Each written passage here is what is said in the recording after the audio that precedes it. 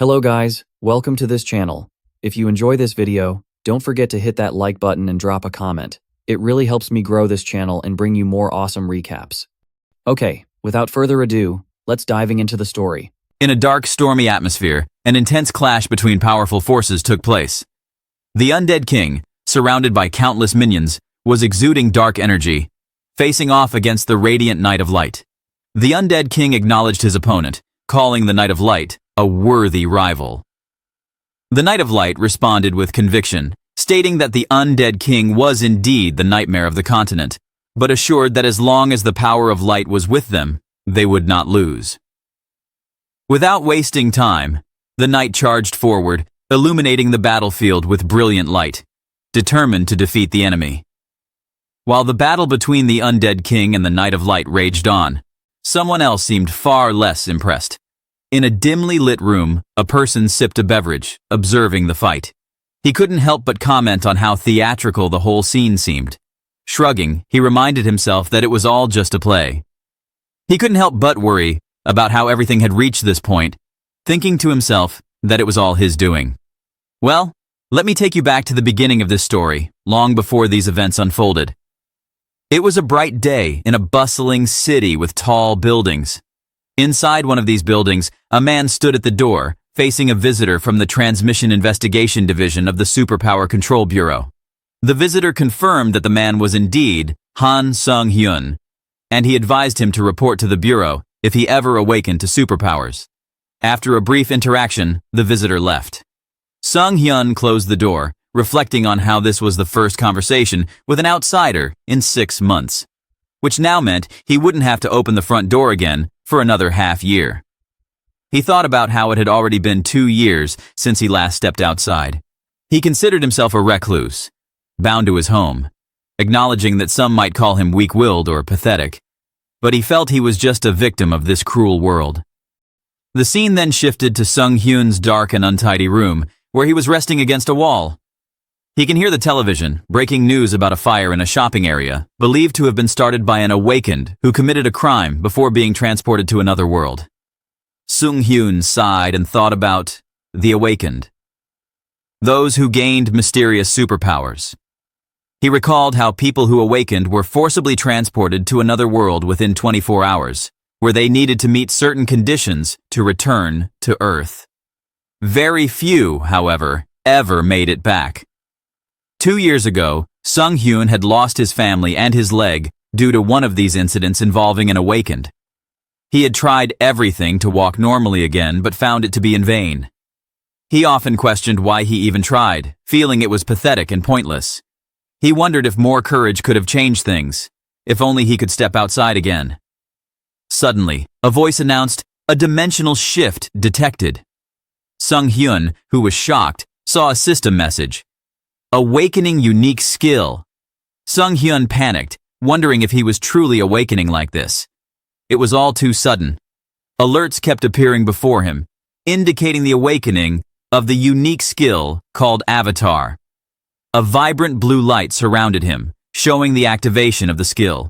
The system then informed him that he had 24 hours remaining until he would be transported to another world. Overwhelmed by the abrupt turn of events, Sung-hyun felt fear and panic take over. Most of the people who came back to Earth needed a whole year, yet he knew that time in the other world was 10 times slower than on Earth, meaning he would need to survive for 10 years before returning. He doubted he could even survive a single day. Panicked, he tried his best to prepare for this absurd situation. The countdown continued, and after 23 hours, now only a few minutes left, and Sung-hyun found himself wearing outdoor gear and slowly walking toward the transportation circle. His anxiety built up, realizing he couldn't do this. He could barely walk to leave his room. He had no power, no skills, and felt completely useless. But then a thought struck him. His skill. Perhaps he could still make use of it. He activated the Avatar skill and a duplicate of himself appeared. Sung-hyun was stunned to see his own replica. He suddenly experienced an odd connection to the Avatar, sharing sight with it, which made him dizzy.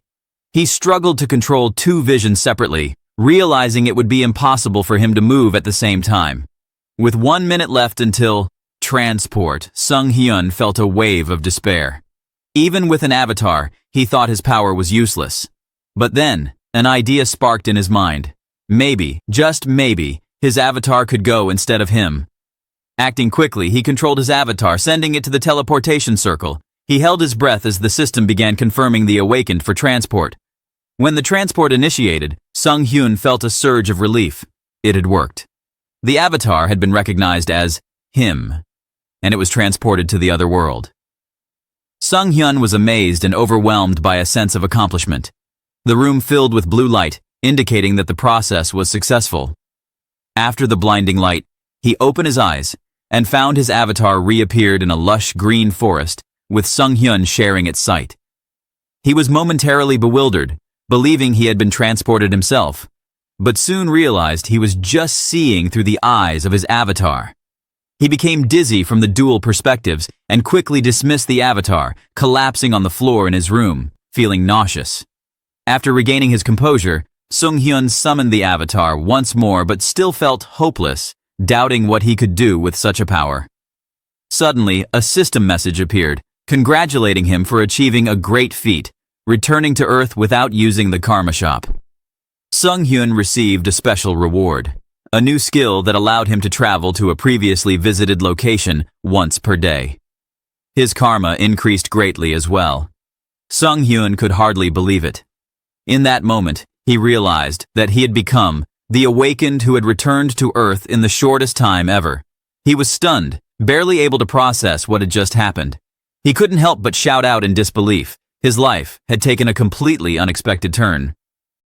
Sung Hyun was startled when he noticed the system message displaying his current karma balance. It's almost 2 million. It was a staggering amount, and he couldn't believe that he had accumulated so much just by dismissing his avatar. Karma is giving based on the impact you have done on the other world. It accumulates through good deeds, evil deeds, killing, labor, and so on. The most important thing is, karma can be used to strengthen skills or return to Earth. He wondered if this could be some sort of glitch, and worried that he might be asked to give it all back someday. Despite the concern, he couldn't help but feel curious and decided to take a closer look at the karma shop. Scrolling through the options, he noticed that the ability to return to Earth cost 1 million karma points, which seemed pointless to him since he was already on Earth. He then stumbled upon something interesting: strengthen status. He selected it, and a new option appeared: recoverability enhancement, for 10,000 karma points. Intrigued, he then purchased it. Suddenly, a surge of energy coursed through his body and he could feel his injured leg healing. He looked down in amazement as his leg, once scarred and damaged, began to glow with energy and recover completely. The injury, a constant reminder of his painful past, was gone. Sung Hyun reflected on how much that injury had meant to him. It wasn't just an inconvenience. It was a symbol of his farewell to his family and the reason he had locked himself away for so long. But now, with his leg healed, Sung Hyun felt a new sense of hope and strength. It was as if he had been given a second chance, an opportunity to break free from the self-imposed prison that had kept him isolated for years. A notification from the system informed him that his recoverability had surpassed the threshold, and he had obtained a new skill called Super Recovery. Sung Hyun decided to put his new legs to the test, enthusiastically exercising to regain his full strength. He marveled at how strong he had become. It was almost unbelievable how quickly his fortunes had changed. For so long, he had resigned himself to a life of despair and immobility, but now he was beginning to see a future full of possibilities. He still had plenty of karma left, and he wondered what to do next. Scrolling through the karma shop again, he found an option to strengthen his unique skill for 300,000 karma points. He considered it for a moment before deciding to strengthen his avatar skill. Once strengthened, he summoned his avatar once more, observing the changes. The avatar looked more robust, almost more manly. Sung Hyun could also sense a new connection, a skill called Mind Hub, which filtered stimuli and emotions, allowing only the information he wanted to receive. This meant that the dual consciousness would no longer make him feel disoriented. He had gained greater control, and with it, a deeper sense of confidence. Sung Hyun punched his avatar lightly, testing the new enhancements. The avatar didn't flinch, and Sung Hyun realized that even if his avatar got hurt, he wouldn't feel the pain. This was an exciting discovery, as it meant he could adventure in the other world without any risk to himself. The realization opened up countless possibilities. Sung Hyun smiled mischievously, realizing that he could explore a whole new world from the comfort of his warm room. He now also had not just one avatar, but two. As he grew stronger, he wondered if he could have even more avatars. Now, he decided it was time to give them names. After some thought and glancing at random items around the room, he decided on naming them Hans and Heinz. Hans, with an affinity for magic, and Heinz, known for durability. Their traits might have seemed mediocre, but to Sung Hyun, they were just the beginning of his grand plan. He felt a sense of camaraderie with them, even though they were technically just extensions of himself. He sent Hans to the other world, using the return skill, and tasked Heinz with the mundane duty of taking out the trash. Outside, after Heinz walked out of the house and looked around, Sung Hyun was surprised by the absence of anxiety or fear. The Mind Hub skill was working perfectly, filtering out any unnecessary emotions. It felt liberating, almost as if Heinz was a different person altogether. Meanwhile, Hans had arrived safely in a peaceful moonlit forest in the other world. Sung Hyun watched through Hans's eyes as he moved through the forest, noting how serene the setting seemed, until a panther suddenly appeared, lunging at Hans. Sung Hyun sighed, finding the situation a bit annoying, but there was no real sense of danger. With magic-infused strength, Hans fought off the panther, feeling no fear or pain. The sensation was surreal for Sung Hyun, almost as if he were playing a game. Although Hans was still relatively weak, Sung Hyun knew that this was only the beginning. After defeating the panther, Hans spotted a village in the distance, illuminated by the moonlight. He approached it and was greeted by an elderly man named Malcolm, the village chief, who welcomed him warmly. Malcolm was impressed that Hans had made it through the forest at night and offered him a place to stay. Hans, or rather Sung Hyun, felt relieved and accepted the offer. He was given a room and even invited for a drink at the village tavern. It had been a long time since Sung Hyun had felt the warmth of human company, and he enjoyed the moment, thinking that it had been a good day. The warmth of the villagers and the simple joy of sharing a drink filled a void that had existed within him for years. But the good times did not last long. As Sung Hyun relaxed in his room back on Earth after Hans slept in the other world, a bright alert suddenly appeared on the screen, announcing the avatar death. Sung Hyun's heart sank. Hans was dead, and all of his traits and accumulated data were reset. The relaxed atmosphere turned tense as Sung Hyun realized that Hans had been killed in the village after sleeping. He blamed himself for being careless in an unfamiliar place, suspecting that Malcolm had spiked the drink. The realization that he had let his guard down so easily filled him with frustration. It was a harsh reminder that he was still vulnerable, and the other world was full of dangers. Suddenly, Sung Hyun felt a familiar connection re-establish itself, and he found himself once again seeing through Hans's eyes. He overheard Malcolm and another man discussing Hans's apparent failure, dismissing him as useless. Sung Hyun learned that Hans had been turned into an undead, an elite skeleton, but thanks to the Mind Hub skill, there was no mental corruption. This gave Sung Hyun an unexpected opportunity. He realized that he could still control Hans, even in this new undead form. The fact that Hans had become an undead, yet retained his consciousness, was something Sung Hyun could use to his advantage. The death of Hans was a shock, but it soon turned into a realization. This was his second chance. Hans had fallen, but he wasn't truly gone. He was merely transformed. His essence changed into something darker, something undead. And that, Sung Hyun thought, might just be his unexpected opportunity to get the sweet revenge he deserved. Over the next week, Sung Hyun struggled to understand his situation and discovered his new undead abilities. He tested them cautiously, learning that, although Hans was limited, he could influence and command other undead, albeit only one at a time. That knowledge filled him with a strange sense of determination. After all, having power, even limited, was better than feeling helpless. He started by controlling a rat, a small and nimble creature that could navigate through the village unnoticed. He called it Alfred and sent it to gather as much information as possible. Although Alfred was just a rat, It became Sung Hyun's eyes and ears, scuttling through dark corridors and overhearing secret conversations. It seemed silly, maybe even comical, to rely on a rat, but Alfred was doing the job well. Through Alfred, Sung Hyun learned about the village and its true nature. The villagers were not merely innocent people. They were necromancers, their leader being Malcolm, the village chief. There is one room in this area that is guarded and emanating a strong dark aura. They worked on something they called the Immortal King's Fragment, an object of immense dark power. Sung Hyun knew that this piece of information could be crucial in his plan to strike back at them. For the first time, Sung Hyun felt like he had a direction. However, his espionage was cut short when Alfred was discovered and killed by Malcolm himself. The rat's demise was sudden. A flash of dark energy pierced its body, and Sung Hyun felt a pang of anger. It was irrational. Alfred was just a rat, but for Sung Hyun, it was his companion. And its death represented yet another unjust action by the necromancers. He swore that he would avenge Alfred, even if it sounded absurd to some. This was the moment Sung Hyun realized that he was not merely surviving anymore. He was fighting back. He had a purpose, to bring down the ones who had wronged him, and now, those who had wronged Alfred. Soon after, Sung Hyun set his plan into motion. He waited for the right moment, and when one of Malcolm's subordinates who had killed Alfred passed by, Sung Hyun made his move.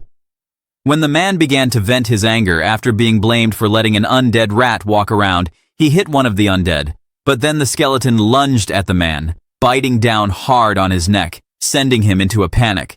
The man struggled, only to find himself suddenly overwhelmed by other undead that Sung Hyun had managed to influence.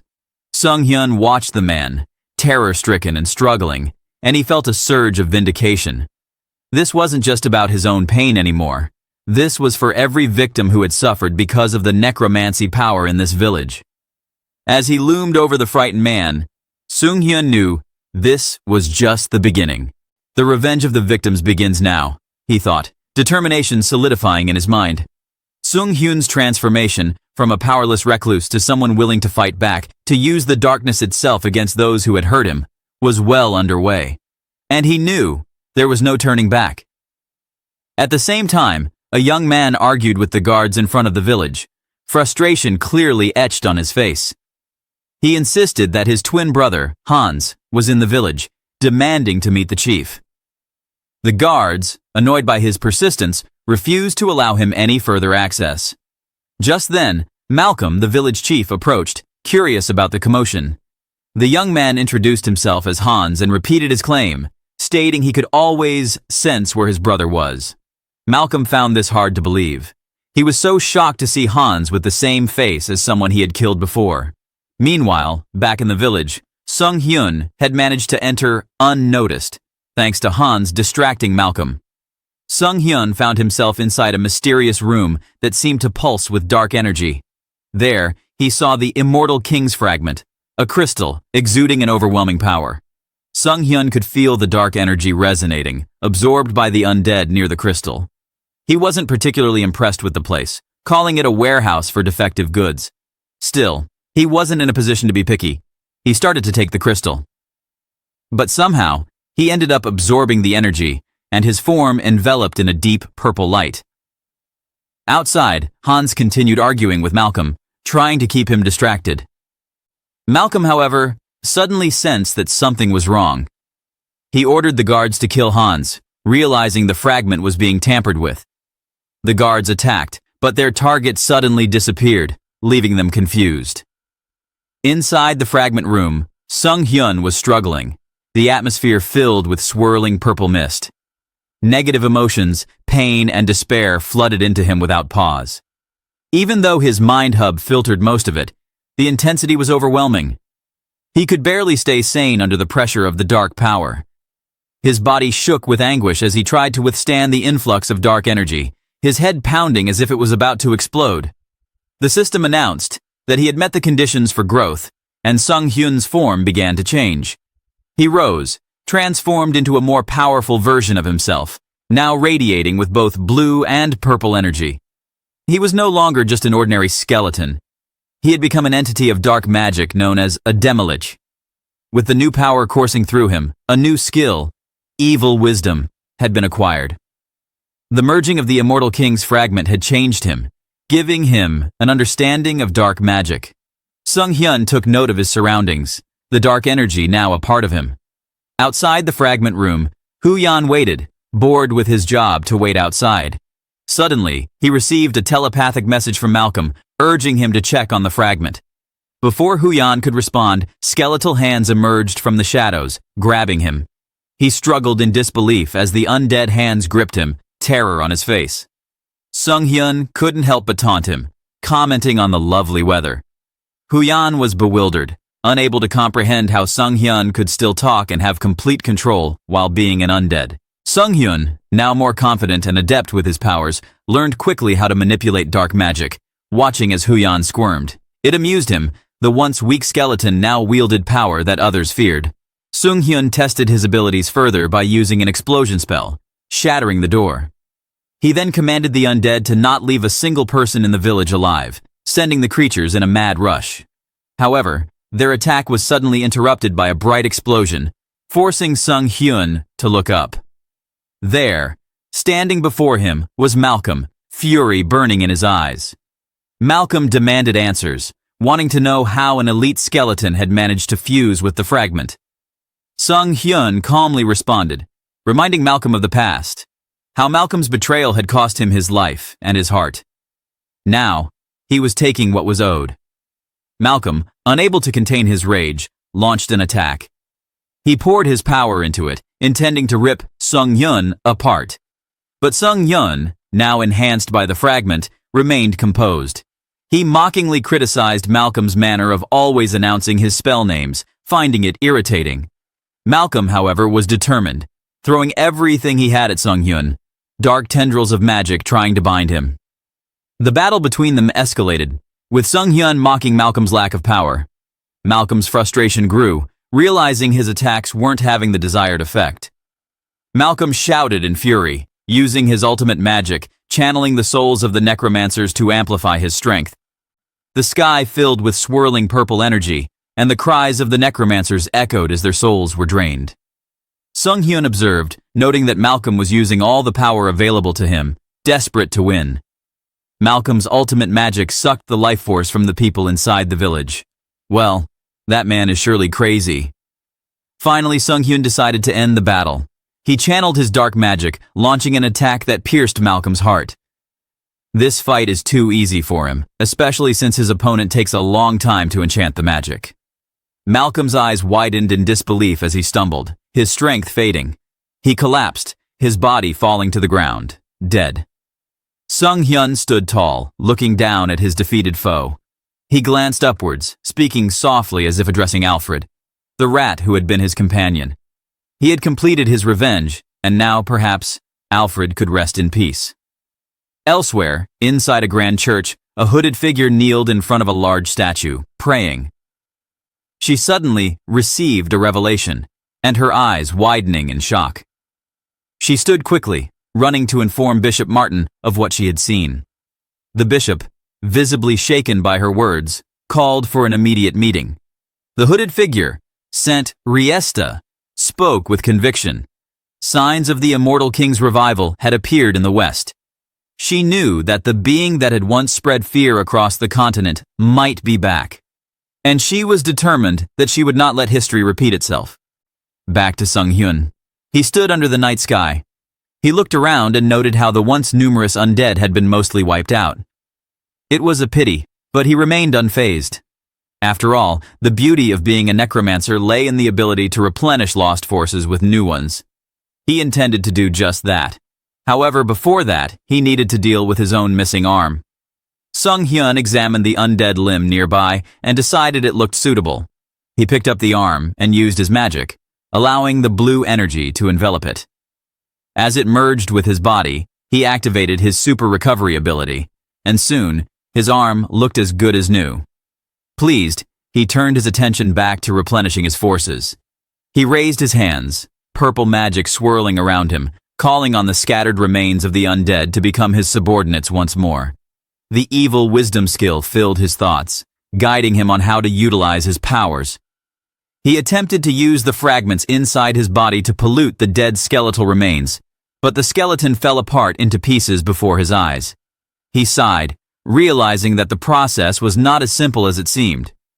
Still, after a few tries, Sung-hyun began to get the hang of it. He looked toward Malcolm's lifeless body, contemplating his next move. He decided to make the old necromancer a powerful undead, one with his soul intact, so that Sung-hyun could extract useful information from him.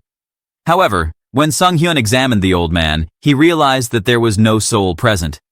A magic circle glowed faintly on Malcolm's body, revealing that someone had forcibly extracted his soul. Sung-hyun deduced that there was likely an organization behind this, trying to protect their secrets. He shrugged. Well, it doesn't matter. He could still make use of the body. Sung-hyun began to channel his magic, preparing to turn Malcolm into a top-tier entity, undead. He polluted the remaining magic in Malcolm's body, gathering what residual thoughts he could find. The transformation began, and Malcolm's form shifted into that of a death wizard. When the transformation completed, the death wizard spoke, offering to receive Sung-hyun's orders. Sung-hyun was impressed. Malcolm could speak and follow commands, even if he did not retain his old memories. Sung-hyun commanded Malcolm to obey him, and he then hit the skeleton while laughing. Though Malcolm's past memories were lost, Sung-hyun still intended to make him suffer for his past wrongdoings. He found a sense of satisfaction in the irony of the situation. Later, Sung-hyun walked through a field of bones, carrying Malcolm's staff. He paused for a moment, recalling a young zombie with a green face, the same zombie who had helped him defeat one of Malcolm's lackeys. With a gentle hand on the young zombie's head, Sung-hyun muttered a silent wish for the creature to rest peacefully with its family. It was a rare moment of compassion, even for someone who had embraced the darkness. Back in his room on Earth, Sung-hyun leaned back on his couch with a satisfied smile. He felt full and content with his recent accomplishments. Picking up his phone, he decided to check the current price of gold. His mind wandered to the treasure hoard left behind after Malcolm's death. It had been quite a profitable endeavor. He then summons Hans, his skeleton avatar, to assist him. As the skeleton appeared, Sung-hyun quickly dismissed it, overwhelmed by the aura it exuded. He let out a sigh of relief as Hans vanished in a burst of blue light. Sung-hyun scratched his head in frustration, wondering what to do next. He needed Hans, but perhaps it was time to enhance his unique skill again. With the karma shop balance in front of him, that now shows over 700,000 points, Sung-hyun made the decision. He spent 300,000 points to strengthen his unique skill, and as a blue light enveloped him, a new skill was acquired. Clear mirror. Still water. The system explained that this skill would protect his mind from external influences and mental attacks. Sung-hyun felt a new surge of confidence, knowing that his mental strength had surpassed the standard threshold. Now he can easily summon Hans and never worries about the aura or mental attack again. With Hans at his side and feeling stronger than ever, Sung-hyun decided it was time to sell some of the gold he had accumulated. He went to a shop filled with bags of gold coins and requested that the money be transferred to his account. The transaction went smoothly, and Sung-hyun left the shop, feeling secure in his preparations. Just to be safe, he had hidden Hans in the shadows using black magic, even giving him a mask for anonymity. Perhaps it was overkill, but he preferred being cautious. However, just as he thought all was going well, the shop exploded. Sung-hyun watched in shock as a werewolf and a masked villain made their escape, carrying a bag of gold. The werewolf seemed excited by the heist, bragging about their loot. Sung-hyun yelled for someone to call the police, knowing that these villains, people who used their awakened abilities for crime, would soon be hunted by guardians. As the werewolf rushed past Sung-hyun, he was knocked aside. Frustration washed over him. He felt powerless to do anything in the face of such chaos. The villains were executing their plan flawlessly, but just then, they noticed a mysterious figure, a glowing skeleton, standing nearby. Sung-hyun's voice echoed in his thoughts. While Han Sung-hyun could do nothing, Hans was different. With a surge of dark power, Hans unleashed chaos, confronting the villains head-on. The narrative was shifting once again, and Sung Hyun could feel that this was only the beginning of something much larger.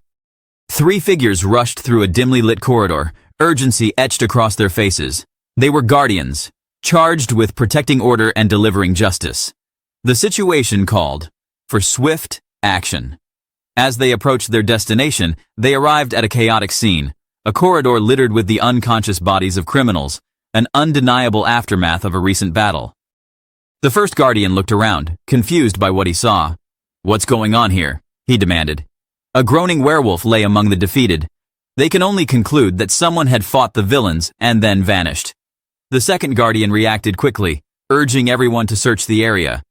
The battle had not ended too long ago, which meant the mysterious figure must still be nearby. The guardians spread out, determined to locate the one who had caused this chaos. Somewhere beyond their reach, a shadow moved with unnatural speed through a sunlit corridor, leaving behind a lingering dark trail. That shadow returned to Sung Hyun as he stretched, a look of contentment on his face. The events were exhilarating, even refreshing for him. Blowing off some stress for punching some villains like this once in a while, he thought, wasn't so bad. In another world, Heinz, Sung Hyun's second avatar, stood there.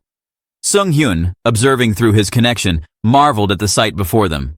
He had finally arrived. He was at the grand entrance of a different place, a place where possibilities were endless and new experiences awaited. The directions given by the old man Malcolm had led them here, and Sung Hyun could not help but feel a mix of relief and excitement.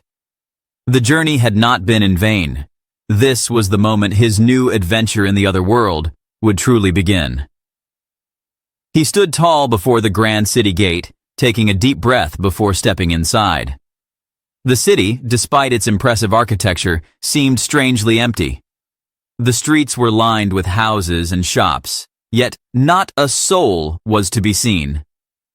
Leaves rustled along the ground, swept by the wind, but the usual chatter of city life was absent. He noted the lack of checkpoints, the indifference towards newcomers. Heinz, who moved ahead, spotted a tense situation in a nearby alley, a young girl being confronted by a bald man. The bald man reminded the girl of her debt. His voice was stern as he demanded 2 silver coins within 3 days, threatening her if she could not meet the deadline. The girl pleaded for more time, her anxiety evident. Sung Hyun observed from a distance, mildly disinterested. The scene felt cliché, just another thug taking advantage of a helpless person. He figured it was not his business and decided to move along. However, as Sung Hyun walked away, he accidentally collided with the girl, who immediately began apologizing. Her words were rushed, but he saw something useful in her. Perhaps this girl knew the city well. He offered her a coin and asked if she could be his guide. The girl's eyes widened at the sight of the silver, and she accepted the offer, her face a mix of surprise and gratitude. That evening, the girl, whose name was Diana, led Sung Hyun to an inn. She beamed as she introduced it, proud of her choice. She explained her situation, her struggles to care for her younger sibling, hoping to earn Sung Hyun's trust and secure a stable income. They agreed on the terms. She would guide him around the city in exchange for 2 silver coins per day. Sung Hyun decided to retire to his room after their deal. As he lay down on the uncomfortable bed, he struggled to fall asleep, the chill air and the stiff mattress keeping him awake. To his surprise, when he looked out the window, he found Diana sitting outside, her small frame curled up against the cold. He called out to her, asking why she was waiting so early in the morning. She explained she wanted to be on time for their meeting, though Sung Hyun suggested she should come around lunchtime instead. Diana was polite and eager, and even after being corrected, her smile remained. The next day, as they moved through the city, Sung Hyun noticed a peculiar symbol painted across various walls. He touched the strange mark, noting the texture. Diana told him it wasn't paint, it was blood. She can smell it. Sung Hyun looked at her curiously, surprised by her sharp sense of smell, almost considering it an ability. She explained that the symbol belonged to a group called Barkalak, a criminal organization that held power over this part of the city. Sung Hyun found himself intrigued but remained detached from whatever trouble the group might pose. As the vampire lunged, Sung Hyun told Aaron to run. Sung Hyun began to grow suspicious. Diana was late, which was unlike her. The minutes seemed to drag on, his concern increasing as each one passed. Then 2 thugs approached, trying to intimidate him. Sung Hyun managed to defuse the situation by bribing them, but as they walked away, he overheard them mention a kid they had taken. A sinking feeling hit Sung Hyun as he realized Diana might be in danger. He confronted Diana when she arrived, and she confessed through tears that her brother Aaron had gone missing.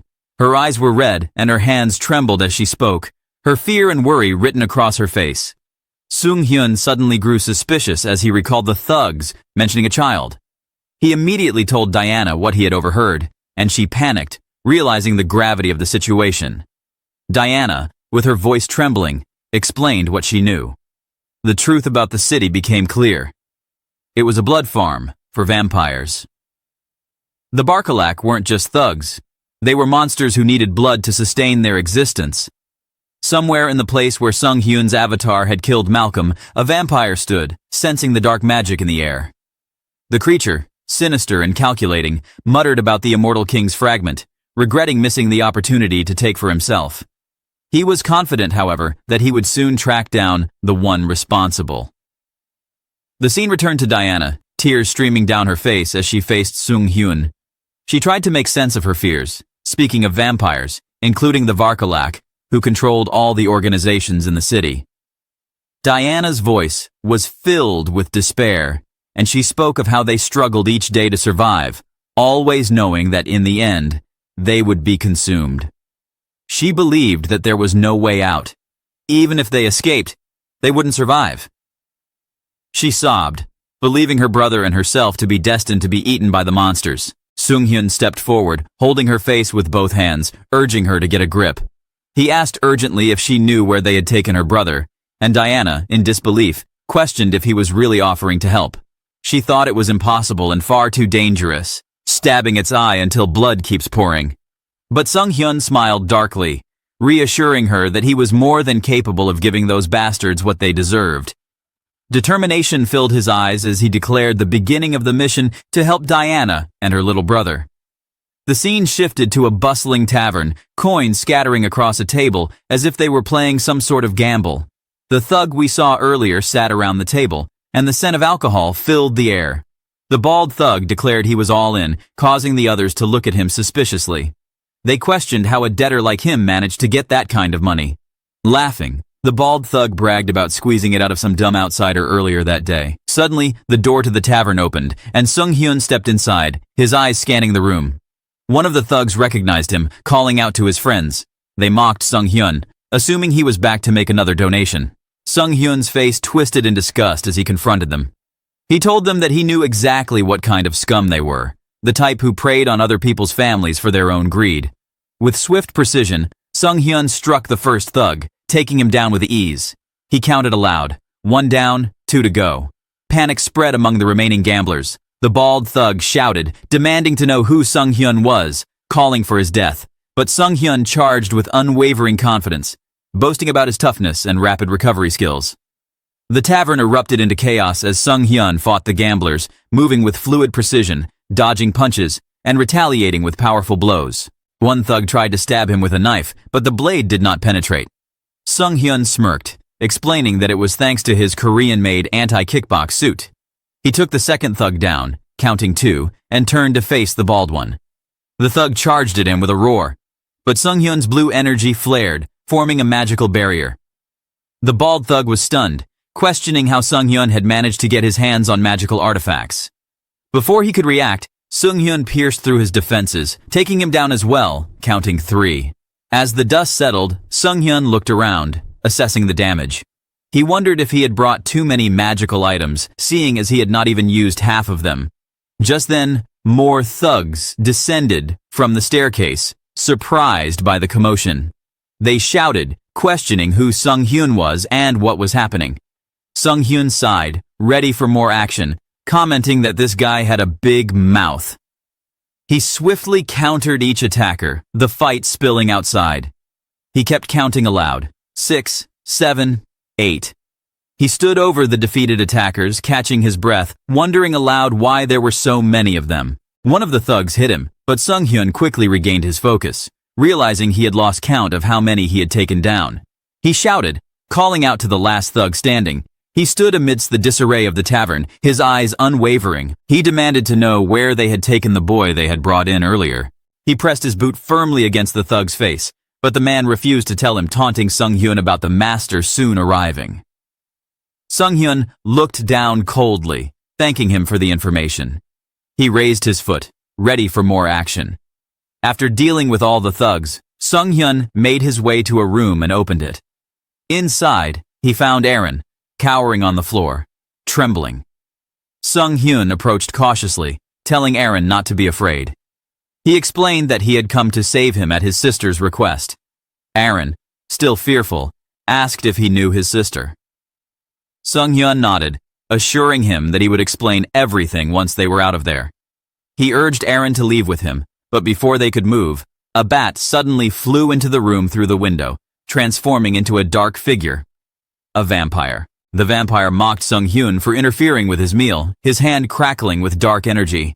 He questioned if Sung-hyun was part of the Covenant of Destiny, or perhaps related to the child. Regardless, the vampire promised consequences for defying him. Sung-hyun stood protectively in front of Aaron, explaining that he was just an outsider who had been extorted by one of the vampire's underlings and happened to help the boy along the way. The vampire found it boring, expressing his preference for young boys as his meals. He prepared to strike, declaring that Sung-hyun could die now. The storeroom shook as the dark energy exploded, ripping through the walls. Sung-hyun shielded Aaron, and both of them were thrown back by the blast. Sung-hyun noted the smell of alcohol and spotted a destroyed beer barrel nearby. He quickly asked Aaron if he was okay, and upon seeing him nod, he urged him to escape while they had the chance. The vampire watched them, intrigued by Sung-hyun's speed. He commented that Sung-hyun was quicker than expected and decided that this would be a good warm-up before his meal. As the vampire lunged, Sung-hyun told Aaron to run and not look back, pushing him away. The vampire's red eyes gleamed with malice as he struck at Sung-hyun, piercing through his defenses. Blood splattered, yet Sung-hyun remained standing, defiant. The vampire was impressed by his toughness and recovery. Sung-hyun acknowledged the difference in their strength, realizing the vampire was merely toying with him. Despite the overwhelming odds, Sung-hyun was determined to protect Aaron. The vampire laughed, amused by Sung-hyun's resistance, tightening his hold and cutting Sung-hyun's hand with his claws. The vampire whispered into Sung-hyun's ear, promising that his pointless resistance would end now. But Sung-hyun, feeling the vampire's strength, decided to take a different approach. He declared that if there was such a difference in strength, they would just die together. Sung-hyun activated a hidden fire magic tool, flames engulfing him. The vampire stepped back in shock, realizing what was happening. He questioned when Sung-hyun had hidden the fire magic tool in his mouth, snarling as the flames closed in. The room was engulfed in fiery chaos as Sung-hyun grappled with the vampire. He explained that when he had been slammed to the ground, he saw the alcohol spilled on the floor and got the idea to use it to turn the tables. The vampire called him a madman, accusing him of planning to die together. Sung-hyun's resolve was unshaken. He charged at the vampire, fire blazing around him, declaring that he would not go down without a fight. The angry vampire mocked him, calling him a weak piece of flesh that dared to harm a mighty vampire. But Sung-hyun confronted him, reminding him that he had called him a tough delicacy. Fueled by defiance, Sung-hyun roared as the flames engulfed the room, turning the vampire's arrogance against him. The vampire, panicked and surprised, stared in horror at the approaching the fire, his pleas falling on deaf ears. Sung-hyun's determination was palpable as the fiery chaos consumed everything around them, leaving no room for escape. The storeroom erupted into flames, engulfing the vampire and Sung-hyun. Amidst the chaos and heat, Sung-hyun found himself lying among the debris, the intense heat swirling around him. He couldn't help but marvel at the destruction that surrounded him, thinking that it was incredible how he was still alive, despite the devastation. He mused to himself that being too sturdy could be a problem sometimes. Sung-hyun slowly raised his head and looked towards the sky. The mission to help Diana was complete, and despite the lingering heat and destruction, he felt a sense of accomplishment. Outside the burning building, Diana was watching with tears streaming down his face, holding Aaron close. She cried out for Sung Hyun, her voice desperate as flames roared behind them. In that moment, a system notification appeared before Sung Hyun's eyes, marking the end of an avatar. The message read that Avatar Heinz had died, with a respawn time of 7 days. Sung Hyun couldn't help but sigh at the realization, but knew he had to move on. The scene then shifted to a bustling town square. Diana was busy polishing a stranger's shoe, trying to earn her keep. She thanked the customer as he left, pocketing the coins with a sigh. Another person approached, and she eagerly offered her services. Suddenly, she heard someone call out, and turning around, she saw Sung Hyun, or rather, a new avatar of him. Diana's eyes widened with surprise and joy. She rushed to embrace him, exclaiming that she was relieved he was okay. Sung Hyun reassured her, though internally he knew that this new avatar, Heinz 2, was different from the original Heinz. He had decided to use a new avatar, creating one with an acceleration trait. It was his third avatar, and he wondered if Diana would even notice it was a different entity. But Diana seemed convinced that it was the same Heinz, remarking how he smelled just like before. She warned Sung Hyun that he should not come back here, as the vampires were, likely, searching for him after what had happened. But Sung Hyun brushed it off confidently, believing that he had things under control. With the power of his original avatar, Immortal King Hans, at his disposal, vampires were the least of his worries. That evening, Sung Hyun sat inside the inn, checking his status. The cooldown for the isekai transfer was still 10 days away, much longer than he had hoped. He smiled faintly, accepting that things would take time. Just then, a menacing presence appeared behind him. A vampire had managed to find him. The vampire grabbed Sung Hyun by the neck, demanding answers, its glowing red eyes filled with rage. The vampire accused him, sensing traces from the fragment that led to this very place, and questioned why an outsider was staying in the territory of a vampire. Sung Hyun struggled, unable to move as the vampire's grip tightened. He realized that the vampire was incredibly powerful, a true monster. The vampire scrutinized Sung Hyun closely, but, surprisingly, it could not sense any dark magic aura from him, nor smell the blood of a fellow vampire. Sung Hyun, bewildered, had no idea what was happening. The vampire's fangs gleamed, and with a menacing grin, it decided to bite down, sinking its fangs into Sung Hyun's neck. A notification flashed in Sung Hyun's eyes. His race had changed to Vampire, and a new skill called Blood Clan Blood Remnant had been acquired. The vampire smiled in sinister satisfaction, certain that Sung Hyun could not lie now. Another notification informed Sung Hyun that his skill, Rapid Recovery, had been altered to Regeneration. The vampire then inquired if Sung Hyun was involved with the Covenant of Destiny reversal. Sung Hyun struggled under the immense pressure. He could feel his blood compelling him to submit to the higher vampire's authority. However, thanks to his Mind Hub skill, the submissive urge was filtered out, allowing him to retain control. Sung Hyun called the vampire Lord Wirok and stated he was just a traveler and didn't know anything. Lord Wirok eventually decided that perhaps Sung Hyun was not the one they were after. He ordered him to follow along, stating that there were things they needed to take care of. Sung Hyun reluctantly agreed, deciding to tag along in hopes of learning more about the vampires and their intentions. Lightning struck the night sky as they arrived at a grand mansion, the headquarters of the Barkaslak clan's Azantu branch. Inside, vampires socialized, curious about Sung Hyun, who was introduced as Lord Wirok's new bloodling. The other vampires eyed him with disdain, questioning why Lord Wirok would choose to take in such a lowly creature.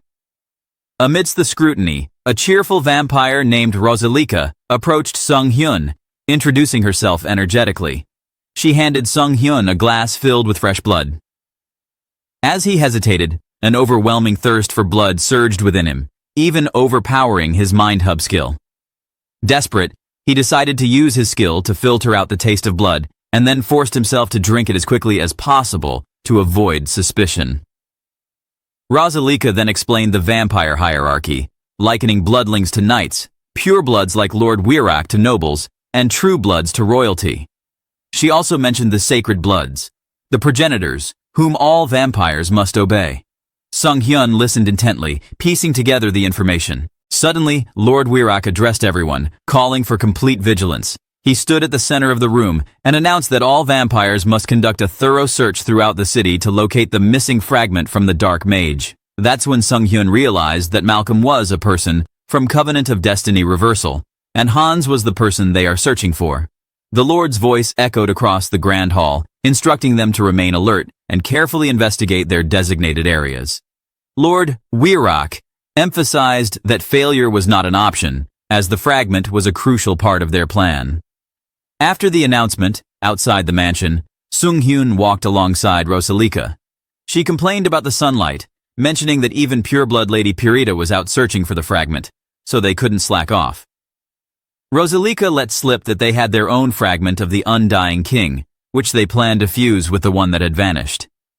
This news shocked Sung-hyun, so the vampire clan also have one of the 3 fragments. His mind raced. This was a stroke of luck. If there was only one pureblood guarding the fragment, he might be able to seize it. When he asks Rosalika if she knows where the fragment is located, she only laughs because bloodlings like them wouldn't know that big of a secret location. Back at the inn, Diana suddenly told Sung-hyun that she might know where the fragment was located. Sung-hyun was stunned. He could hardly believe his ears. How could Diana know where the fragment was? Sung-hyun's eyes widened as Diana made her bold statement. He asked her, clearly surprised, if she really thought she knew the location of the Undying King's fragment. Diana nodded cautiously, though she expressed uncertainty, mentioning that it was a memory from quite some time ago. She began recounting a memory of her past. She explained that about a year ago, she had taken up a job cleaning tombs. She remembered how every Friday, members of the Barkalak organization would visit one of the stone chambers in the tomb. The atmosphere grew tense as Diana revealed that each time they did, there was an incredibly horrible and evil smell emanating from within the chamber. It was enough to leave a lasting impression. Sung-hyun listened with growing interest, his curiosity piqued. He told Diana that this was definitely something worth investigating. Aaron, overhearing, suddenly recalled the warnings Diana had always given him. He exclaimed that this was the reason his sister had always told him never to go near the tomb. Sung-hyun thanked them both, assuring them that he would go investigate alone, instructing them to stay hidden for their own safety. Diana seemed hesitant as she reached out, touching Sung-hyun's cloaked arm. She nervously mentioned that his smell seemed a bit different than usual. Her sharp senses couldn't be fooled. Sung-hyun admitted that her keen nose had caught on to his recent transformation. He showed her his newly acquired fangs, a clear sign of what he had become. Diana gasped, visibly worried.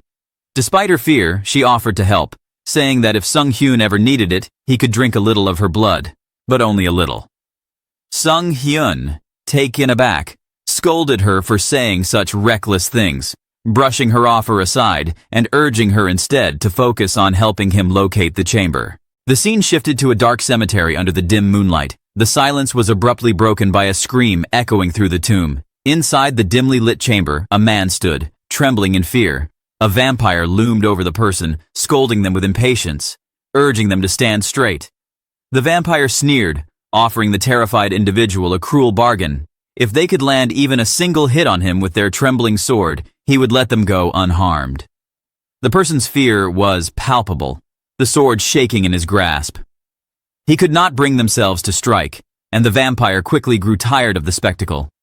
Blood-like vines suddenly emerged, wrapping around the person, pulling them with a harsh force as he struggled in vain.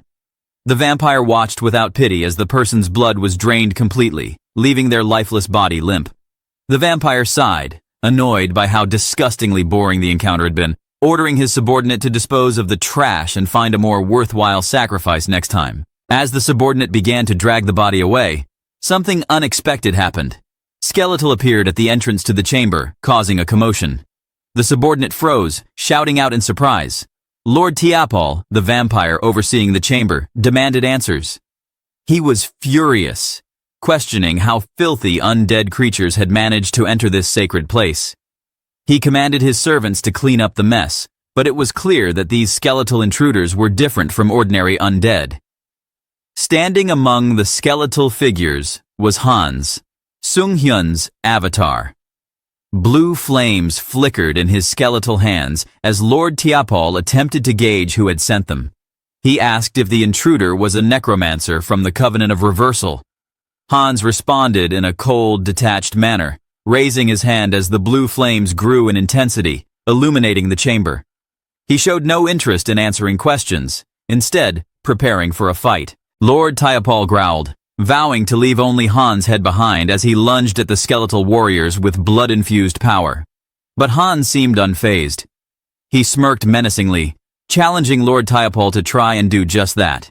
As Lord Tiapol moved to strike, skeletal hands shot out, holding him in place, the vampire realizing too late that the spells of this necromancer were far faster than he had anticipated. Suddenly, reinforcements arrived. Another vampire rushed into the chamber, kicking aside the skeletal warriors. It was Sung Hyun's vampire avatar, Heinz II. Lord Tiapol looked relieved as he recognized his ally, asking if he had reported the attack to Lord Wirok. The Sung Hyun confirmed, explaining that Wirok's followers were already making their way inside, and that he had entered ahead to assist. The tension heightened as the battle continued, Lord Tiapol instructing Sung Hyun's to focus on stalling until proper backup arrived. But the moment Lord Tiapol looked away, Sung Hyun struck, sinking his fangs into Lord Tiapol's neck. The vampire lord gasped, confusion clouding his face, as he realized the betrayal. Dark energy crackled around his hands as he tried to free himself, but it was too late. Hans already blocked his movement. He accused Sung Hyun of colluding with the demi-lich, he stating how draining another vampire's blood could corrupt one's mind. But his words were cut short as Sung Hyun drained all of his blood, killing him with ease. Sung Hyun stood over Lord Tiapol's limp body, scoffing at the mention of mental corruption. That no longer worked on him. He can easily block the mental corruption using Mind Hub. His eyes then glowed red as blood magic swirled around him, revealing his sinister transformation. The power of the vampire lord coursed through him, and a notification from the system announced the acquisition of the skill. Sung Hyun relished the feeling of new power, his hand glowing with blood energy. He glanced at the remains of the chamber, realizing that with his new ability, he might even be able to break through the blood barrier and take out the treasure here. But there wasn't enough time for such an endeavor. He would have to settle for something more direct. With a powerful strike, Sung Hyun caused a devastating explosion, the rubble shifting as the force unveiled something hidden beneath. There, pulsing with a dark energy, was the second fragment of the Immortal King. Hans' eyes locked on it as he reached out, feeling the intense energy radiating from the relic. As his fingers touched the fragment, a sudden burst of energy exploded, the force overwhelming his senses. He struggled with the power, even as his mind hub filtered out the negative thoughts. But the fragment's energy was almost too much. He decided the right thing to do now is focusing all his avatar mental energy into Hans. Meanwhile, outside the chamber, Lord Wirok and his followers had arrived. He looked towards the smoke rising from the tomb, realizing he might be too late. The courtyard had descended into chaos, vampires aiming arrows of blood at the source of the power that floating with such incredible dark mana. Sung Hyun absorbed the blows, his aura becoming more menacing with each attack. The scene shifted, revealing Sung Hyun's true form amidst the chaos, his limbs glowing with skeletal energy as darkness enveloped him. The system notification appeared once more, stating that his super recovery skill had evolved into immortality, and that he had also acquired the special skill of forbidden knowledge. Sung Hyun had now become an arch-lich, an entity of unparalleled dark energy, ready to take on whatever came next. The stage had been set, and Sung Hyun was prepared to face all foes, his transformation marking the beginning of a new era in his journey. Near the battlefield, two figures rode on horseback in the forest path. They noticed something strange ahead, a feint of smoke in the air. Outside the backyard city where Sung Hyun had fought, the sky above swirled with ominous dark energy. The first knight's eyes widened as he gasped.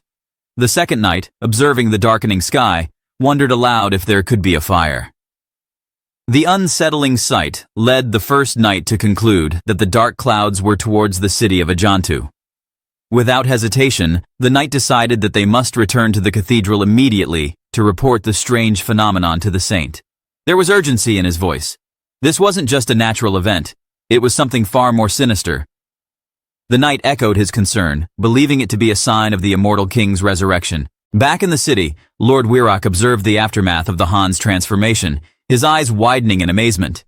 He noted that the Lich had become nearly 5, no, perhaps even 10 times stronger. Emerging from the shadows, Hans, now an Arch-Lich, was enveloped in a deep violet aura. The system issued a special note, indicating that by using the second fragment of the Immortal King, Hans's rank had increased significantly, and his dark magic had explosively grown. Now, Hans would continuously resurrect unless his source was destroyed. The system announces that through evil wisdom and forbidden knowledge, Hans gains an unconditional understanding of dark magic and receives all secrets and knowledge. He then summoned his staff, darkness swirling around him as he prepared a spell. The spell was activated, and suddenly, the area was covered in thick black smoke. Lord Wirok, still cautious, wondered aloud if the smoke around Hans was merely an illusion. The sudden dark magic was hard to decipher. One of the vampires called out to Lord Wirok, suggesting they retreat and regroup. But before they could take action, a shadowy figure lunged towards them, catching them off guard. The vampire cried out in pain, and Lord Wirok was taken aback, coughing as a dark energy pierced his chest. He struggled to maintain his composure but found himself face to face with an imposing opponent, Hans, the Arch-Lich. Hans looked at Lord Wirok with a mocking grin. He acknowledged Wirok's strength, noting that he was certainly stronger than other purebloods. However, in Hans's eyes, Wirok was nothing more than a blood bag. Enraged, Lord Wirok demanded answers, wanting to know how Hans could have absorbed the fragment's spiritual energy alone. Hans merely smirked, revealing a secret as he answered, because he hadn't done it alone. Sung Hyun, hidden in the shadows, moved quickly, baring his own fangs and sinking them into Lord Wirok's neck. The blood power surged within him as he drained the vampire's life force, feeling his aura grow even stronger. The system informed him that he had met the conditions for growth. Sung Hyun felt his own transformation as he became a pure-blood vampire. He looked at his hands, acknowledging his newfound strength. His confidence grew with the realization that he could grow faster by consuming his own kind. With a determined expression, he vowed to devour every vampire that crossed his path. Meanwhile, in a different part of the forest, a group of vampires led by Rosalika and Lady Parita sensed the disturbance. Rosalika gasped, her voice trembling as she called out to Lady Parita, unsure of their next move. Lady Parita, however, remained composed. She noted that if Lord Wirok had been defeated, their enemy must be formidable. The magical power left in the remains was enough to make her wary. She instructed the group to retreat.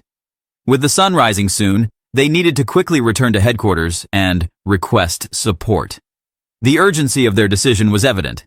The power they faced was not to be underestimated. In the city streets, a thug ran, breathless and anxious. He cursed the vampires for their arrogance, frustrated that they had fallen so easily.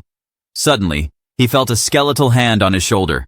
The thug's scream echoed through the empty streets as Hans dealt with the remnants in the city. Meanwhile, Heinz had already left with Diana and her younger brother Aaron, hiring a small merchant group for their journey. Later, at a serene campsite, Heinz, cloaked in shadows, prepared food over a fire. He carefully seasoned the meat, adding plenty of pepper. Diana and Aaron watched excitedly, their eyes wide with anticipation. When Sung Hyun finally declared the special steak ready, Diana took a bite and exclaimed in delight at how delicious it was. Sung Hyun nodded warmly, pleased with their reaction. He encouraged them to eat plenty. They spoke briefly of their destination, an uncle's shop in eastern Rapalasi. Diana expressed uncertainty, worried that their uncle might not welcome them. Sung Hyun reassured them with a playful smile, suggesting that if things went poorly, he could always bribe the uncle with child support money. Deep down, though, he felt a twinge of sadness. He had grown quite attached to the children, and it saddened him to think of parting ways. He reflected quietly, wondering how many years it had been since he had felt emotions like this. He had changed a lot since coming to this world. The siblings, noticing his quiet demeanor, asked if he was okay, worried that he might be low on blood. Sung Hyun shifted slightly, offering them a reassuring smile as he told them he was full. He thought to himself that he had certainly gorged on all vampires left in the village. Back in the city, Hans was busy turning the vampire corpses into undead, ordering them to wait in subspace. Sung Hyun admired the subspace skill, marveling at its convenience. It seemed endless, and combining his forbidden knowledge and evil wisdom traits, provided a perfect synergy. He pondered whether he might even be able to open subspace on Earth someday. Just then, a powerful attack startled him. From above, a vampire unleashed a blood skill. Sung Hyun recoiled from the fierce magic, taken aback by the unexpected power. In the ensuing standoff, Hans faced a group of robed vampires, one of whom questioned if Hans was from the Covenant of Heaven's reversal. Hans decided to play along, declaring himself as part of the Covenant. The pure-blood vampire, Ovor, accused him of lying, stating that the Covenant's hideout had already been attacked and destroyed. Ovor drew a large scythe, vowing to kill Hans. The battle that followed was intense. Ovor's attacks were swift and precise, and Hans struggled to dodge them. The protective barrier set up by the vampires prevented his escape, and Hans knew he needed more time to adjust to his newfound power. Ovor taunted him, threatening to crush his skull and extract the fragment within. Hans, however, was determined. He declared confidently that he would return to fight again, making a dramatic exit as he activated Summon Release. Blue energy engulfed Hans, allowing him to vanish through the barrier, leaving the vampires bewildered. The vampires reeled in confusion. How can someone escape the strongest vampire barrier? But suddenly, a new threat emerged. The Paladin Corps of the Divine Order appeared, their silver arrows striking true, killing one of the vampires. Ovor, now surrounded, realized too late that Hans's lingering presence had been a distraction, buying time for the Paladins to close in. He began to suspect that perhaps this was all part of Hans's plan from the beginning. He clenched his fists in frustration, vowing to find and kill Hans, no matter where he had run off to. Back on Earth, Sung Hyun stood in his apartment, relieved that he had made it back safely. Summon Release truly felt like a cheat key, and he smiled to himself as he thought of his next move. Though the threat of the vampires loomed for now, he had time to prepare. He sighed to himself. The fun of playing a game in another world was just too much to resist. When he recalled his earlier actions, the way he had proudly declared himself as the Death during his Summon Release, this memory filled him with embarrassment. His dramatic behavior and villain-like exit seemed more ridiculous than impressive, if I remember it again. He rolled over, kicking his blanket as waves of secondhand embarrassment overtook him. Next to him, Hans, his skeletal avatar, silently polished his skull, seemingly unbothered by his master's turmoil. Hans broke the silence by complimenting Sung Hyun on his achievements. He praised him for defeating the vampire group and saving Diana and her family from the clutches of an entire vampire-infested city. Hearing this, Sung Hyun's mood brightened. He sat up, grinning. Saying it out loud, he almost felt like a hero in the video game he often played. Feeling better, he stood and decided to open the karma shop. He felt certain that the events he had set into motion would give him plenty of karma. As the system activated, Sung Hyun's eyes widened. His current balance was an astounding 700,000 karma points. He could hardly believe it, considering how he had spent all his karma previously to enhance his skills. Well, he was sure that this massive accumulation might be the result of his manipulation of the Dark Sorcerer and the vampires, turning them against one another. He marveled at how the system seemed to reward him generously for his actions, making it clear that karma wasn't bound by morality, but by impact. Feeling a surge of excitement, Sung Hyun browsed through the shop and decided to upgrade his unique skills, curious to see what new powers he could unlock. After confirming his purchase, the system notified him of two significant changes. Firstly, his summoning limit had increased, allowing him to deploy more avatars simultaneously. Secondly, he had acquired a new skill called Persona. Sung Hyun delved into the skill's description. Persona allowed him to channel his emotions into his avatars, using them as vessels to store and wield his feelings. He clenched his fists, realizing the depth of this ability. The system seemed to understand his current state of being, granting him a skill tailored to his needs. The possibilities thrilled him, but it also made him introspective. He thought about how much he had grown through his connections with others in this alternate world, helping others and even defeating powerful foes, a stark contrast to the isolated existence he had led on Earth. Reflecting on his journey, Sung-hyun acknowledged that he had always treated his experiences in this world as a game, which made the dangers and challenges easier to face. Yet, in reality, he still just locked himself in his room, bound by trauma that haunted him. His loneliness, sadness, and anger had piled up over the years, and he realized he could no longer ignore the weight of his suppressed emotions. Determined to address this, he called Hans and activated Persona, transferring all his negative energy into the avatar. The transformation was immediate, as the dark aura left his body, moving into Hans. Suddenly, Sung-hyun felt a lightness he hadn't experienced in years. It wasn't that his emotions had disappeared completely, but they were now neatly stored within Hans. Sung-hyun regarded his avatar with curiosity, wondering if Hans could truly handle the influx of negativity. But Hans assured him that pain and despair were merely companions of existence, and that they posed no burden inside him. After all, dark mana and dark thought is a great companion. Looking at his skeleton avatar, Sung-hyun noted a subtle shift in Hans's tone, sensing an emerging individuality within the avatar. Hans seemed to be talking on his own, and he got the feeling that an emotionally charged avatar might develop its own personality, which both intrigued and unsettled him. Their conversation was interrupted by a loud explosion outside his house, so Sung-hyun rushed to the window and saw smoke rising in the distance. He muttered to himself that it was probably another villain attack. Well, it seemed the villains had become more active these days, but never mind, it was not his concern. He was sure the Guardians would take care of it. But suddenly, Han spoke, looking him in the eyes and asking why Sung-hyun needed a reason to destroy evil. Looking back at Hans's eyes, a realization struck him. Deep down, he had always wanted to eradicate evil, especially because they are the reason his miserable trauma comes from. But his fears had held him back, and after transferring all his negative emotions into Hans, everything became clear. Hans reached into his inventory and retrieved a mask, declaring that the crumbling order of the world needed someone to enforce justice. And now, he will be their new law. Donning the mask, Hans teleported to the scene of the explosion. He arrived atop a building, overlooking the chaos below. Two guardians in the area were talking about their struggle against a new terrorist organization that had recently emerged. Sung-hyun observed the guardians. Hearing them, he had just received new information. Those trash villains had formed an organized group, amassing power and spreading chaos. So now, he decided it was time to act. Summoning dark magic, he released two floating eyes imbued with his mana, instructing them to become his spies in the shadows. These eyes would seek out sinners and uncover their hiding places. As the magical eyes dispersed, they began transmitting scenes of injustice back to Sung-hyun. In one alley, bullies tormented a helpless individual, preparing to extinguish their cigarette on the victim's face.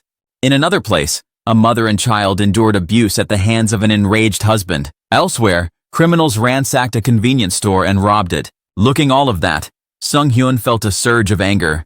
Though these weren't villains and just normal civilians, they were still stains on society. Determined, he teleported to each scene, delivering swift punishment to the wrongdoers. Sung-hyun didn't hold back.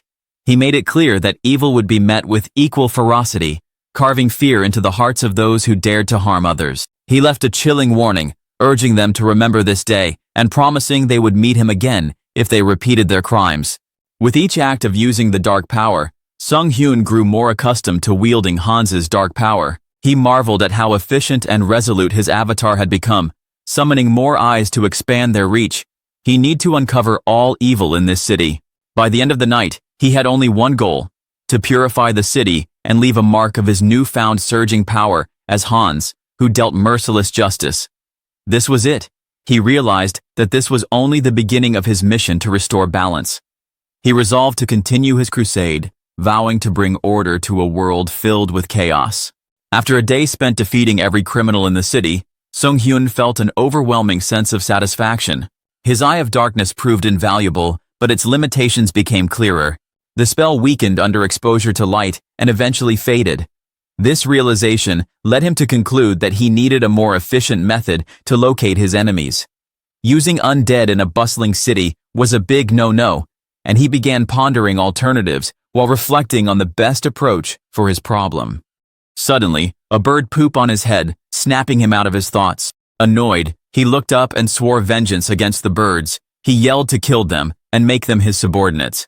But as he observed them flying freely, A new idea struck him. He imagined eyes that could be anywhere, undetected, and free to move. Yeah, this is it. The answer to his question.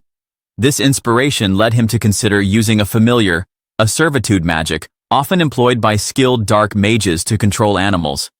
The possibilities seemed endless, and his determination to create such a tool grew stronger. However, creating familiar was no easy task. Sung-hyun began experimenting in the Goblin Den, his secluded workshop far from prying eyes, but again and again, he failed miserably. He wanted a familiar that appeared ordinary, yet carried a powerful infection.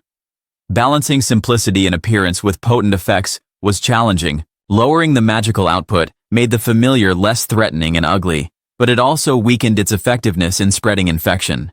Each failure only deepened his frustration, and he found himself empathizing with programmers, debugging endless lines of code, error, and error. In the end, he realized why programmers often can't sleep properly.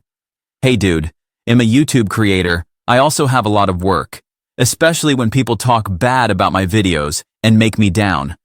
But some of you keep cheering me, and here I am, still in the spirit to make videos for you all. Back to the story. After weeks of relentless effort, his experiments continued to fail. Cats grew monstrous with numerous eyes, and other creations turned feral and uncontrollable, wreaking havoc on his makeshift laboratory. On his final attempt, Sung-hyun infused a bird with dark energy, and to his surprise, it retained its natural appearance.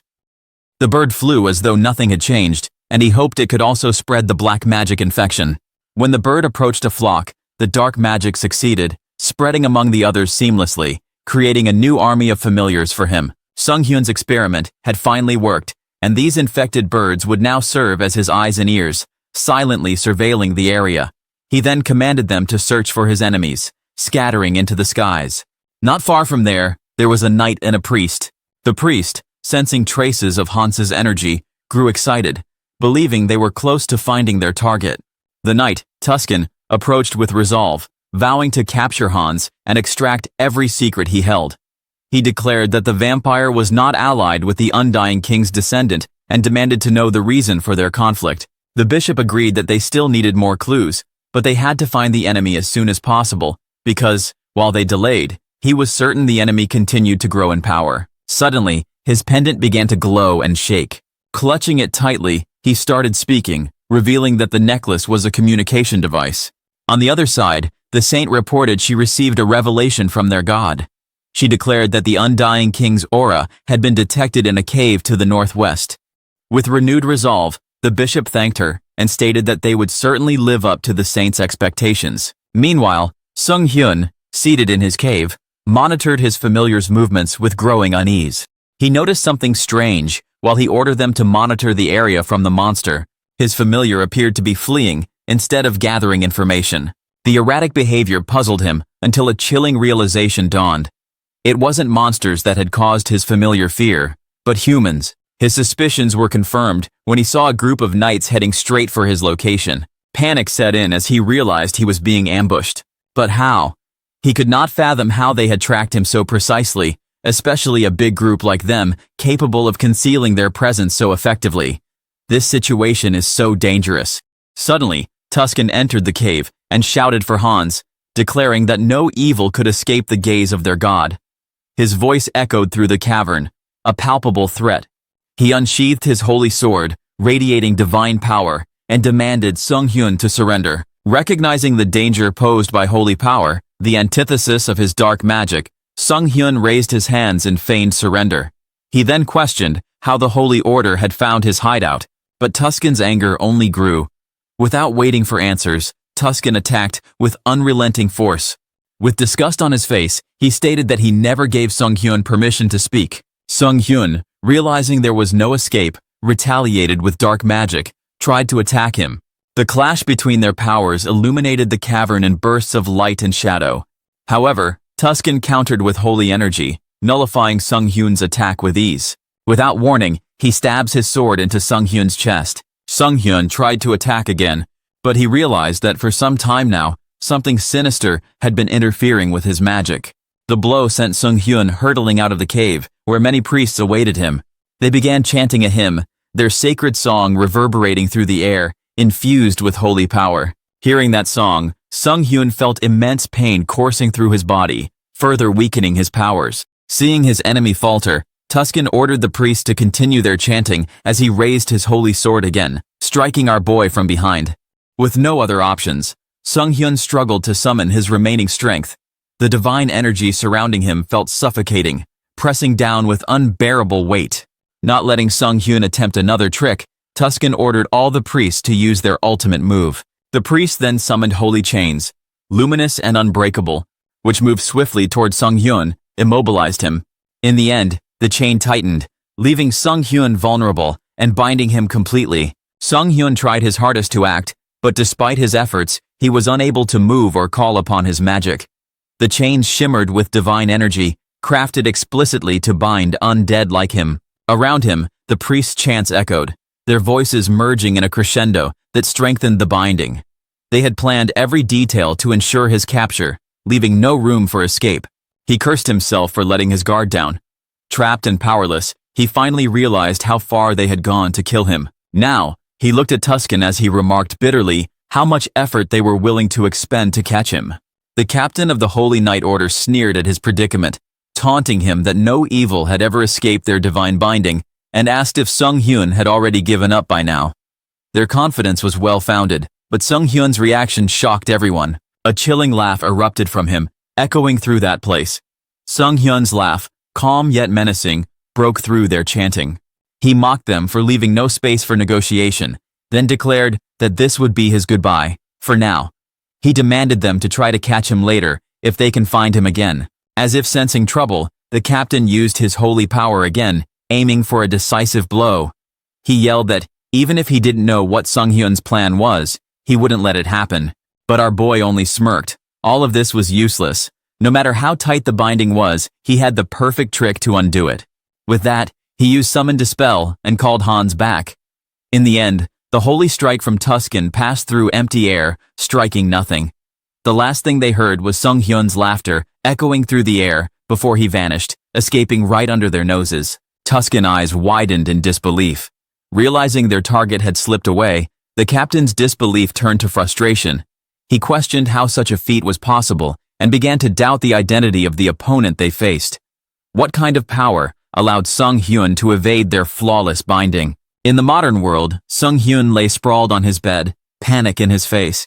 He mulled over the complexities of his situation, scratching his cheek in frustration. The list of enemies he had accumulated felt overwhelming.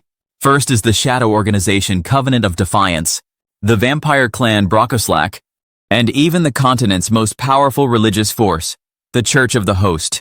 With each name he recalled, he couldn't help but wonder if he had created too much chaos, and suddenly he realized something big. Wanting to confirm his suspicion, he opened the karma shop and scanned the balance, which had grown alarmingly large. The realization dawned upon him, the reason why his karma kept increasing. Perhaps his exploits in another world had drawn aggro on a continent-wide scale, and that was the reason. Sighing, he closed the shop, deciding to postpone his worries for another day. His focus now shifted to the next plan he intended to do. In a bustling alley filled with stray cats, Hans, wearing a mask to conceal his identity, began his preparations. Sung Hyun had infused dark magic into cat food and scattered it, intending to use the animals as familiars. The principle was simple. Each infected subject would spread dark magic upon contact with others, creating a network of eyes and ears across the city. He envisioned this as the most effective way to cover a place like Seoul with minimal effort. His experiment proved successful. Soon, the number of infected cats grew, and with them, his reach extended. Suddenly, one of his familiars signaled an unusual event.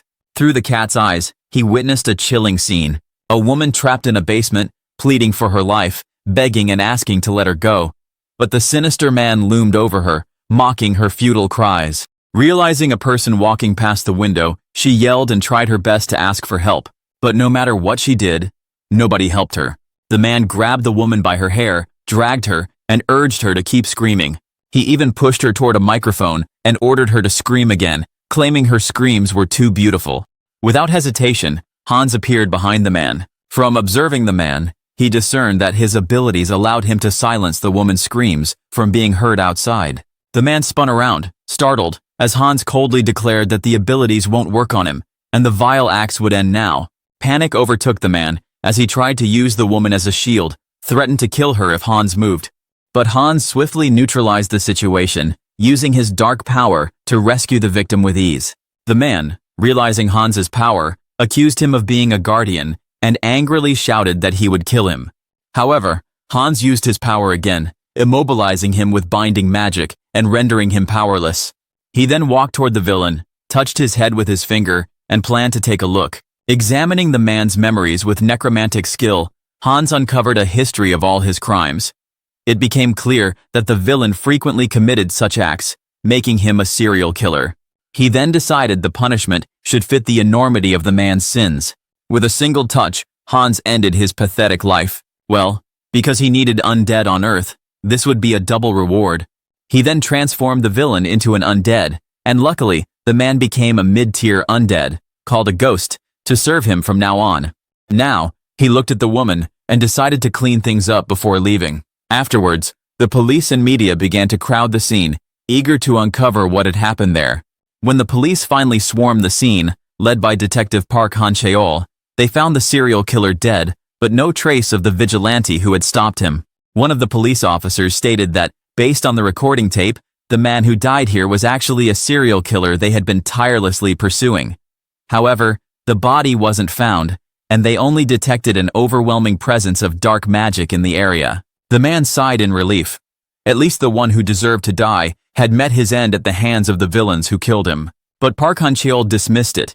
He was frustrated by the mystery and muttered about the audacity of individuals taking justice into their own hands.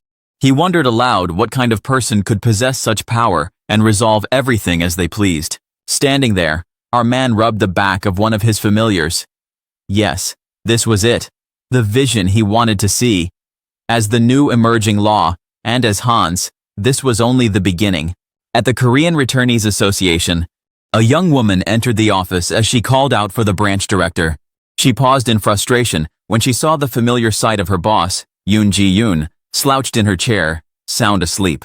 With a sigh, she approached and shook her awake, kinda irritated. She explained that she had received a request from the Ability Management Bureau, presenting a folder filled with documents. Ji-yoon rubbed her eyes as she examined the papers. She realized the case involved 3 villains who had stolen jewelry, with their actions detailed in the report. Her curiosity piqued. She asked if this was related to the recent murder cases. She theorized that the perpetrators shared similarities: black magic users, long coats, and eerie masks. Despite her speculation, she quickly grew annoyed, muttering complaints about the lack of support from higher-ups. She suddenly shouted about, if only they could control the masked man, she mused sarcastically. Perhaps he could be a useful tool. She even entertained the thought of recruiting the masked man as a guardian, though her secretary dismissed the idea, urging her to focus on the task at hand. In the end, she could only keep shouting, villains are already make headache, now she even need to handle the masked man, what a bad luck. Meanwhile, Sung-hyun felt refreshed after dealing with a group of villains. Unless it involved a serial killer, he was content with planting the curse of fear, then delivering fitting punishment. He considered his actions merciful, but remained aware of the bigger problem. To purely cleanse this city, he need to find and stop the chaos caused by villain organizations. Yup, he resolved to track down the source of the disturbances. Yet, he feel all his doing on Earth is enough for now. In the end, he was sure this is the right time to shifting his focus to other worlds. Sung-hyun's journey continued as he safely delivered Diana and Aaron to their uncle. The reunion brought tears of joy from their uncle, and Sung-hyun felt relieved to see the man's genuine gratitude. Initially, he was worried that the uncle might not have good intentions, so he had prepared himself for confrontation. But now, looking at those people crying like there was no tomorrow, he felt no need for concern. The uncle thanked him profusely, while Diana suddenly hugs him, expressing her heartfelt gratitude. Sung-hyun reassured her gently, promising to visit often and reminding her to stay healthy. Looking at Sung-hyun, Diana comments on the changes in Sung-hyun's personality. She was grateful for his kindness, but couldn't ignore the transformation she sensed. Hearing that, Sung-hyun was shocked. Thus, he, reflecting on Diana's words, considered the influence of his persona skills, particularly when each avatar received a different emotion. He chooses the best emotion for his avatar, like Hans, with attention-seeking emotion, and Heinz too for cool and calm emotion. When Diana asked about his next destination, Sung Hyun replied with determination. He was embarking on a pilgrimage. His journey took him to Talaria, the capital city known for its divine church and the largest temple on the continent. Upon arriving in a secluded alley, he summoned his newest avatar, the fourth one. He named it Heinrich, imbued with the trait of martial spirit. Heinrich's individual trait, which is martial spirit, grants him bonuses for skill and experience from combat training, enhancing its capabilities. Sung Hyun then instructed Heinrich to take his bag, deciding that navigating the holy city in his vampire form would be too conspicuous. So using his fourth avatar would be the right choice. After walking for some time, Heinrich approached the church, throwing down a bag filled with gold coins. He declared that it was all his wealth, and he decided to dedicate himself to God and pursue his dream of becoming a holy knight. So far, his avatar can be considered an evil being. So with this new avatar, he would wield a sacred sword and be respected by all. A priest accepted his donation with pride and promised to make him a fine knight through rigorous training. Another priest voiced opposition, cautioning against accepting strangers so easily like this. However, the first priest, Marco, assured him that evil intentions would be revealed during training. Turning to Sung Hyun, he asked if he was confident.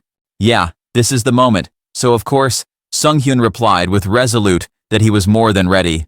But for our boy, his choice to become a holy knight is a nightmare.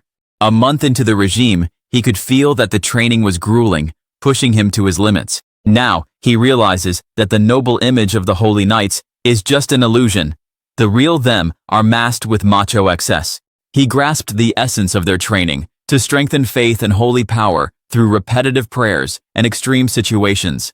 And yes, the training was effective, but also exhausting. Despite his discomfort, he pressed on, determined to achieve his goal. He considered escaping the bizarre environment, but reminded himself of the purpose driving him forward.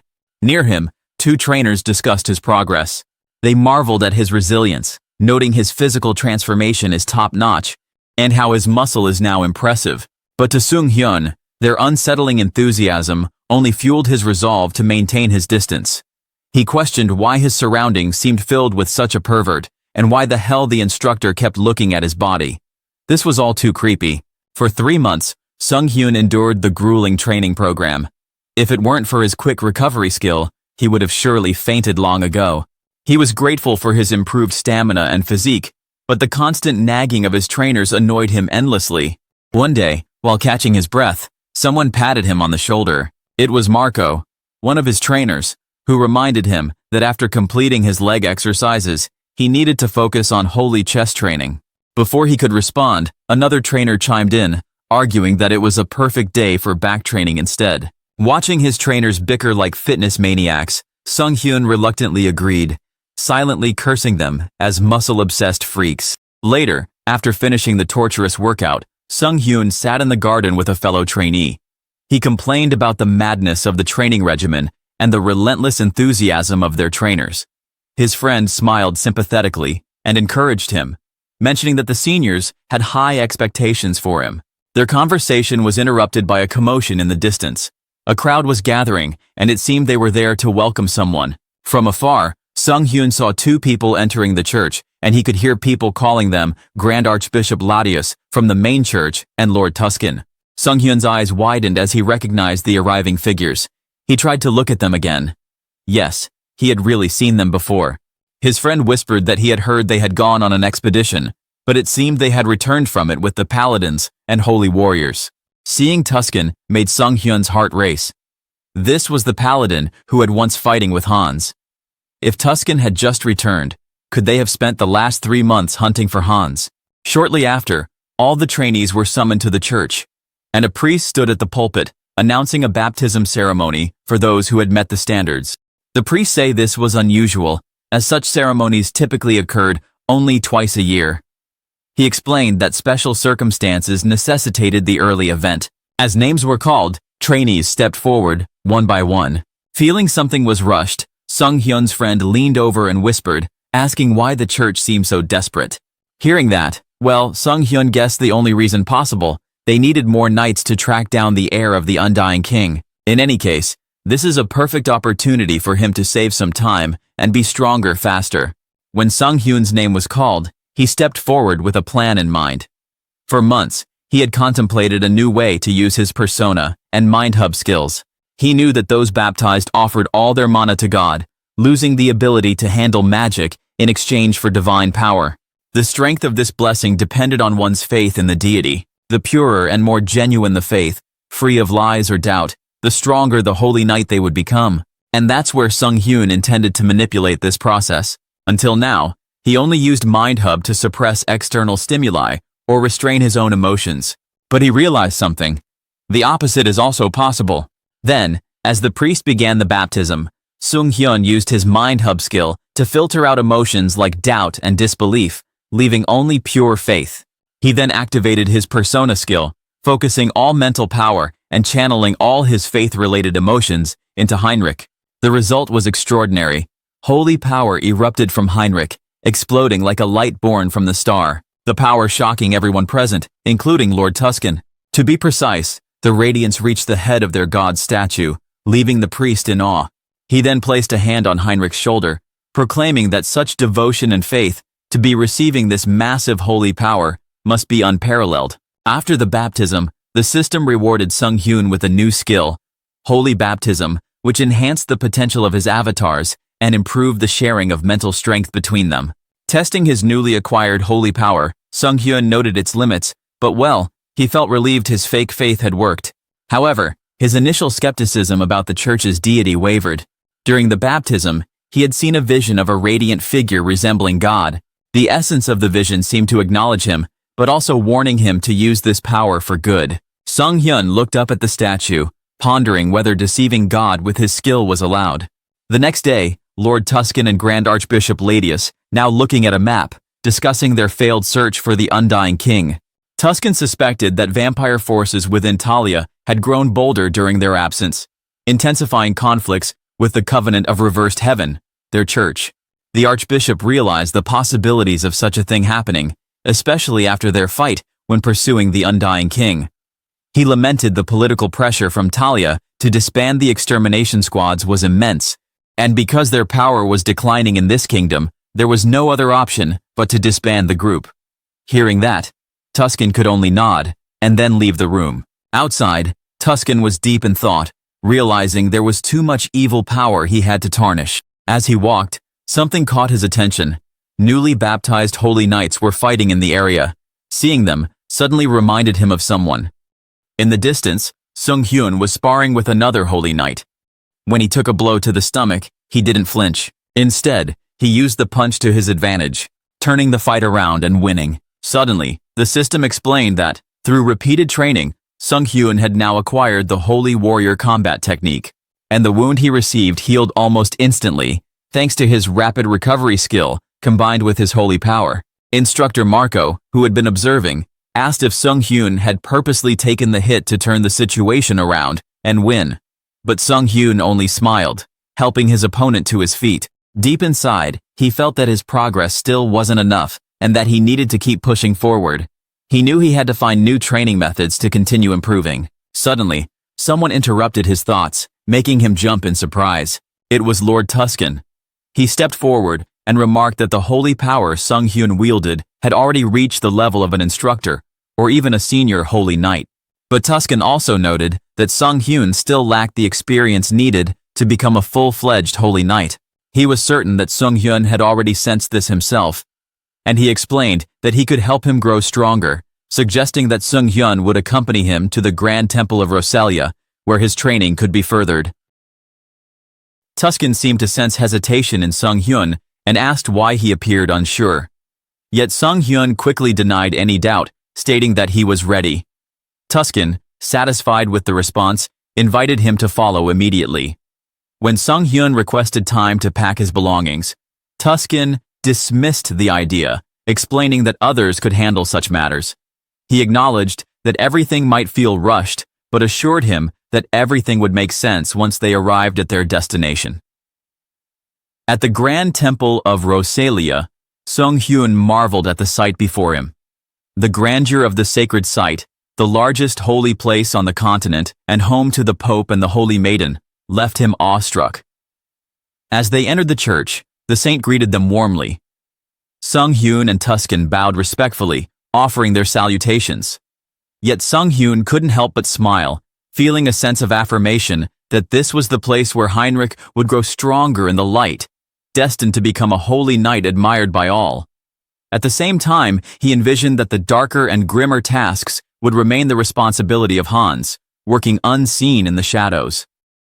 At the same time, back on Earth, Sung Hyun found himself staring at his phone after killing all the trash, skimming through news reports about the recent elimination of a human trafficking ring. His masked persona had gained significant notoriety, with many speculating about the identity behind the mask. However, what lingered in his mind was repeated mention of Divine Retribution Association during the cleanup of gangsters before. He decided not to concern himself with the details for now, confident that continuing to eliminate wrongdoers would eventually reveal the answers. As he walked through a bustling street with his vampire clone, Sung Hyun contemplated his next move. He acknowledged that, with Hans being actively hunted, so dealing with large quantities of valuable items of unknown origin would make him a prime suspect. He concluded that he needed a discreet location to handle such transactions.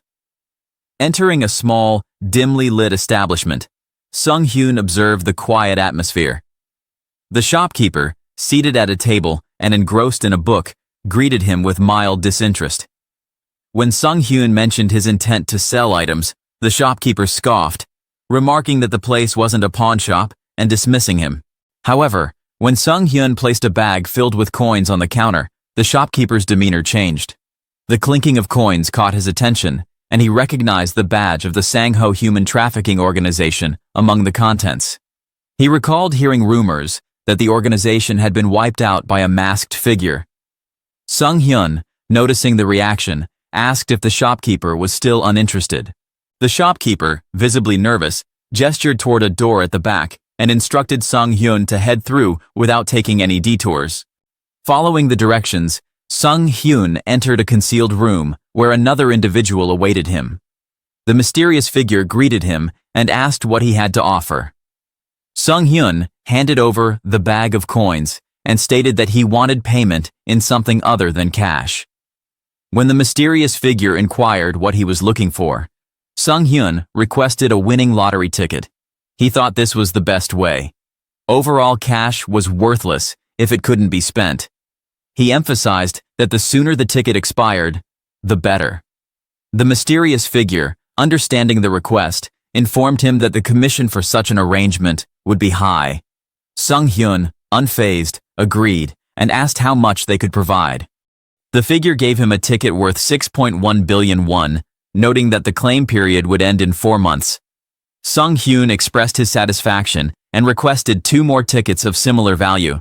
The figure hesitated, explaining that the amount Sung Hyun had provided so far was insufficient for that. Yet our boy just opened a portal from his wrist and revealed glowing gold bars. He placed them on the table and asked if those would suffice. The mysterious figure leaned in, visibly astonished, and remarked on the use of a spatial tool. He reached out excitedly, questioning Sung Hyun's background and where he had obtained such an item. Sung Hyun, angry by the reaction, pulled his arm away and firmly suggested they finish the transaction quickly. Sensing the shift in tone, the figure apologized and moved to conclude the deal. As the transaction continued, a faint and unsettling aura began to fill the room. The mysterious figure, clearly unnerved, remarked on the faint smell of blood he had been sensing, confessing that it hadn't been his imagination after all. Sung Hyun assured him to keep the deal clean, hinting that their interactions might become frequent. Later, under the night sky, Sung Hyun stepped outside, clutching the winning lottery tickets. He felt a sense of satisfaction, reflecting on how he had achieved the dream of a lottery win in such an unconventional way.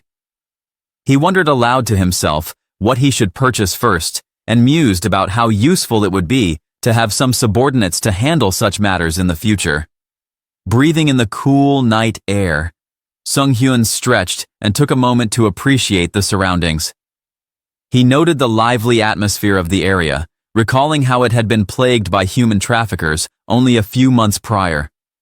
The streets had been dangerous and desolate then, but now they were vibrant once again. He found it satisfying to think that his actions had brought about this change, even if most people would never know who to thank for it. As Sung-hyun basked in his brief moment of peace, a stranger quietly approached him, catching him off guard. He felt a jolt of tension as he realized someone had managed to get close without him noticing. Turning quickly, he demanded to know who he was and accused him of being suspicious for sneaking up so suddenly. The stranger, unbothered by his defensive tone, simply grinned and revealed their fangs, stating calmly that he was a vampire, just like him. The stranger introduced himself as Gamma, a vampire from another dimension with a rank of 6 from a place called Dotmire. He then casually asked for Sung-hyun's name and inquired about when he had returned to Earth. Sung-hyun suddenly stated his name was Heinz and claimed to have returned to Earth not long ago. As the words left his mouth, he realized with alarm that he had answered far too easily. It occurred to him that this could be some form of mind control ability. Gamma smirked at Sung-hyun's response, commenting on how he seemed to be a rookie who had just made his return. He then pulled out a card and handed it to Sung-hyun, explaining that he represented an organization called the Blood Pact. The group, he said, was dedicated to recruiting vampires who had returned to Earth from other dimensions.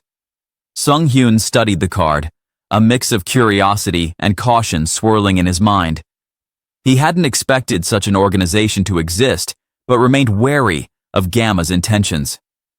Gamma elaborated, explaining that vampires needed to stick together to survive, as they faced unique challenges in a world that often sought to destroy them. When Sung-hyun asked about the dimensional rank Gamma had mentioned earlier, Gamma seemed intrigued Sung-hyun interest. Rather than explaining further on the spot, he suggested that they discuss it in a more private place. He gestured to his car, parked nearby, inviting Sung-hyun to join him for a deeper conversation. After a moment's hesitation, Sung-hyun agreed and followed Gamma to the car. As they got in and drove off, neither noticed the woman with long black hair watching them from a distance. The woman, speaking into an earpiece, reported to her headquarters that the target was moving as planned. Standing with a group of individuals, she assured them that she would continue tracking Sung-hyun and monitor his every move. Gamma gestured for Sung-hyun to enter the dimly lit space, welcoming him inside. Sung-hyun asked about the nature of the place, his gaze drifting over the strange objects and glowing crimson crystals lining the shelves. The atmosphere felt oppressive, shrouded in mystery and unease. Gamma began explaining that every vampire possessed something called a vampire factor, which determined their strength. In the Blood Pact, he said, they measured and quantified this as a level. Sung-hyun's eyes shifted toward the center of the room, where an intricate magic circle, inscribed with arcane symbols, lay surrounded by cloaked figures. Gamma pointed to it and remarked that the circle was used to measure a vampire's level. Sung-hyun regarded the circle warily, his instincts telling him something was amiss. He thought the arrangement seemed far too elaborate for a simple test. Still, he stepped forward, reasoning that if the situation turned dangerous, he could always dispel the summon and escape. But his gaze fell on a skull embedded in the circle, and he noted traces of dark magic interwoven with sorcery, curses, and alchemy. The level of craftsmanship puzzled him, as such complexity was virtually unheard of in the modern age. He reflected on how, even 2 decades after the first returnees had appeared, magic tools remained rare due to the varied laws governing supernatural abilities across dimensions. The Blood Pact, he realized, must be a far more significant organization than he had initially assumed. Gamma instructed Sung-hyun to extend his arm for the test, and a cloaked figure approached with a small knife. As the knife pricked his skin, almost immediately, 5 blood orbs materialized in the air, crackling with energy. The cloaked figures observed the orbs and announced that Sung-hyun's level was 5. He commented on the tightly connected orbs, suggesting that his regenerative abilities were quite strong. From that information, Sung-hyun remarked that pureblood vampires from his other world must typically fall into levels 5 or 6. Gamma, visibly relieved, admitted that he had overestimated the situation. With Sung-hyun's level confirmed, he instructed the cloaked figures to begin the next phase. The figures complied, initiating a ritual that caused energy to swirl ominously around the room. As the energy intensified, Sung-hyun's unease grew. He suspected there was another purpose behind the magic circle. He began summoning Hans in preparation for an escape, his thoughts racing as he tried to anticipate what was coming. Suddenly, the ritual was interrupted by a loud voice commanding everyone to freeze. A woman entered the room with a group of individuals. She identified Gamma by name and declared his arrest for abducting and murdering fellow vampires. The tension in the room shifted immediately as the woman's identity became apparent to some of those present. Gamma smirked and addressed the woman, calling her Jin Saran. He remarked on the rudeness of her sudden intrusion. Saran keeps accused Gamma of betraying their kind, stating that she had initially doubted the reports of his crimes, but now had undeniable proof. She ordered him to release Sung-hyun and surrender. Gamma, however, dismissed her accusations. He mocked her loyalty to the Blood Pact and questioned why vampires, far stronger than humans, were forced to live in hiding, bound by restrictive rules. Soren retorted that it was the reckless actions of extremists like Gamma that forced their kind into the shadows in the first place.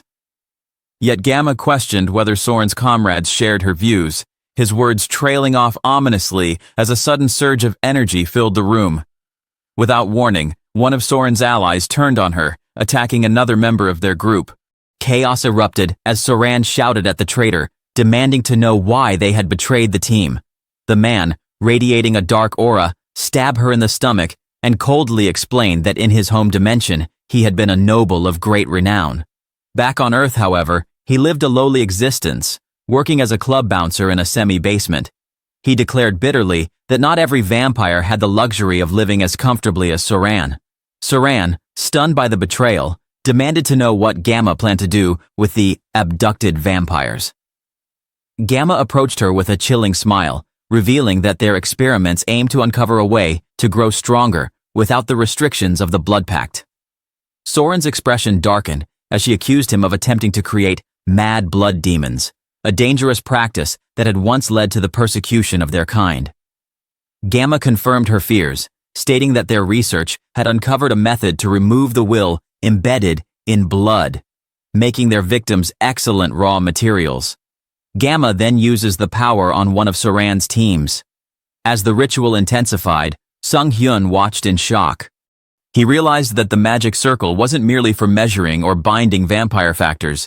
It was designed to transform vampires into medicine, eliminating the side effects of severe mental contamination entirely. The ritual was successful, and the vampire body now turned into red orbs. Across the room, the man who had betrayed Jin Saran's group demanded assurance from Gamma. The man reminded Gamma of the risk he had taken to come along unnoticed and insisted on being rewarded. Gamma, calm and collected, tossed a small dark red orb toward the accomplice. The man eagerly caught it, his excitement palpable. Without hesitation, he swallowed the orb, and its effects were immediate and overwhelming. The man convulsed violently as a blood power consumed him, his form twisting into that of a monstrous being. He growled, then roared in agony and exhilaration, marveling at the transformation.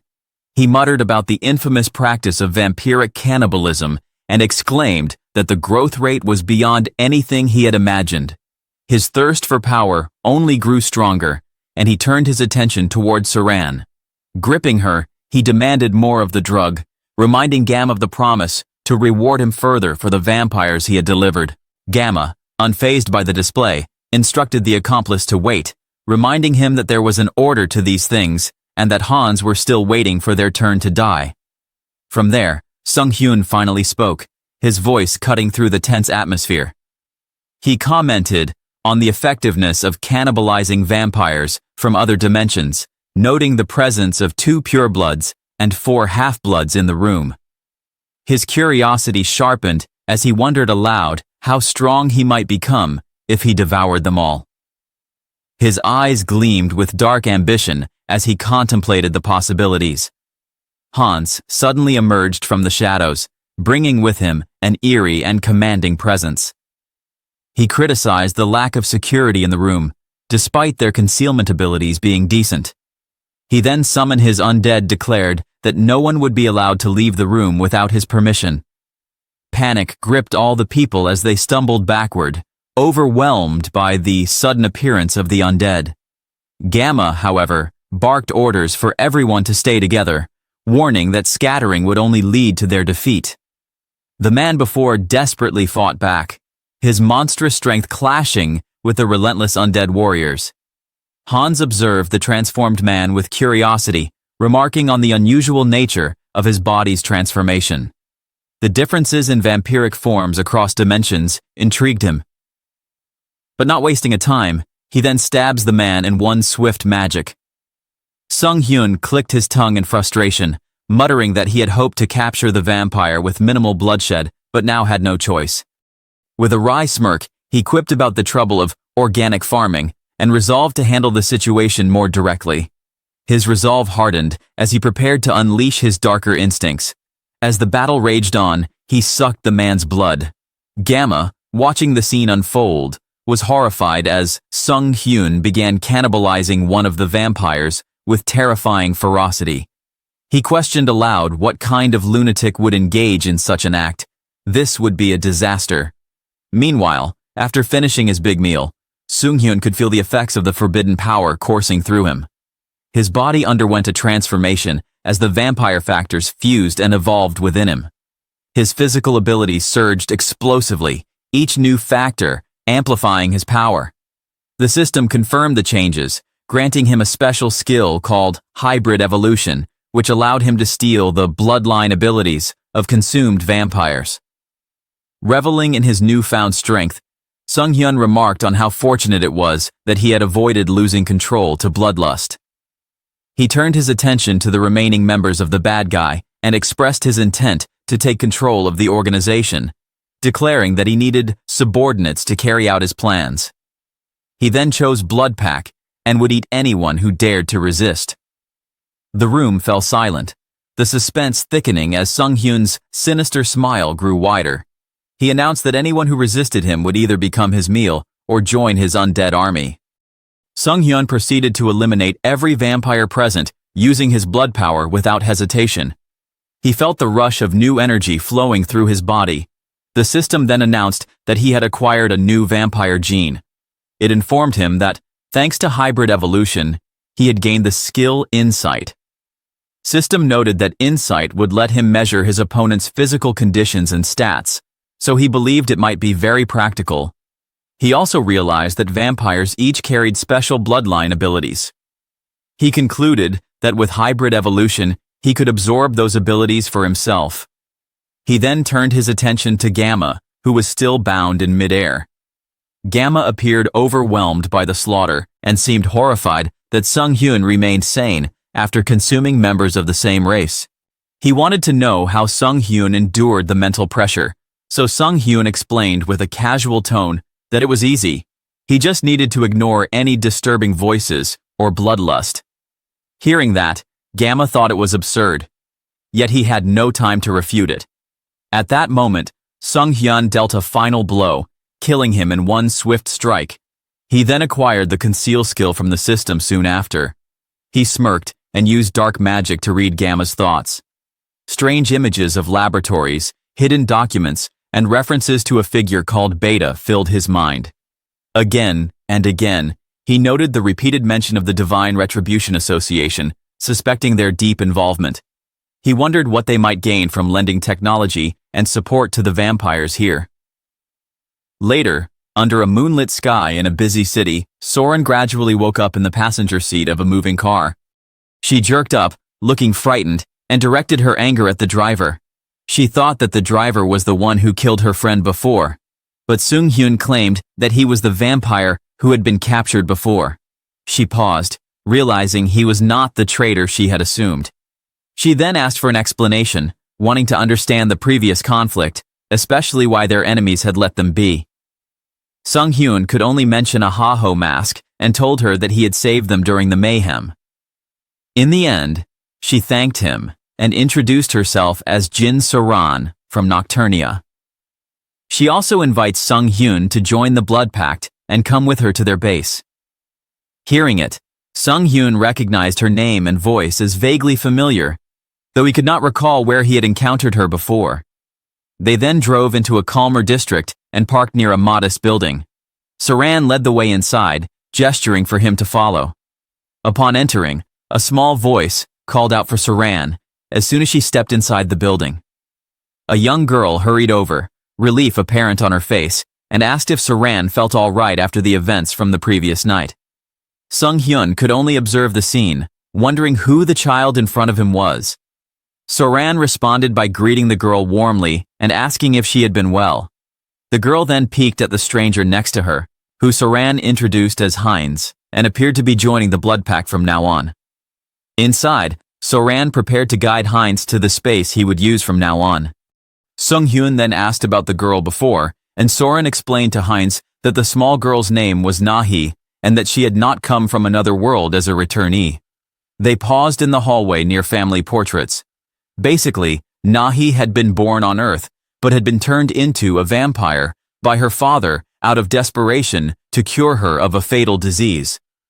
Sung Hyun listened thoughtfully and realized that the government's strict control on vampires probably sprang from such incidents.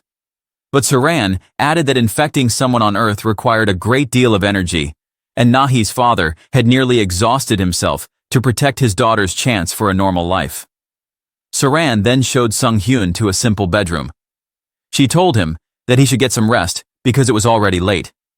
She then gave a playful wave and said bye.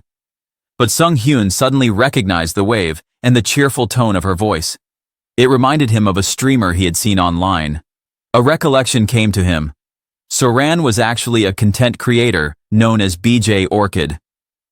Embarrassed, Saran asked him if he was a subscriber, but our boy said no.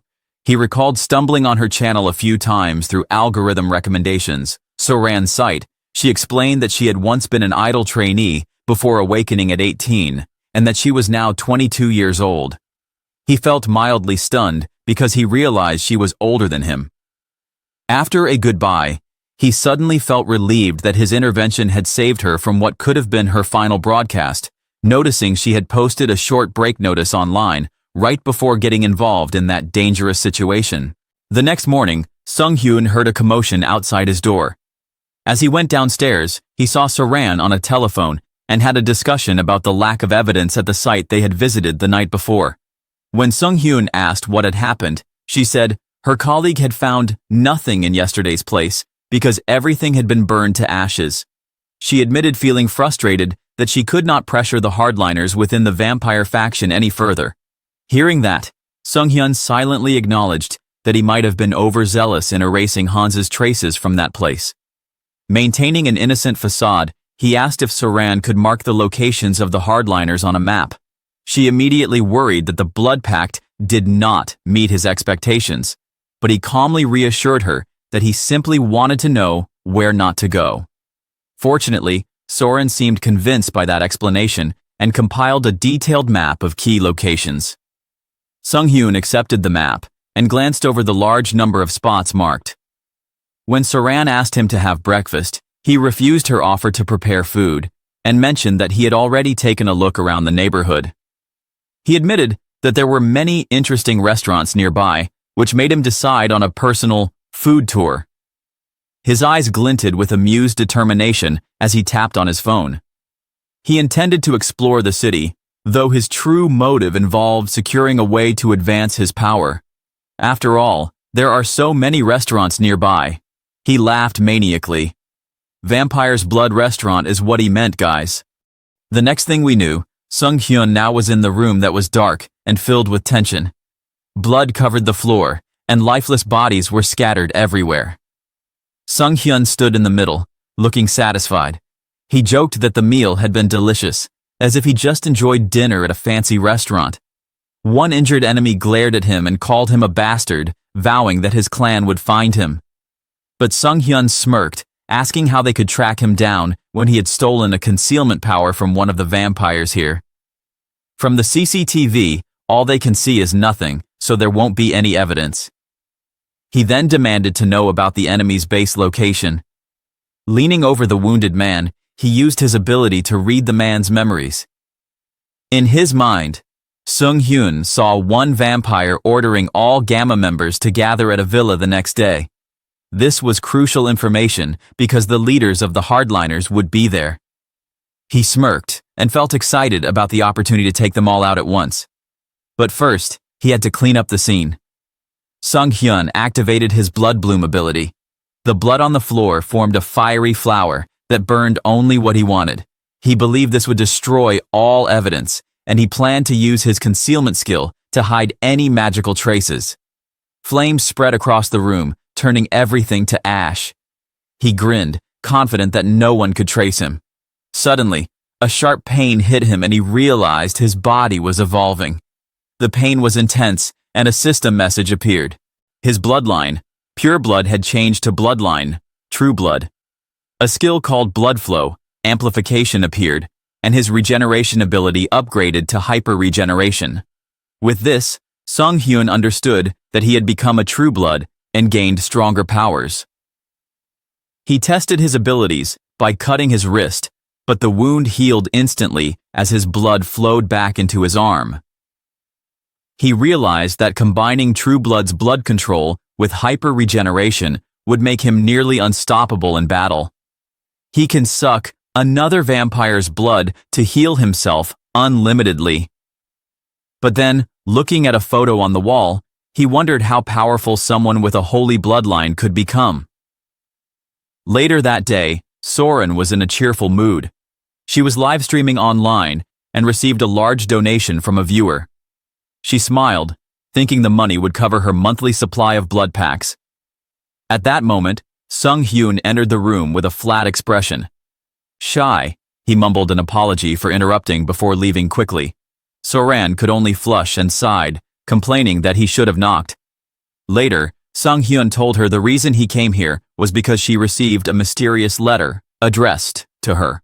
The letter contained evidence of crimes committed by the hardliner vampires. She was confused because the sender was unknown, but the details matched the locations she had previously shared with Heinz. She wondered if the mysterious helper was Ha-Ho Mask or if Heinz was secretly involved. Uncertain, she decided to keep the suspicion in mind. That night, Sung Hyun stood outside a large mansion. The place was heavily guarded, and he sensed that the hardliner leaders were inside, likely planning their defenses against Ha-Ho Mask. Using his insight ability, he noticed an invisible blood barrier protecting the first floor. He also sensed many dangerous individuals with high levels of energy inside. Sung Hyun prepared to infiltrate the mansion, hiding his undead companion Hans in the shadows.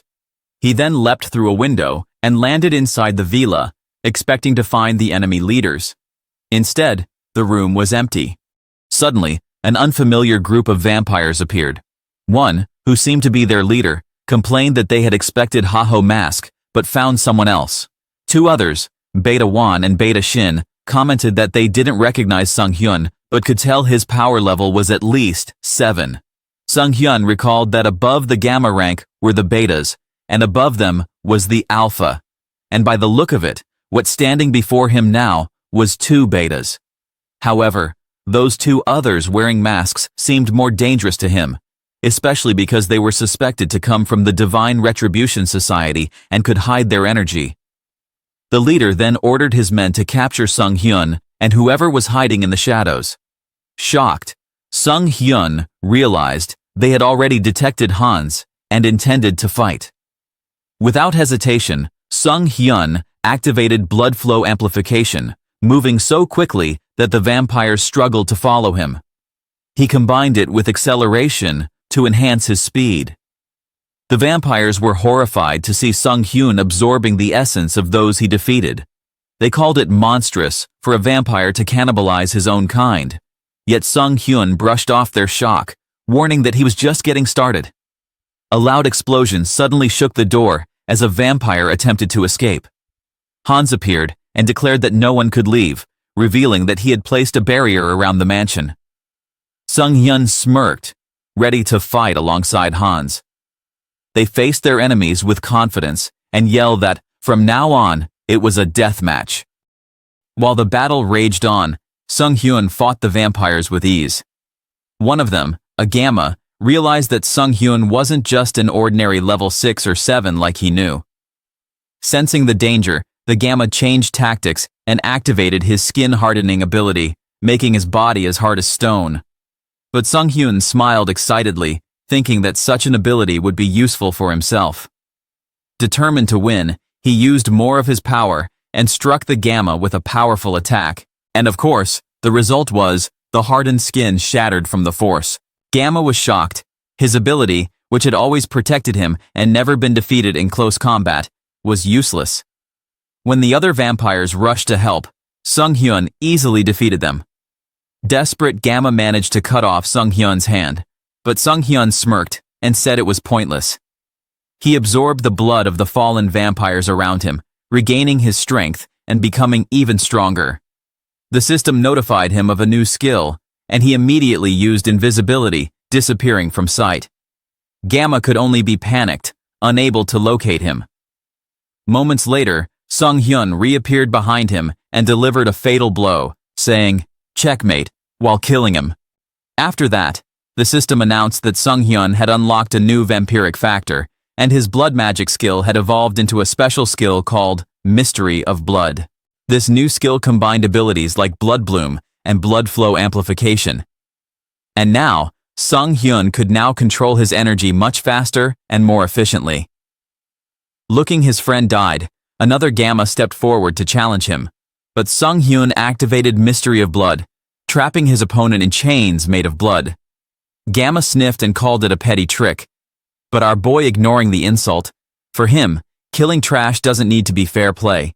He then ended her life as well, repeating, "Checkmate," like he was playing chess.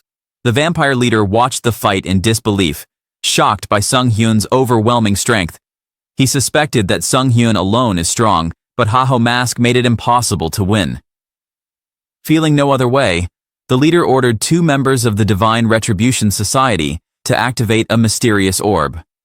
The orb activated, emitted a blinding light, and shot towards Sung Hyun. But Hans appeared from the shadows, effortlessly deflecting the attack and eliminating the orb's user. The other member of the Divine Retribution Society panicked and tried to run. Disgusted by this cowardice, the vampire leader killed him on the spot. The leader then activated a teleportation spell to escape. Hans, unimpressed, said such tricks wouldn't work against him. Using his powers, he followed the leader. Far from the villa, the vampire leader collapsed in exhaustion, thinking he had escaped. It had been a close call, especially since he never thought the barrier made by Haho Mask was so strong. But Hans appeared behind him, grabbing him by the collar. He expressed his disappointment that their game had ended so quickly. He then used his powers to dive into the leader's memories, searching for information about the Divine Retribution Society. Suddenly, the leader's body began to glow, and Hans realized it was a security mental mechanism, possibly a memory protection technology used by his enemies. Then, he was suddenly pulled into an unfamiliar and strange and abstract space, so he realized this must be a mental realm. Suddenly, a voice greeted him, surprised that Haho Mask had managed to follow him there. Hans turned to see a figure sitting on a grand chair, watching him calmly. The figure introduced himself as the leader of the Divine Retribution Society and said he had been observing Hans's battles. Not wanting to drag their battle, the leader offered Hans a place in their organization. Intrigued but cautious, Hans asked about their mission and the reason why they caused so much chaos. The leader explained that they wanted to grant freedom to returners and build a world ruled by them. Hans laughed, calling their goal too ambitious for a new group. But the leader's response surprised him. The Divine Retribution Society had been around for a long time and had been fighting for freedom for years. Hearing this, Sung Hyun grew angry and accused them that they must be causing terrorism throughout history. His emotions surged despite the system's warnings. The Mind Hub skill struggled to control his rage, but Sung Hyun's emotion was too big to handle. The leader remained calm, dismissing Sung Hyun's accusations by saying the past didn't matter. The only important thing now is he encouraged Hans to make the right choice. Can't handle it anymore. Sung Hyun attacked the leader, but his strike was blocked by a barrier. The leader scoffed, asking, "Is that was Sung Hyun answer?" He then explained that in the mental realm, only mental strength mattered, so magic didn't work here. He confidently stated that Sung Hyun couldn't defeat him in this space. No one could. He was invisible in this realm. Hearing that mocking, Sung Hyun laughed. This was too funny for him, and declared that if mental strength was the key, he would dominate this realm. With his countless mental avatars, Hans believed he was unbeatable on the battlefield of the mind. And again, checkmate. This would be his other win. He was the real god in this realm.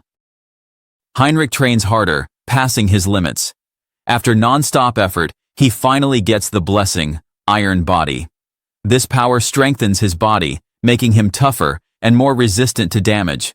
But he doesn't stop there. Through constant practice, he also develops Outerika Sacred Art, a powerful aura technique.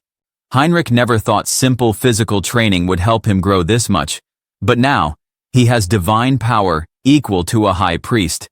This means he is strong enough to become a paladin. Just as he gets ready for his next step, he meets the Saintess from the Church of the Divine Lord. She greets Heinrich with a warm smile, and he greets her back, sensing the sacred energy around her. Curious, he asks why she's alone.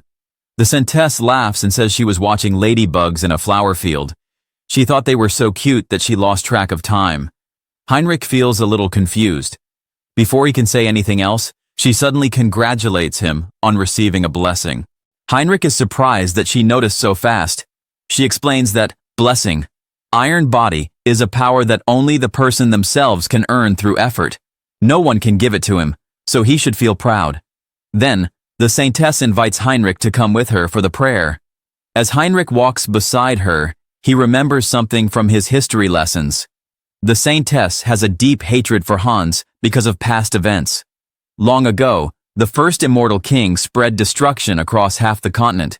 Even when all the nations fought together, they couldn't completely stop him. His closest ally, a dark sorcerer, secretly recovered his heart, allowing the immortal king to return. With his new life, he destroyed the Western Empire. It was only when a chosen warrior from the church finally shattered his heart that the immortal king was defeated. But his heart didn't disappear. It broke into 3 fragments and scattered across the continent. Ever since then, every time a new immortal king rises, the Church of the Divine Lord is the first to fight against him. Because of this, they have lost many people over the years. Heinrich now understands why the Saintess cares so much about her followers and why she hates the immortal king so much. As these thoughts fill Heinrich's mind, he suddenly focuses his mental energy on Hans. Meanwhile, Lord Wilder is coughing up blood, struggling to maintain his focus. His assistant rushes to help him, but Lord Wilder pushes him away, telling him not to interfere. He is fighting a battle of wills, something he never thought he would lose. At the same time, Hans is attacking the King of Rebellion, who is under Lord Wilder's control. Hans is completely overpowering him. Earlier, Lord Wilder had the upper hand, but something has changed. Hans is growing stronger at an unnatural speed. It feels like multiple people are adding their strength to him. Lord Wilder doesn't understand how this is happening. It's not just a contest of mental power anymore. There is a clear gap in skill. Realizing the danger, Lord Wilder orders his assistant to send a top priority command to the Seoul branch to stop all operations, destroy all records, and go into hiding. He also sends a high priority warning to the Korean branch, telling them that there is a monster in Korea. In the Battle of Wills, Hans finally kills the Emperor of Rebellion. Even after using his overpowered skills like Mind Hub and Clear Mirror Serenity, his opponent still had strong mental abilities. However, of course, he could still defeat him. Hans picks up a piece of his body to study him more. By consuming karma, Hans evolves one of his skills. His dark magic transforms into a powerful new ability called Path of Sorcery. Hans realizes that this karma fragment is connected to the broken remains in his mental world. If he can absorb karma, it means he can absorb his opponent's experience. Using this, he can read the memories inside the fragment. Through these memories, Hans discovers the Phantom Heaven Society. They are hiding deep in the forest. He refuses to let them get away. This time, he will uncover all their secrets. Late at night, in the Phantom Heaven Society, an injured man lies on the floor. Hans has attacked them. Lord Wilder already told them to evacuate, but no one warned them that a monster like Hans was coming. Hans quickly realizes that the evacuation order has already been given. Most of their important documents and records are gone. Till, at least some information remains. He grabs a document from the injured man's hand. The delay has cost him, and much of the key information has already been destroyed. Hans decides to look into the man's past and sees the truth, countless acts of evil. Then, Hans remembers something deeply personal. The Phantom Heaven Society was responsible for his family's death. They took everything from him. He won't make the same mistake again. This time, he will not let a single one of them escape alive. Initially, Sung-hyun used to believe there was nothing he could do about losing his family.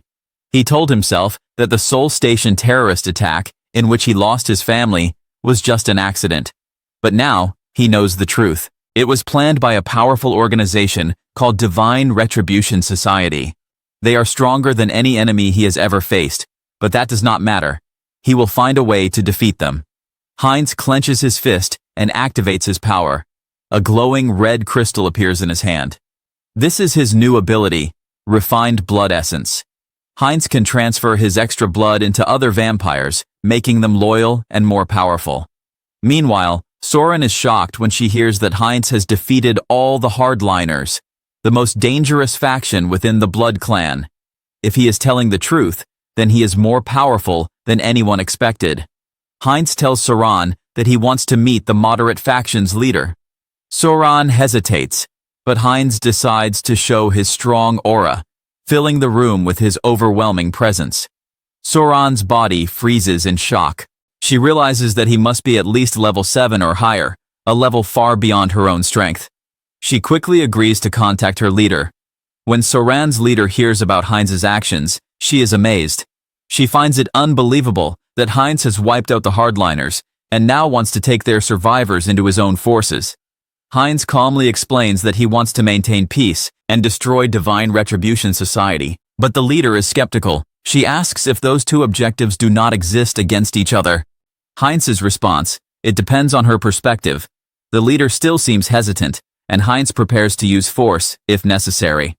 He clenches his fist and prepares himself. But to his surprise, she suddenly agrees. She says that she believes in herself and in her ability to make the right choice. She will help him destroy the hardliners. To help with this process, she assigns Soren to work with Heinz. Before he can say anything, the leader asks him if they should start planning their new faction. Heinz understands that this is just the beginning. First, he will destroy the hardliners. Then he will take over the Blood Clan. Later that night, Heinz stands in front of Soren. He tells her to remain calm, and he puts the red crystal into her back. Soren's body shakes as she feels a powerful transformation. The refined blood essence spreads through her veins, accelerating her blood flow. Her muscles and bones strengthen, and she feels herself being reborn. Her power increases by 30%, a significant boost. When the process is complete, Soren strangely calls him Lord. She asks what their next step should be. Heinz is confused by her sudden change in attitude. Soren explains that he has created a new vampire clan. Since this is the birth of a new clan, it needs a name. Heinz thinks for a moment. He wants something that highlights their unique trait, mutation through his dominant genes. Finally, he decides the name of his clan, which is Heterosi, which means hybrid vigor. From this moment on, Heterosi will rise to become the strongest clan within the Blood Clan. Meanwhile, Sung-hyun relaxes and believes Heinz's side is settled, but it is still not enough. They are not yet strong enough to destroy Divine Retribution Society. The Phantom Heaven Society has disappeared, but they are still a global threat. Sung-hyun needs to prepare for the final battle. He thinks about different ways to gain power and influence. He prefers war or terrorism, as these methods can help him accumulate karma, but they would also harm innocent people. Sung-hyun feels disturbed by his own thoughts. He wonders about a way to create incidents without harming civilians. At first, it seems impossible.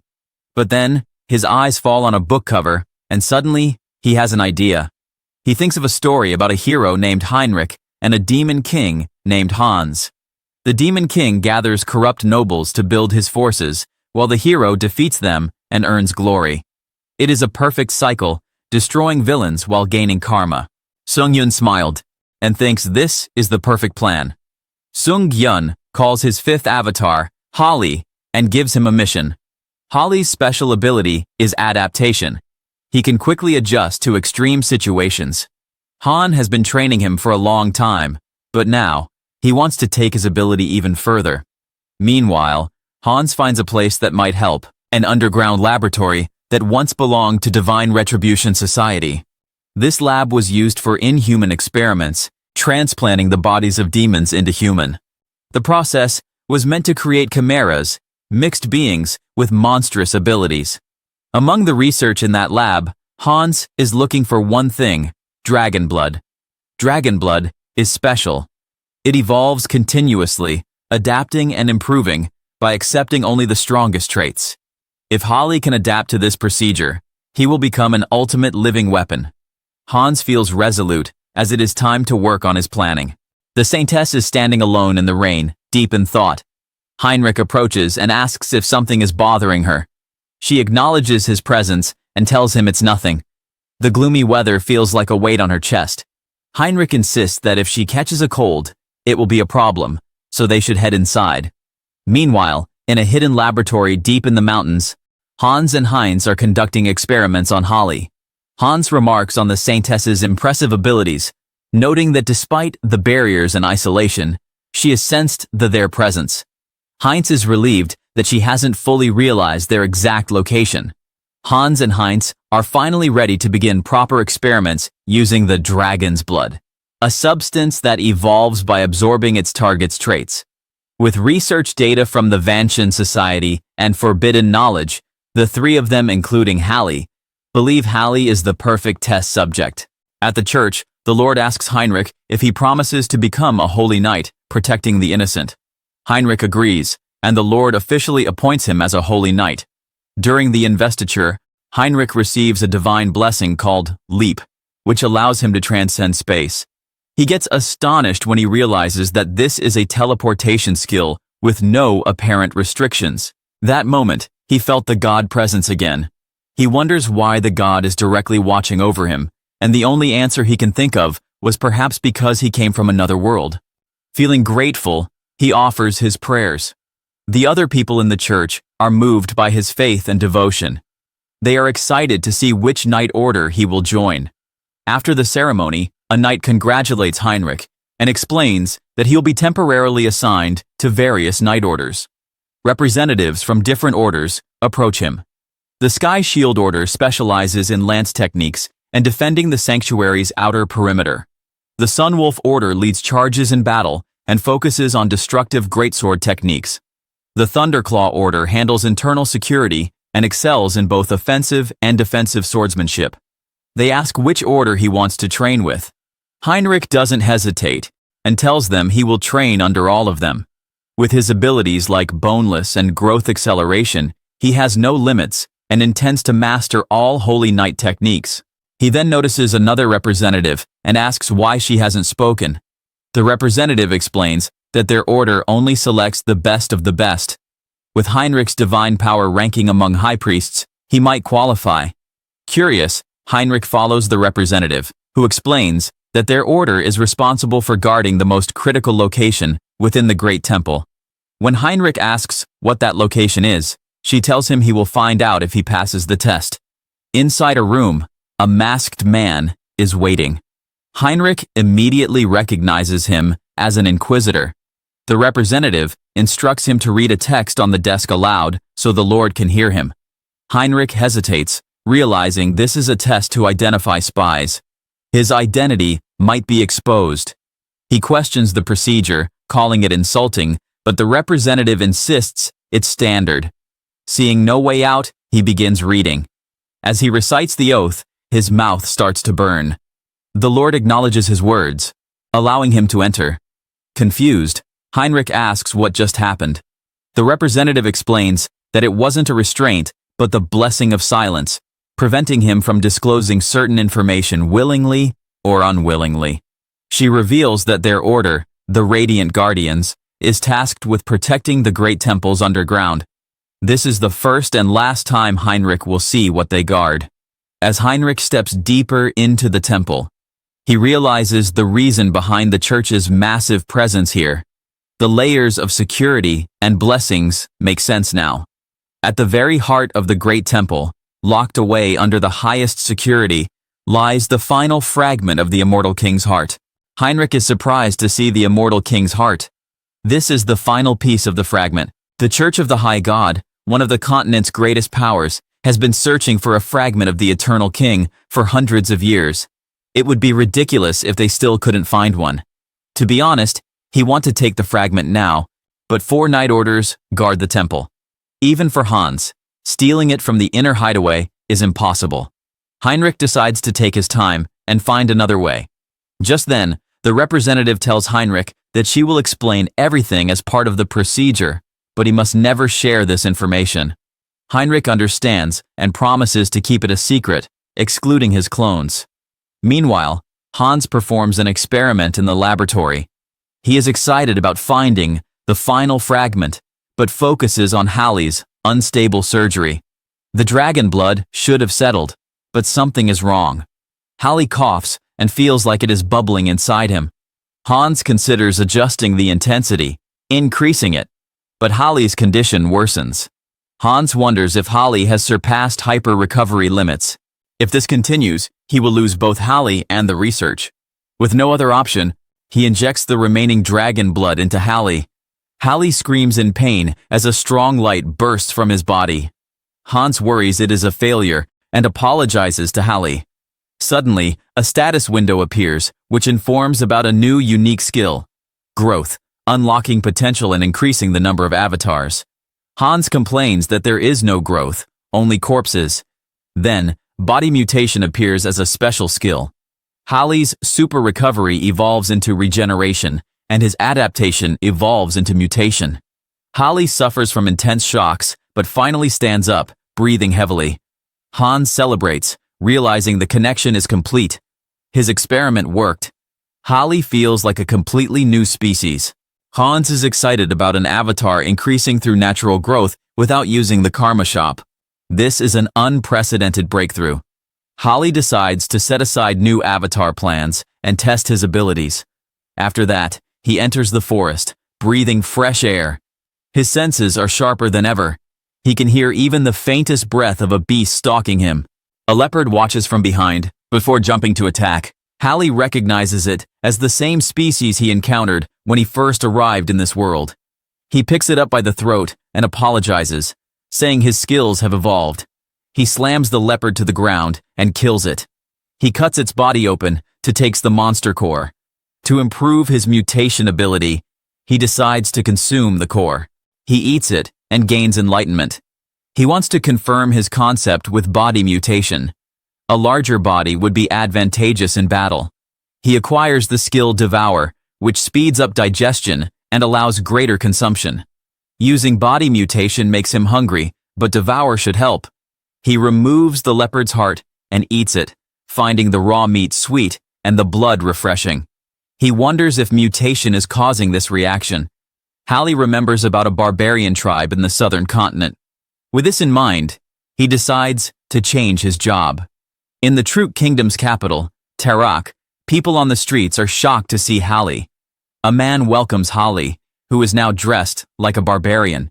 The crowd is intimidated, but Hallie thinks he looks cool, though maybe a bit excessive. His goal is to become a hero who leaves an unforgettable impression on the continent.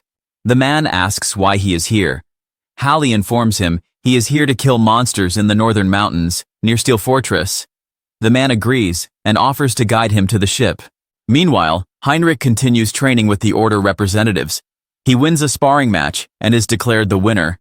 The representatives praise him for mastering all the Order's weapon techniques. He has also acquired comprehensive weapon mastery. Heinrich believes this will benefit all his avatars. Then, he notices the Saintess in ceremonial robes. Curious, he asks what she's doing. She greets him and explains she is sharing her holy power to help earthworms. Pointing out her dressing, Heinrich asks if a special event is happening. The Saintess reveals that a powerful guest, capable of tracking the immortal king, will arrive soon. Heinrich gets curious. Tracking Hans is nearly impossible due to multiple barriers, so this guest must be incredibly strong. The Saintess invites Heinrich to participate as a guardian knight for the event. He immediately agrees. Later, in the Church of the High God, someone announces that Lord Granwood has arrived. Heinrich watches as an unfamiliar face enters. Seeing the person capable of tracking Hans, he is eager to witness their power firsthand. Lord Granwood greets the Saintess. Heinrich gets shocked. The guest is a high elf from the Elven Kingdom, Ropery Granwood. Well, is our next avatar gonna be elf then, guys? Somewhere else, a guy named Hubert, who is the 6th clone of Sung Yun, is inside a shop, checking out different items. He is gained through Harley's growth. He examines a bronze object when the shopkeeper interrupts, reminding him he has been there checking the items for 2 hours. The shopkeeper asks if he plans to buy anything. Hubert apologizes, admitting he still lacks knowledge. His initial ability is appraisal, which lets him see an object's information. He checks an item and sees details like material. Since his proficiency is still low, only general information appears. But with time, he can grow into a powerful merchant controlling trade across the continent. First, he needs to stop opposition from existing merchants. To do that, Hallie's heroic reputation must grow. In the northern mountains, Hallie arrives and looks around, checking the landscape. He spots a bear and identifies it as the biggest troublemaker in the area. The bear gets angry and charges at him. Hallie prepares for battle, jumps forward, and swings his axe. But he misses, causing him to panic. The bear attacks and slams him to the ground. Holding his head, Hallie realizes his axe is useless. As the bear rushes toward him, he decides to rely on physical transformation instead. Using his ability, he lands a powerful punch, knocking the bear away. He realizes he is stronger with his hands than with weapons. However, this kind of power won't make him a hero, it makes him a monster. He wonders if he can use the monster's vitality without transforming. He decides to try drawing energy without transformation. Hallie has also achieved an insight and unlocked the special skill, Blood Aura. Excited, he feels like he finally gained a more human-like ability. Then, he senses something behind him. A giant ogre emerges and attacks. He sees this as a chance to test his new ability. But before he can react, the ogre steps on him. The ogre laughs, amused. Hallie, however, bursts out from under its foot and mocks him. He prepares for battle, ready to show the ogre true power. As they fight, Hallie shows a terrifying presence, causing the ogre to hesitate. In an intense battle, Hallie defeats the ogre. Victorious, he feels one step closer to becoming a hero. Suddenly, he smells something strange. It is both nostalgic and disgusting, like a belly button smell. While moving, following the scent, he recognizes it. It belongs to the vow of the defiled. He doesn't know what they are doing in such a remote place, but their plans are obvious. He decides to kill them and destroys their base. Meanwhile, in the Church of the High God, Lord Granwood enjoys tea, thanking the Saintess for the hospitality. The Saintess is happy he likes it, and the main sect appreciates his efforts in coming this far. Heinrich watches, amazed. A high elf has become an ally of the sect. Even though the Elven Kingdom worships the World Tree, they still communicate with the main sect. Acknowledging another faith and choosing to worship it are different matters. High elves are the elite of the Elven Kingdom. Heinrich wonders if they are using the World Tree's power to find Hans. He is also fascinated by Lord Granwood's star-shaped pupils. Lord Granwood calmly asks about finding his pupils fascinating. Heinrich is caught off guard. The Saintess apologizes, saying she didn't realize she was staring. Heinrich gets relieved. Thankfully, he was not the only one that helplessly staring at the eyes. Lord Granwood explains that his eyes are the mark of a high elf priest. These special elves act as a link between the World Tree and the elven people. However, only a few are born in each generation, typically 2 or 3. Recently, most of them have been elderly, making the birth of new elves an urgent matter. The Saintess asks if this is related to their request for help, and Lord Granwood confirms. He reveals that a recent divine revelation has confirmed the birth of a new qualified child. Unfortunately, slave hunters captured the child and sold them to a dark mage as a sacrifice. The elves desperately seek the sect's help in finding this child. The saintess asks if there are any clues to the child's whereabouts. Lord Granwood explains that they tracked the child to the northern mountains. However, the child's high elf abilities have not awakened yet, so they currently appear to be a normal elf. Their human age is in the mid-teens, and they have green hair and orange eyes. Heinrich freezes as a sudden realization hits him. At the same time, deep within a cave in the northern mountains, Holly stands face to face with an elf child. He looks down at the child and asks for their name. The child is terrified and reveals the name, Cecily. Screams rang out through the icy forest as Holly dashed through snow, a young elf girl tied to his back. The ground behind him was littered with dead bodies, and two panicked guys in black hoods shouted at each other about protecting the storage room. One of them wondered how anyone was supposed to stop a monster like Holly. He didn't waste time worrying about them. He just kept charging ahead, sending the men flying as he barreled through, getting closer to the storage room. The elf girl clung to his back, her eyes glassy and blinking fast, probably dizzy from the ride. When Holly asked if this was the right storage room, she nodded with confidence. She stated that there was something she needed to grab before they tried to escape. Holly trusted her and kept moving. Soon, they spotted it, a branch from the world tree. The elf girl accepted the branch and held it like her life depended on it. Holly grinned, telling her to hang on tight because things were about to get real crazy, though she weakly begged him to slow down. But Holly wasn't the type to slow down, not with a bunch of guys in hoods chasing after them. He broke into a run again, so fast it nearly made the girl lose grip, and she started tearing up, pleading for mercy. Elsewhere, over at the old church, Hans had a suggestion to help the high elves. They listened, feeling kind of desperate to find the girl. Hans brought up the kid, Cecily. He said he might know where she was. At first, the elves couldn't believe it, wondering if Hans had some secret blessing or spell to track people. Hans shook his head but explained he could somehow sense her presence. Another guard scoffed, thinking they shouldn't trust something so uncertain. But Saint Riesta lifted her hand, signaling everyone to stop and listen. She wanted Hans to share every detail. Back in the woods, Holly felt hope spark. He finally saw the exit out of the forest. Unfortunately, the bad guys caught sight of him and yelled, realizing Holly was escaping with that thing. One of them blew on a weird flute. Suddenly, the earth rumbled, and a ginormous worm almost as big as a bus busted up from the ground right in front of them. Holly realized he had no choice. He squared his shoulders and told the worm to get lost. But the beast lunged forward, gaping jaws wide, ready to swallow Holly and the girl whole.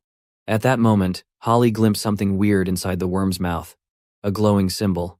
He knew, right then, the worm was being controlled. No wonder a desert monster like this managed to pop up in the snow. Everything clicked. With a wild grin, Holly decided to play hero.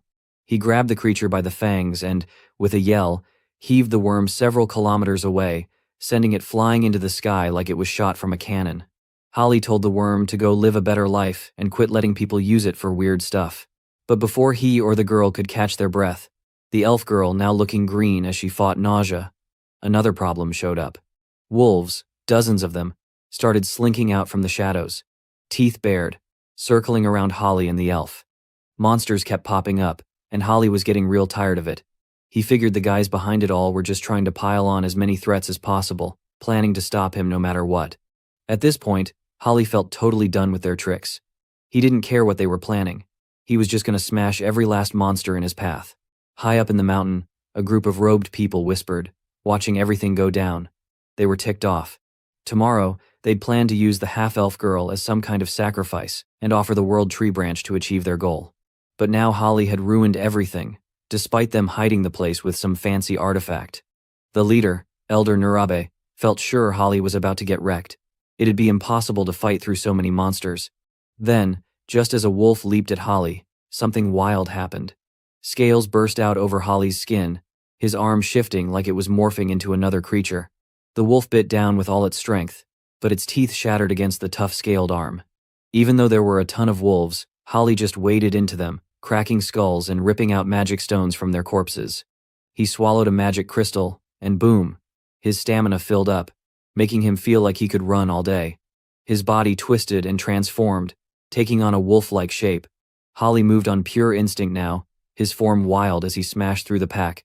He fought alone, devoured power alone, and let out a thunderous roar that shook the forest and made even the bravest monsters freeze. At that moment, the system claimed he was fulfilling a condition and gained enlightenment, granting him a skill called Savage Instinct. The people up above went pale, whispering that Holly had to be some kind of monster, totally crushing the wolves. They were freaked out, asking Elder Nurabi what to do now. If things kept going like this, Holly would just break out through brute force. Elder Nurabe made a split-second call to activate every summoning circle they had, even though the idea scared the others. It was embarrassing to reveal their secret weapon so soon, but they didn't have a choice. They either used it now or met their end. He ordered them to let out 2 special monsters, hoping that would be enough. Holly, swiping the blood off his hands, grinned. This kind of wild, no-holds-barred fight? It was his favorite thing. He was ready to end this, right here, right now. As he moved in to finish off the last wolf, something hit him, hard. 2 sharp objects pierced his arm. When he looked down, he saw that they were crystal arrows. The craziest part? The arrows popped out of his flesh magically, floated right back, and rejoined the person who launched them. A shadowy figure gripping the gemstone-tipped projectiles with insane power. Holly locked eyes with the new challenger, feeling the air thrum with serious telekinetic energy coming from the jewel set in their chest. He realized that this was no ordinary enemy. Holly barely had time to recover before another monster showed up, dropping out of the sky. The elf girl on his back noticed it right away and tried to warn him to be careful, yelling about the danger above. The new beast landed hard, shaking the ground with crazy force. With a sword blazing with fire in its grip, the creature declared that Holly wouldn't take a single step further, calling him a filthy half-breed. Holly let out a scoff, thinking great, now there were demons too. Still, he figured raw muscle alone wasn't going to bring him down. Right as Holly got ready to throw another punch, another crystal arrow came flying out of nowhere. It slammed straight into his ribcage, making him grunt in pain before he even had a chance to react. Then, the demon made its move, smashing a wicked punch right into Holly's face. Things were going south fast. The demon demanded that he give up, telling Holly that there was no way he could win. The elf girl was panicking, shouting to check if he was all right while watching the demon raise its flaming sword high. It really looked like the end was near. The demon smirked with absolute confidence, lifting the fiery sword for the final blow. But, out of nowhere, a blinding light beamed down from the sky, slamming between Holly and the demon. The light was so bright it forced everyone to stop in their tracks and stare. Both Holly and the demon were hit with the overwhelming feeling of some wild holy power filling the area. The demon looked around, confused and stunned. Through the pain, Holly couldn't stop a crooked grin from spreading across his face. He knew exactly who had brought that holy energy. Holly smiled because he realized Heinrich had arrived, swooping in right at the perfect moment, and honestly, he was downright relieved his backup had finally shown up.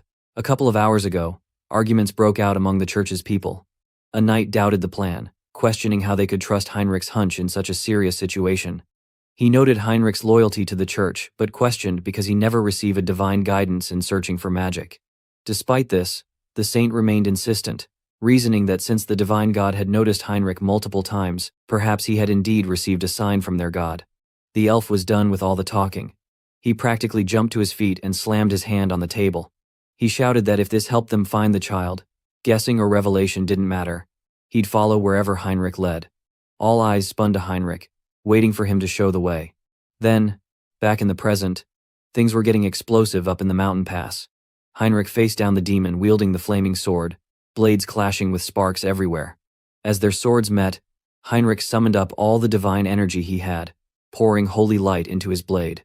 He cut through the demon with one perfect, unstoppable swing, splitting the monster apart in a blink. The demon's last thoughts were all shock and awe. He couldn't believe the power of Heinrich's sword or the overwhelming divine force. This paladin's power far exceeded his expectations. Nearby, the gemstone-covered monster stared at its fallen demon buddy. It barely had time to react, because Holly had already closed the gap, fist cocked and ready. Holly landed a heavy taunt, but right before his punch landed, the monster wrapped himself in crystal arrows. The jewels shot everywhere, hitting Holly in a bunch of spots, including right in the eye. Holly grit his teeth, called the attack not bad, and then grabbed the monster's head tightly. He smirked, promising payback for the eye he just lost. With a scary grin, Holly squeezed until cracks splintered through the gem critter's head, finally shattering it. Groaning in pain, he yanked out the arrow still stuck in his ruined eye, and then told the broken monster that he'd just use its own gem as a replacement for the eye he lost. Without wasting time, Holly jammed the jewel into his empty socket. Immediately, a system notification popped out through his head. New body part successfully transplanted. New power received. Jewel eye. Psychokinesis unlocked, baby. Holly couldn't help but burst out laughing. Now he could hit fools from a distance. He tested the new power and felt the gem eye glow, humming with energy. The cultists watching all this happen started freaking out. Both their monsters had gone down. Now they wondered who that sudden paladin was with the holy power to mess everything up in seconds. Someone warned not to get reckless. It was just one guy and a kid after all. They needed to stay focused, prep for the ritual, release more monsters, and get ready to retreat if things got uglier. Suddenly, a big thud broke the air. Elder Narabe, the cult leader, watched as one of his men crumpled to the ground, head smashed by an iron club. A paladin charged in, leading the Holy Knight Order on horseback, battle cries rattling off the cliffs. The cultists started panicking, some yelling about starting the teleport spell to get out of here. But Narabe was furious. There was no going back. He grabbed the arm of a faithful cultist and kicked off his twisted ritual. One after another, cultist souls were sucked dry, their bodies dropping dead. Wearing his scariest grin, Elder Narabe offered every last soul as a sacrifice, chanting for the incarnation of greed to descend. A giant pentagram spread across the ground, glowing nasty red. Elder Narabe's voice boomed, ordering the demon to burn their enemies to dust. As something monstrous demon-like creature started crawling out, it seemed like chaos was about to devour everyone. But then, an unreal pure light ripped through the darkness. A divine force slammed straight at the forming demon, erasing it before it could even finish forming. Only ashes remained where the monster should have stood. A priest called out, voice full of relaxed justice, warning Narabe that the only thing burning today was going to be him and his heretics. He then summoned more holy light under the elder's feet. A blinding explosion rocked the whole mountaintop, so massive everyone in the valley below stopped and stared at the sound. Down in the aftermath, Holly dusted himself off, grinning that things probably wrapped up. He called out for the elf girl, telling her it was safe to come out of hiding. She popped out, shaky on her legs and voice trembling. The fight had left her shaken, feeling sick to her stomach. Holly just laughed, saying a little fear meant she was still human, and as long as she was unharmed, it was all good. Saint Riesta let out a little laugh of relief. Heinrich had totally come at the exact right time. She thanked Paladin Tuscan, who rode in leading the Shining Knight troop. Heinrich thanked Tuscan, and then the High Elf leader, Ray Fury, finally showed up. He was emotional, amazed Heinrich was right about the girl's location. He wanted to know how Heinrich had known Cecily would be here, but Heinrich could only shrug. He didn't know, he just felt it. That's what he said. The reunion was something else. Ray Fury, seeing Cecily for the first time, knelt with shaking respect.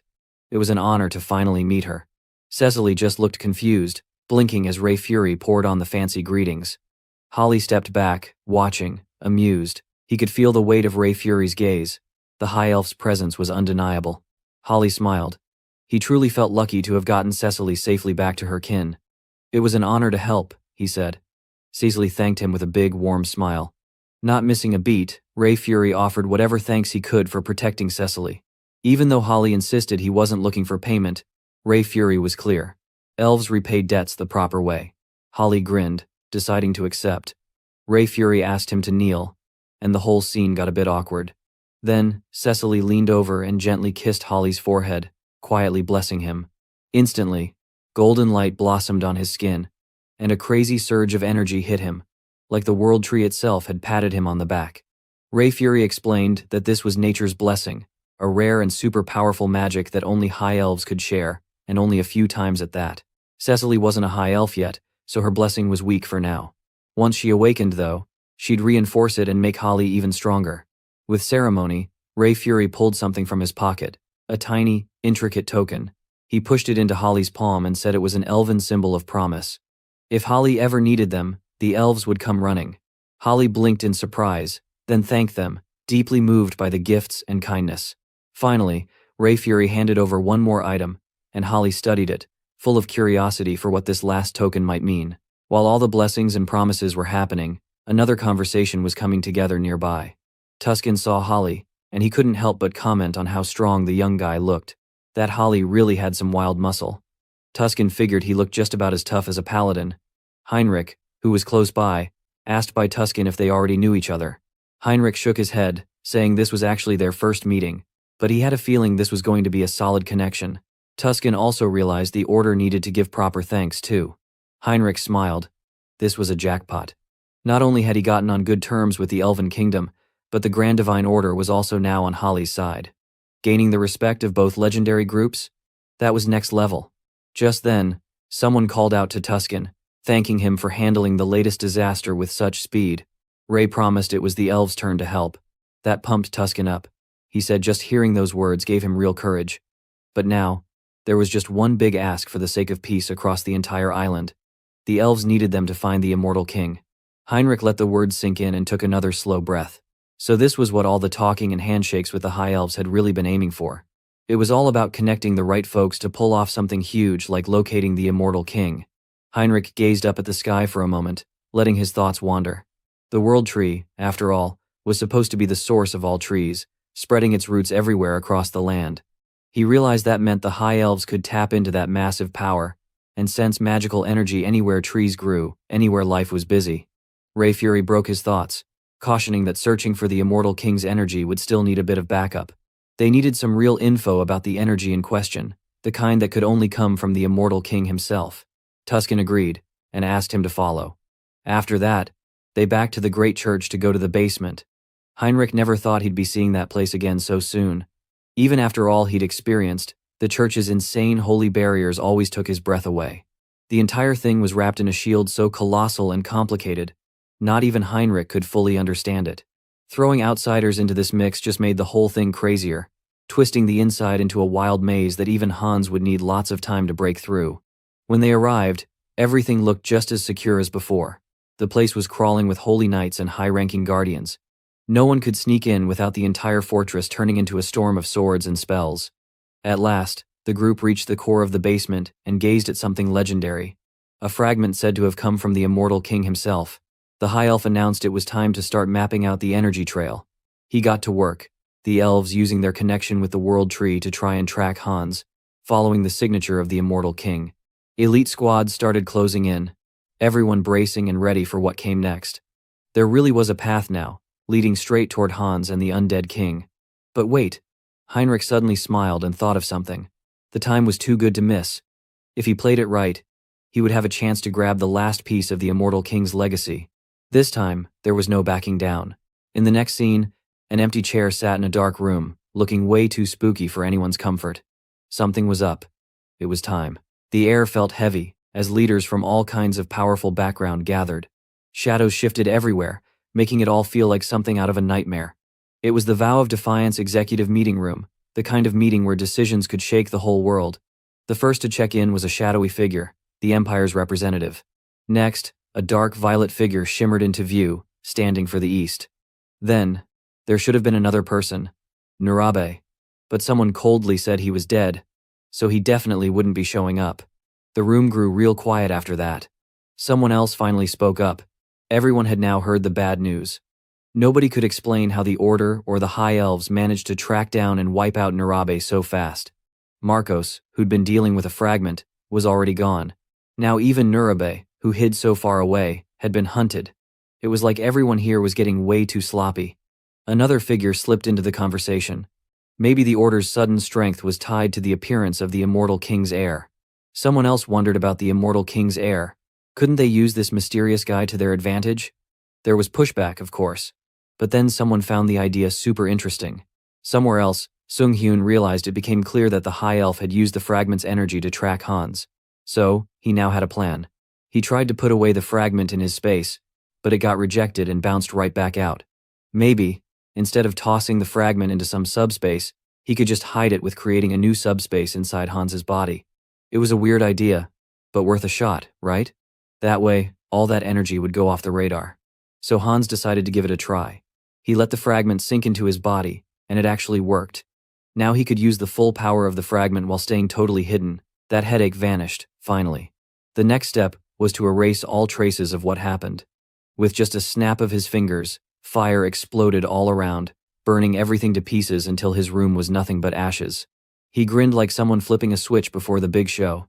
He was going to let everyone know. He was done hiding. He dropped all his barriers, sending his energy swirling through the world. The message was clear. Come and get him. He wanted the entire divine order to show up right at his door. At that moment, Hans sent a huge wave of dark energy into the sky for everyone to spot. He was pumped to go after the last fragment of the immortal king himself. Far away, the sacred world tree finally nailed down his location. The trail led to monster-infested forests, out west on the continent.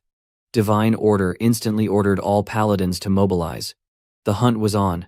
Even archbishops got dragged into it. No one was sitting out this mission. Suddenly, a mysterious paladin stepped up, acting a little miffed about not being invited. This was Paladin Piri, from the great temple of Giron, a super-strong cardinal known to everyone. His arrival calmed a few nerves. Only the top leaders, real archbishops and big shots, joined this expedition. Saint Riesta announced, bold as ever, that she was going too. Some objected, saying she had to stay and be everyone's anchor. Heinrich was told to guard her, and he agreed, saying if something happened, he'd look after the saint. The knights said their goodbyes and got ready to leave. Heinrich only smirked. He would kill everyone except the saint. After all the paladin gone, Heinrich reassured Saint Riesta not to worry. The big fight might be scary, but it felt like the holy power was on their side, even if nobody could promise victory for sure. While all that was going on, Hans crept close to the church, his dark energy buzzing as he scoped everything out. He couldn't see through the divine powers that laced the walls like crazy chains, but he could sense how strong they were. If he managed to sneak through one, there were even more barriers inside. This time, Hans figured he'd make them come to him. He hurled magical blasts high into the sky, lighting up the night like epic fireworks. The guards freaked out as soon as they saw the dark shapes and glowing magic. The alarm rang. Shouts echoed everywhere as everyone scrambled. Out in the gloom, Hans's undead army started closing in, a horde of skeletons and monsters pouring out of the darkness toward the church. Meanwhile, deep in the monster forest, the high elf and his hunters grew more and more frustrated. They had tracked Hans so carefully, but now there was nothing. The elf insisted he should have been here. Suddenly, doubt rose. If the undead king knew he was being tracked, he could have set them up. The order to fall back came fast. It was a trap, all along. Back in the church, everything was wrecked. The ground was littered with the bodies of both holy warriors and undead, a ruined battlefield. And there, calmly standing where everyone would see him, was Hans. His eyes glowed with power. Finally, this was the moment. The last fragment of the immortal king was his for the taking. Right then and there, Hans began to absorb the final piece, determined to trigger the immortal king's resurrection with his own hands. Suddenly, chaos broke out. The bell in the church tower rang wildly, warning everyone they were under attack. Undead were marching fast, and defenders had to move even quicker. It looked like things had gotten way more serious than anyone thought. Well, good luck to them, Heinrich figured. Since he'd been put on garden duty, all he was supposed to do was hang back, wait a bit, and then sneak in when no one was paying attention while Hans did the heavy lifting down below. Soldiers rushed past, following shouted orders not to slow down, but as Heinrich watched, he couldn't help feeling a twist of dread. There were even more people here than he'd guessed. Paladins, warriors, and strangers he didn't recognize at all. If nothing else, at least nobody knew Hans had already made it deep into the dungeon. Everyone was too busy tied up with fighting undead both inside and outside the castle. Just then, a presence floated above Heinrich, nearly glowing, like some kind of hologram.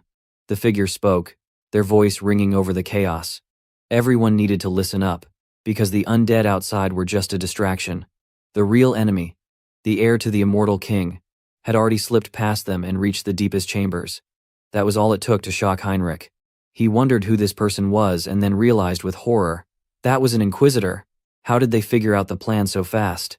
Heinrich pushed forward through the crowd. If he didn't do something now, everything would fall apart, and Hans would never grab the last fragment in time. Suddenly, above, the massive ceiling started cracking. Saint Riesta stared in disbelief. She couldn't grasp how an intruder got all the way to the ceiling chamber with nobody noticing. Were they saying the enemy had actually teleported inside their sacred temple? One of her followers admitted they didn't know the answer. Panic swept over the saint. The immortal king really had been right here the whole time, and she hadn't even realized it. Tears streamed down Riesta's face as guilt rammed into her. She blamed herself for not sensing anything, thinking her failure would cost so many lives. What could anyone do if the immortal king came back to life once the fragments reunited? It felt hopeless and totally overwhelming. Someone tried to comfort the crying saint, letting her know there was hope. Heinrich had arrived through the dense crowds and was ready to take command. The mood flipped in a flash. Cheeks still wet, but now with relief, Riesta actually smiled through the tears. Having Heinrich there to lead gave everyone strength. "Please help us fight this evil," she said, grateful for the warrior's presence. Meanwhile, Hans was busy counting the losses. He was impressed with how many of his undead the defenders had managed to beat back. Among the fallen, he spotted Malcolm's undead. But Malcolm wasn't just another opponent. He'd fought bravely, like a final boss in a game. Hans gave him a moment of respect before turning his eyes back to the prize, the final fragment of the immortal king, which finally appeared before him. Without hesitation, Hans started to absorb its energy, wanting the king's last legacy for himself. He drew out every last drop of power, drinking it all in. But when it was done, something felt off. Instead of feeling stronger, Hans felt nothing. Maybe it just took time, he wondered. That's when he heard footsteps. Paladins swept toward him through the smoke, weapons drawn, ready to strike him down. Hans reacted instantly with a blast of magic, hurling the paladins backwards. They crashed hard. Everyone stared, shocked at his strength. The saint dashed over with healing magic, purging dark energy from the wounded holy warriors. Heinrich knew it was his time to step up. He wanted to charge in and fight, but Saint Riesta caught his wrist, pleading with him to wait. They needed to analyze the immortal king's power first. They couldn't risk a reckless attack. Inside, though, Heinrich was in turmoil. His whole plan had been to stall by pretending to fight Hans. The defenders weren't done. Someone shouted to keep attacking. Warriors and saints rained radiant swords and beams of holy light on Hans, hoping to overwhelm him, stop his regeneration, and chain him in place. Hans fought back, raising barriers and tossing warriors aside, while sneering at their attempts to provoke him. The battle heated up with spells and spiritual weapons flying everywhere. The defenders realized Hans hadn't mastered the fragment's full power yet. They pushed hard, keeping him on the ropes. Suddenly, Hans laughed.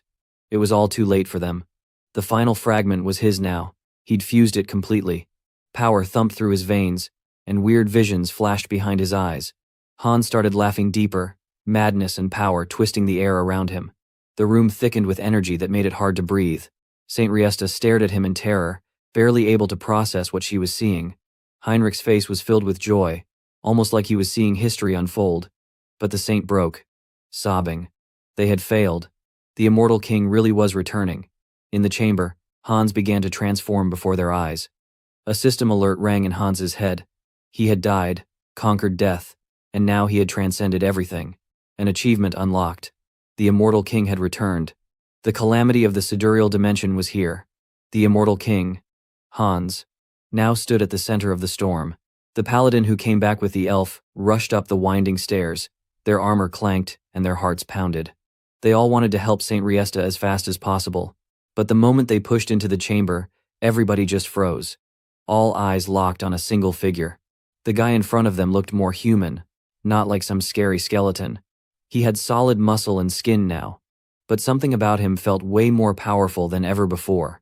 They realized this could only be the true immortal king, Hans, and they all wondered if they'd already messed up. Maybe it was already too late to stop him. Yet one brave soul refused to give in. He remembered this holy spot was meant to drain the immortal king's power. If he had to give up his life to stop Hans, so be it. He called everyone together. They had to give it all they had. Hans, on the other hand, thought none of these people could even touch him. They couldn't see his system window, so it was easy for them to dream big. In his head, Hans saw the notification. He had just unlocked a new achievement. Immunity to instant death had been granted. Decayed heart and immortal skill fused into immortal heart. He felt unstoppable, way beyond anything normal. Hans even felt he could beat death at its own game now. He covered his eyes and focused. The Eye of Darkness woke up, sending chills across the whole room. All the soldiers locked eyes with him and instantly fell under his spell. They sweated and shook as terror ate at them. Some started hallucinating bugs slithering under their own skin. His power wasn't just fear. He even started to control lower-level demons who looked his way. Everyone knew, stare too long into those creepy eyes, and you had no shot. Still, Hans wanted more chaos. He built power in his hand and called for the undead to rise. All the skeletons, bones, and random corpses lying around dragged themselves up and fused together. Before long, A gigantic corpse golem stomped around, knocking down pillars and smashing everything in its lane. The golem left a trail of destruction while Hans stood there thinking this all looked pretty lame. He was so close to ending it all. Desperation crept in for Saint Riesta. She was out of time and options. If she slipped up now, it wouldn't just be her church, whole continents would burn. Gripping her cross tight, she suddenly had an idea. She called over Heinrich Landgard and pressed a token into his hand. She wanted him to escape, get stronger, and one day take down the immortal king for good. The order ran through the whole team. Guards had to open a path for Heinrich so he could bail. Everyone shielded him, buying precious seconds. Some even threw themselves at Hans just to slow him down. The rest kept moving after the immortal king, determined to stop him at any cost. Hans wasn't worried. Everyone just sounded like buzzing flies to him. He planned to squash the lot of them. But then, out of nowhere, a soldier went for a sneak attack. Hans spotted the move instantly and grabbed the guy with dark magic, squeezing tight. The soldier, though, didn't panic. He said it didn't matter what happened to his bones, as long as Heinrich escaped. Hans called him a fool and prepared to crush him, but didn't get a chance. That was because Heinrich suddenly burst in with a massive punch. Their act starts now. The hit landed square on Hans's face, bursting with divine energy. Before Hans could even blink, Heinrich whipped out his sword and unleashed a flurry of wild, clean strikes. Hans was shocked by how fast Heinrich moved. But when the blade hit, Hans noticed it was dull. There might have been sparks, but Heinrich wasn't doing much damage. Hans retaliated by shooting a handful of black magic spears right at Heinrich. They slammed into him so hard his armor bent inward, but Heinrich somehow took it and shrugged it off. He smiled. He could feel it. The attack was just for show, so it only pierced his armor. With this, he could show everyone that the real battle had begun. The biggest fight so far. Not backing down, Hans whipped out a massive explosion spell. The whole chamber shook. Saint Riesta's heart nearly broke, thinking Heinrich had risked everything. She cried out, wondering why he hadn't just run when he could have been their hope for the future. The answer came when Heinrich, battered but not broken, explained he never joined the order just to save himself. He believed true protectors fought alongside their friends, no matter how dangerous things got. In Heinrich's hand, the pendant started to blaze with super bright light. Hans's earlier insult about Heinrich's dull blade stuck in his mind, but this new light blasted through those words. Heinrich became truly enlightened. The system claimed blessings always followed courage, and this time, new power filled him. He received the Rod of Light, his third blessing so far. Heinrich got why people called it awesome. With everything on the line, Heinrich charged ahead and slammed Hans with a direct hit to the chest. For a moment, even Hans had to admit it was a cool move. He even joked quietly to them that the emotional line was top-notch. In a weird way, both of them seemed to enjoy the final clash. With that, everyone else stared in disbelief at what just happened. While the audience gawked, Hans demanded Heinrich's name. Heinrich said it. Hans glared, ticked off to finally take a hit. But right as Hans took what could have been a final blow, his instant death immunity kicked in. The moment everyone thought he was done, Hans just vanished, leaving the crowd stewing in disbelief. Frustration set in, but Heinrich suddenly went unconscious from all the trouble. Another paladin scooped him up, amazed at how Heinrich had actually landed a hit that reached the immortal king's heart. From Earth, Sungyun clapped his hands. Yeah, this is it. The best soap opera he ever watched, even directed. This scene was legendary, a saga to make people cry happy tears. In the end, the two legendary rivals were locked in the perfect clash. Hans, reborn as the immortal king, and Heinrich, the chosen hero with a god-blessed weapon. All that was left was to collect the big reward. Heinrich saw the system menu. Wow, he had gained so much karma. 1 million karma just for that small fight. Of course, he bought exclusive skill enhancements. Suddenly, a fresh system screen popped up saying customization unlocked. He could now tweak everything, his powers, outfits, even silly stuff like colors and horns. He chuckled. Sometimes his skill really did feel like one wild game. After gaining the customization power, Sungyun saw there were two big choices. He could either shape an avatar using the new creation system, or tweak his current avatar to match an updated feature. When he tried the modify option, a bunch of screens popped up so he could mess with details. Hans could change his hair, face, muscles, and even some stat bars marked all his status and power. This allowed him to adjust his character's looks and numbers however he wanted. On the other side, the Create Avatar button let him build someone new from scratch, assigning even the smallest details, like eye color and hairstyle. and even picking a gender. It was a wild upgrade. He got a little hyped up, realizing one difference. He could flip between being a guy or girl. Sung-hyun tried the female option, curious what would happen, denying to himself he was doing anything weird. Still, when he pressed the button, a big locked alert flashed up, blocking access to the female side, making male the only active pick. Ah, what a shame. I want to see the female clone. Suddenly, a third option glowed below. Medium selection had shown up. It said Sung-hyun could make special creatures if he used a rare item, or medium, from the real world. Sung-hyun blinked, and the first thing to pop into his head was that world tree branch from Cecily. Technically, he'd kept it for the nature air purifier ability, but it looked like now was the perfect time to toss it in for an elf build. The system agreed, instantly detecting the branch and sliding him onto the elf creation screen. The new avatar rose up on the panel, a tall, sharp-eared stranger with awesome hair, looking every bit a fantasy hero. Sung-hyun took full creative control and tinkered, cranking up the beauty meter, tightening limbs, stretching the dude's arms and legs, doing his own take on what an elf should be. Gorgeous. Obviously. Stats and sliders showed that as an elf, the main focus was on a talent called Nature Affinity. Using the World Tree branch made this boost grow way faster, since the profile now listed the trait, Child of the World Tree. Hans came up with the name Harris for this new elf. In the final preview, Harris turned out looking super regal, with blonde hair shining bright and a model's stance straight from an elven royal poster. If bro come to Earth, he would become a model for real. A menu described all the upgrades from being born via the valuable branch, explaining how Harris would shoot ahead in magic growth and nature tricks. Sung-hyun was grinning wide, patting himself on the back for the cool pick, until Harris's avatar threw him a nasty look, gagged, and nearly lost it on the spot. An urgent warning in his mind reminded Sung-hyun that Han's dark magic clashed hard with nature. Basically, Harris started wilting, as if a healthy plant was being choked by darkness. Sung-hyun was shocked. He hadn't even thought through what his dark magic would do to the elf. In a panic, he quickly canceled the avatar before it totally crashed. He told himself to save elf mode for another day. There was still more to do, so Sung-hyun wandered over to his shelf and pulled down a fat book called Conan the Barbarian. With all this drama, it seemed like the right moment to dream up the next story. Maybe becoming some hardcore mercenary king for his next run. Meanwhile, Harley was out there in the city, stoked. He was enjoying a new feature of his recently purchased coat that allowed him to make his ears float. The seller giggled, happy the look suited him. Harley thanked her for the support and gave a nod to Hubert, who'd found the perfect item for helping him fit in. After all, Tarak was packed with expert craftsmen. Outside, the day in the city rolled on like nothing special was happening. People just hustled around, running everyday errands, smooth as ever. Then Harley remembered a rumor about punks causing a mess in Hubert's shop. He figured it might be time to step in for a lesson or two.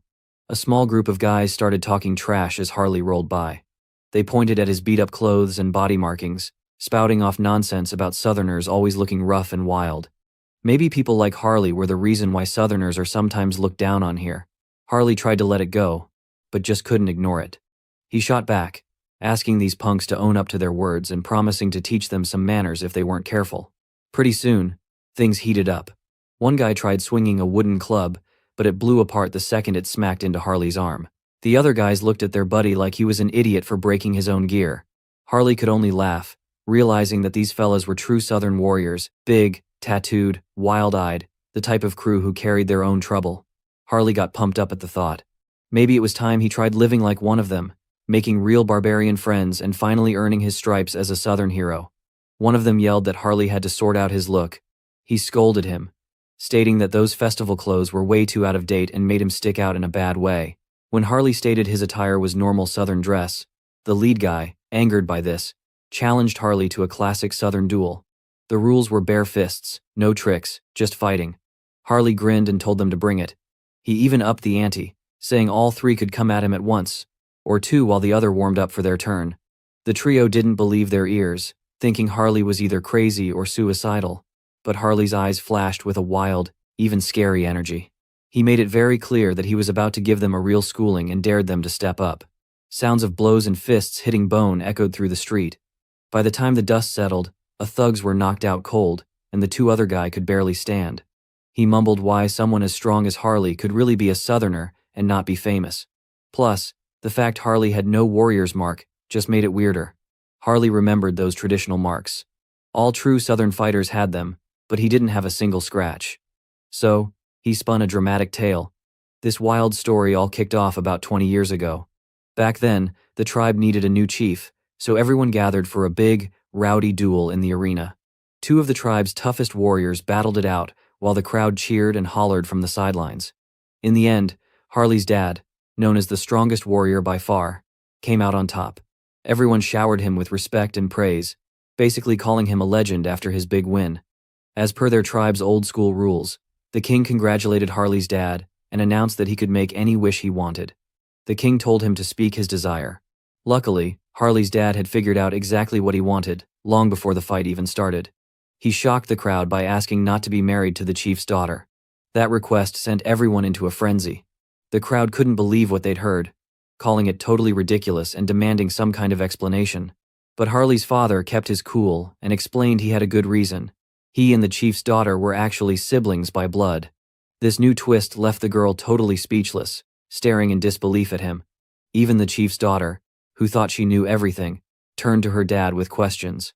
She couldn't understand how her father would let someone get away with saying such a crazy thing. The old chief, looking a bit lost, apologized to her and told her it was all true. He admitted she wasn't really his biological daughter, but someone he'd adopted a long time ago. Of course, all order broke down at that point. The chief, trying to regain control, ordered his guards to capture Harley's dad and punish him for speaking out. In the chaos, Harley's mother, who was pregnant with Harley at the time, realized things were about to go south in a hurry. While her husband bravely stood and fought off the tribe's warriors, she slipped away to safety. She hid out in a dark, secret cave where she raised her son far away from all the fighting. Harley's dad sacrificed himself trying to give his family a chance to escape. In the end, Harley grew up hidden from the world. Sadly, even his mom passed away not long ago from an illness. That's why Harley had no warrior's marks. He never got the chance to join the tribe's traditions or get those tough guy tattoos. Hearing that story hit the guys so hard that all three of them started bawling. They apologized and called Harley a real Southern warrior. Of course, Harley knew every word he'd told them was fake. But man, his acting skills were top tier that day. The celebration was in full swing as everyone raised massive mugs of beer to welcome their new brother, Harley. They toasted loud and proud, making the tavern practically shake. Then someone cracked a joke about how far away this place was from the south and wondered what brought Harley all the way up here. Harley said there was a whole story to that as well. After his mom died from sickness, Harley had been left completely alone in a brutal world. He wandered around with nowhere to go, not knowing how to survive or what he should even do next. At his lowest, the only person who didn't just ignore him on the street was a young merchant named Hubert. This guy actually stopped and offered to help, which no one else had done. Hubert even went out of his way to get Harley on his feet. Over time, they became best friends, and Harley always said Hubert was his savior, a real one-of-a-kind bro. But not long after, Harley found out Hubert was in deep trouble and some nasty bandits were shaking him down. No way could Harley ignore that, not after what Hubert had done for him. That was why he journeyed so far, determined to give help back. One of the new crew got so worked up he slammed a fist on the table, declaring that any jerk messing with their brother was an enemy of the whole squad.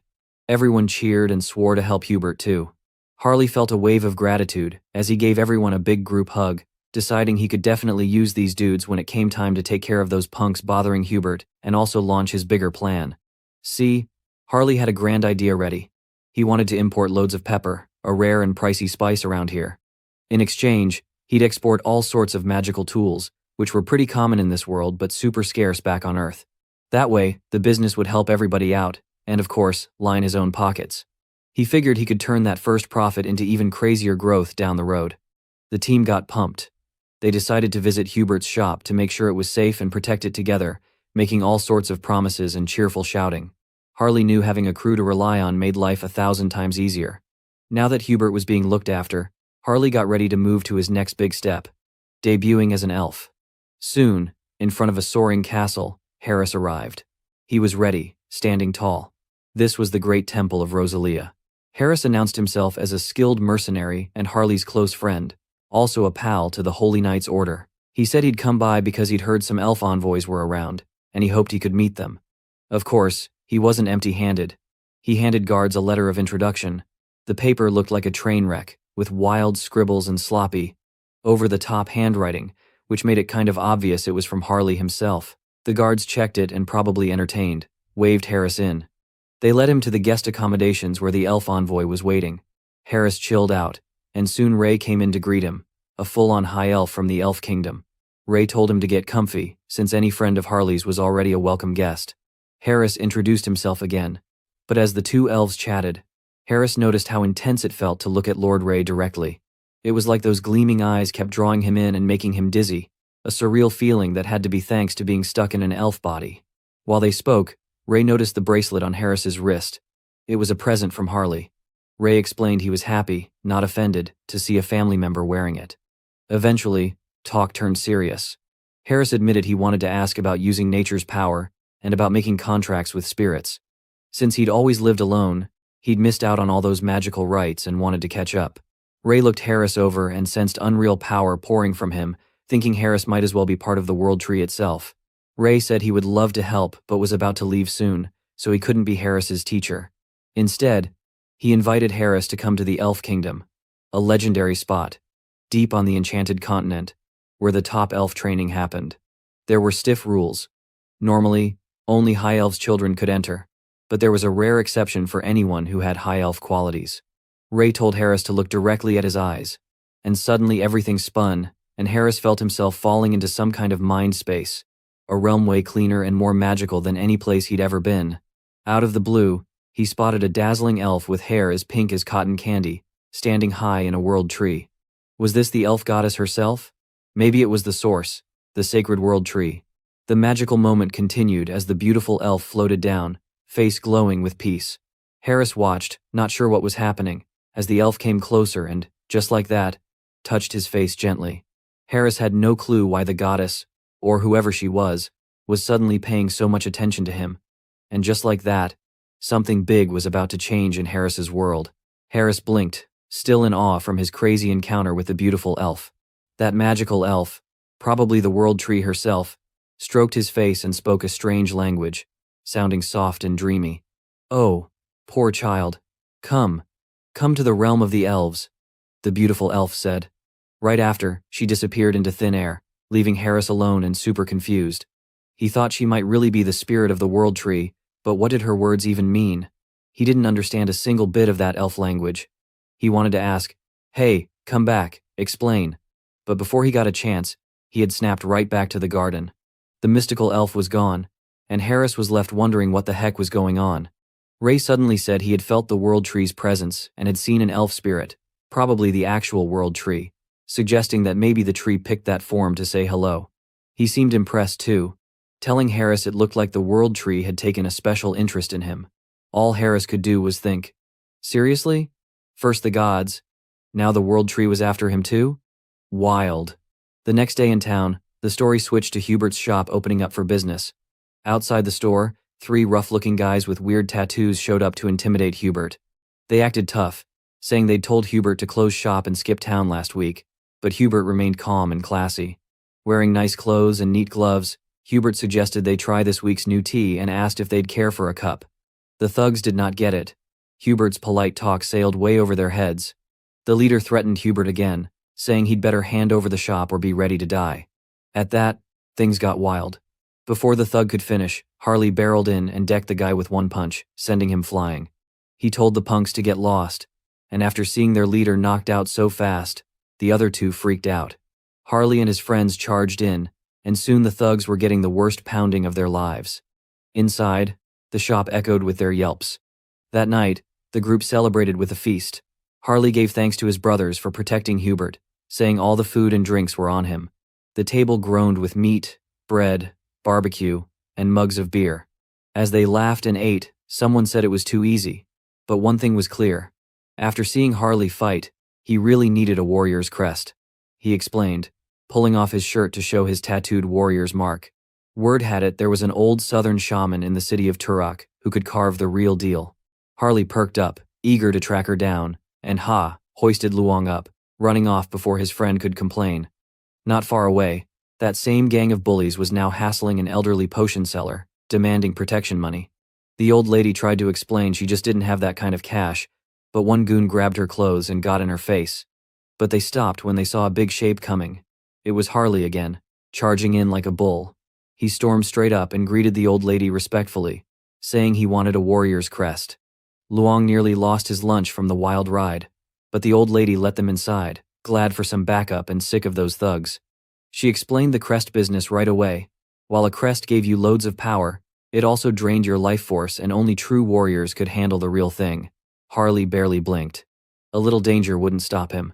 The old shaman checked him out and said, "Honestly, if anyone could handle the Supreme Crest, also called the Warlord's Mark, it might be Harley," but the technique had been lost for centuries. Harley told her not to ruin the mood and said she could give him another crest, maybe the Great Warrior, one like his friend. But there was another problem. She was out of carving materials. More importantly, she insisted only folks who had performed true heroics, like slaying a dragon or saving a kingdom, could get one. To be fair, she said, Harley would have to kill the ogre way up north beyond the Iron Fortress to prove himself before earning the crest. Luong was horrified. The ogre was supposed to be a monster bigger than a whole house, with a skull the size of Harley's body. The challenge was no joke. But while they talked, Harley rummaged around and, with a grin, hauled out a gigantic ogre skull from his space magic, acting like it was nothing. The old shaman was speechless. If he'd really taken down an ogre, she'd give him some credit, but even so, she needed rest before she could carve anything. Especially right now, she doesn't have strength because she hasn't been eating properly lately.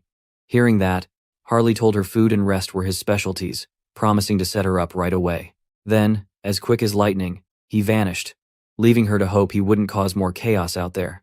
Sure enough, out in the street, the same bullies saw Harley again and were just about ready to lose it. Harley strolled up and landed another blow, rattling the teeth of the thug, reminding them never to threaten their shaman again. The punks panicked, apologizing, learning the witch they bullied was actually the southern shaman and promising never to mess with her again.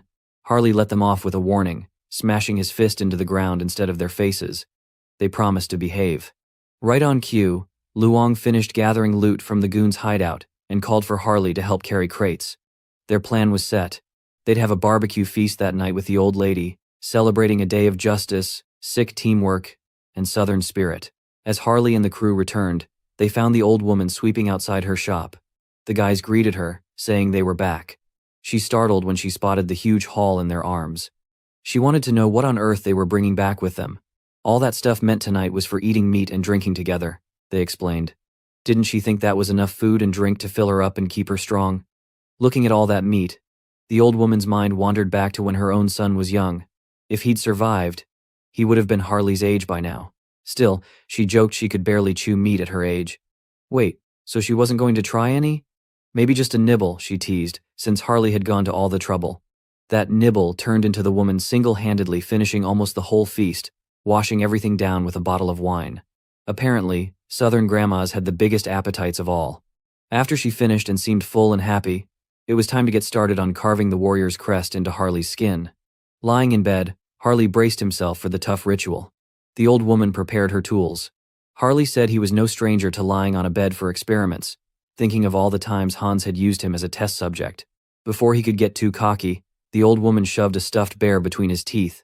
She explained her son had bitten down on that same toy when he got his own crest. She warned Harley that it was going to hurt. She pressed the needle to his body, but it just snapped right in half. No matter how she tried, Harley's skin was way too tough to pierce. No chance at switching techniques, though the shaman wasn't about to back down from a challenge. She shifted her hold, powered up the markings on her own arms, and forced all the energy from her meal into the ritual. Then she showed them all what a true southern tribal shaman chief could do. She pressed and carved until finally, a new blazing crest burned across Harley's chest. A fiery sun, kind of like that famous pirate crest. As soon as it finished, system messages popped up. Harley had achieved enlightenment, unlocking the special Chaco-style combat symbol. Current symbol, Great Warrior, glowed on the display. The mark was so powerful, he agreed that with it, he could take down an ogre in a bare-fisted fight, even without his old mutation tricks. The old woman had basically passed out from using all her strength. Harley checked to make sure she was okay.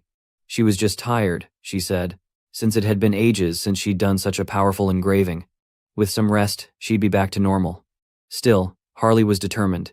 He told his buddies they'd need to score even more food for her if they wanted to make more warrior marks. The woman huffed, telling him to let her rest first. Elsewhere, a tense scene played out. Heinrich lay in bed, totally covered in bandages. The saint stood over him, praying hard and whispering divine words to heal him. Cardinal Pion walked over and said if she kept using her power without a break, she'd hurt herself. The saint insisted her heart wouldn't let her rest. She kept seeing Heinrich standing up to the immortal king in her mind. It felt like she'd watched a real hero being born that day. Suddenly, Heinrich woke up, and the saints become so happy. The cardinal asked if he was okay, and Heinrich said he'd been out for days, but he was healing thanks to the saint's care. Suddenly, the saint declared Heinrich wasn't just any champion now. He was officially the hero of Erica. Hearing that, Heinrich grinned, thinking that now both sides had their main actors, the hero and the demon king. It was time for the next chapter. He called to Hans in his mind, asking him to raise a toast. On Earth, Hans realized that with the hero now born, he would embrace his role as the demon king, spreading dark magic and fear across the land. But now he has a more urgent matter. It's time to cleanse Earth of dirty bastards and villains. Meanwhile, chaos stirred elsewhere. Emergency shouts filled the hall of a big hospital. Somebody yelled to clear the way for a patient who had come in first. Police rushed around, complaining about more trouble. The Ha-Ho mask had apparently struck again. Out of nowhere, a police officer walked over and started questioning An Sang-jin, the guy who was known for using dark magic. The officer wanted to know if Sang-jin had any clue about what was going on. Sang-jin, working for the skill management department as a dark mage, explained what he thought. He said it was obvious. Whoever had ended up like this dead body got mixed up with someone incredibly dangerous. According to him, these folks had all messed with the wrong person, gone down the wrong road, and now there was nothing left of them but empty shells. Sang-jin muttered that whoever wore that creepy Ha-Ho mask was a total monster, not even human by his standards. The kind of dark magic the Ha-Ho mask used was beyond anything people could really understand. He figured the victim's soul had probably already been snatched away and trapped for good. If it had been Sang-jin in the victim's shoes, he'd rather take the easy way out than risk getting captured by a monster like that. He was sure that his skill was nowhere near that level, and having a dark mage as strong as the Ha-Ho mask as an enemy was pretty much the worst-case scenario. Nobody wanted to be targeted by that kind of freak. He then decided to check out the dead body more closely. He used his own magic to scan the man's head, trying to see the curse up close. But as soon as he tapped into dark magic, he felt a sudden jolt, as if something or someone huge and scary was watching him. It was terrifying. A force pressed down on him like a mountain. He dropped to the ground, totally shocked and shaking. The police officer rushed over to help, asking what on earth had just happened. Sang-jin called out the team leader, saying he could die from pure fear. Struggling to catch his breath, the dark mage stammered that Ha-Ho mask had just seen him, and that monster was no joke at all. Sang-jin started to panic, saying the Ha-Ho mask had noticed him. Since he just messed with the curse by himself, if he got caught, it would be game over. He figured there was only one choice left. He could try to fight the masked Ha-Ho, but honestly, it made more sense to just jump off the building and died peacefully. The police officer suddenly jumped in, calling Sang-jin crazy for even thinking like that. Only bad guys got hunted by the Ha-Ho mask. Sang-jin was innocent, so he should calm down and just breathe. Those words helped, and Sang-jin's heart rate slowed. He began to relax, saying thank you, and finally passed out, hitting the ground. The police officer called for nurses, worried because Sang-jin had fainted out of nowhere. Outside the building, Hans had watched the whole thing. He found it pretty interesting that Sang-jin had a talent for dark magic, even if it was kind of weak. Since Hans didn't feel any evil aura from the guy, he figured there would be no problem meeting him one day. The next day, news and mystery posts flooded the internet, buzzing about the masked Ha-Ho mask. Sung-hyun knew that the Ha-Ho mask had become so popular that nobody could keep up anymore. People wondered about his powers, calling him everything from a vigilante to a shadow hero. Sung-hyun knew all this attention could become a real headache someday. He scratched his head, wondering how he was supposed to keep working in secret with all eyes on him. Just then, someone knocked at his door. It was a surprise, fried chicken delivery. But when he opened the door, Sung-hyun realized it wasn't just food. His old friend Kang Taeson was here. It had been years since he'd seen Taeson. Taeson teased Sung-hyun for acting so shocked at the visit. Even though they joked around now, Taeson was high up in the Criminal Investigation Division for the Skill Management Bureau. He was also Sung-hyun's only true childhood friend. When Sung-hyun became a shut-in, Taeson had kept showing up to check on him and give support. He really cherished having a friend like him. Taeson commented that Sunghyun finally seemed to have found a reason to live again. Sunghyun nodded, figuring it really was about time to move on from the past. Staying stuck in those old memories wasn't a way to live, and his parents would never have wanted him to end up that way. Taeson was overjoyed to hear Sunghyun admit it, and said he'd worried for ages watching his friend refuse to go outside or talk to people. Sunghyun insisted it hadn't been so bad these days. He'd actually left the house a couple times this past week. Taeson was shocked and happy to hear it. They cracked open cold beers and toasted to Sunghyun's progress. Feeling relaxed, Taeson decided it was time to share a little secret. He reminded Sunghyun that he'd joined the criminal division after Hans's parents died, especially since he'd always felt like family. Taeson brought up the old accident, the one everyone believed was a random attack by an awakened. Even back then, something felt off about it. Now, Taeson explained there was a shady group called the Society of Divine Retribution that he suspected had been hiding in the shadows for years. No one could prove they existed, but odd clues were coming up, and hints linked to the masked figure called Ha-Ho Mask that were giving investigators their first real leads. Taeson told Sunghyun he'd keep him in touch, but he shouldn't tell anyone about it. Sunghyun playfully asked who he would even tell. He is a shut-in after all. Taeson then wondered why the Bureau was so eager to chase someone like Ha-Ho Mask, who was actually taking out villains and doing good. Hearing that, Sunghyun was relieved to know his best friend was on his side, even if Taeson didn't know the whole truth. They spent the night chatting, eating fried chicken, and making fun of Sunghyun's stories about heroes, demon kings, and his very original idea of giving the demon king the name Hans. Taeson joked that Sunghyun should just give up on writing, and that the name sounded totally lame. Maybe he should just pretend Hans was short for Hannibal Strauss or something fancy instead. Suddenly, Taeson's work phone buzzed. The boss of the Dawn team told him to show up, so Taeson grabbed his things to leave. Sunghyun stopped him at the door, asking if Taeson's grandmother was doing okay. Taeson hesitated, then admitted her health had gotten worse and it might be time to prepare for the worst. Sunghyun felt a pang of sadness, wishing there was something he could do. Taeson told him not to worry. He'd manage, and Sunghyun should just focus on his writing. When Taeson left, Sunghyun couldn't shake the memory of Taeson's grandmother caring for him when they were kids. She treated him like family, offered him food, and filled his life with some of his only warm memories. Now she was so sick, and Sunghyun had no way to help someone like his own grandmother. He felt powerless until a genius idea struck. He realized that, with his system powers, he could call upon Heinrich, the paladin with overwhelming divine healing, to help their grandmother. Sunghyun checked the system and saw Heinrich's profile, who was famous as one of the greatest figures of faith in the other world, a priest who could heal anyone. But then Sunghyun realized there was a hitch. If Heinrich disappeared from his world right after becoming a hero, rumors would spread and the saint would notice. It'd be smarter to wait for the right moment, maybe at night or just as the day turned, before doing anything that could bring questions.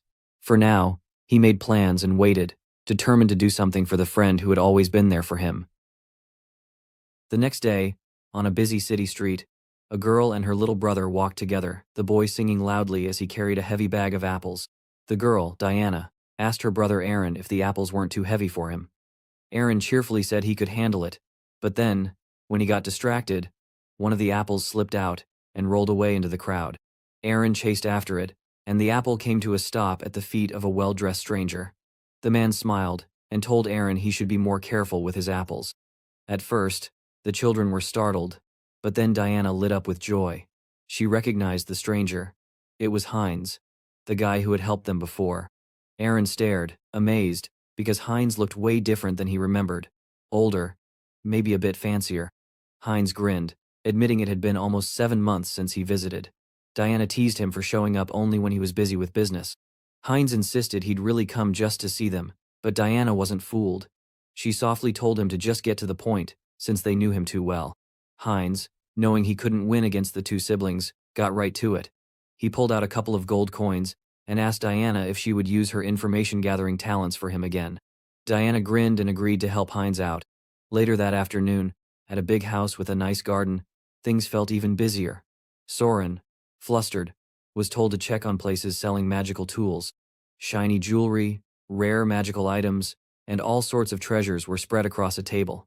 Soren wondered out loud where Heinz had gotten such high-quality loot. Heinz just winked and said there are always ways to find good stuff. Thanks to Diana's help, he'd gotten excellent magical tools from a shop in Talia, plus the latest news on Brokoslack. a vampire clan that had been quiet for a while.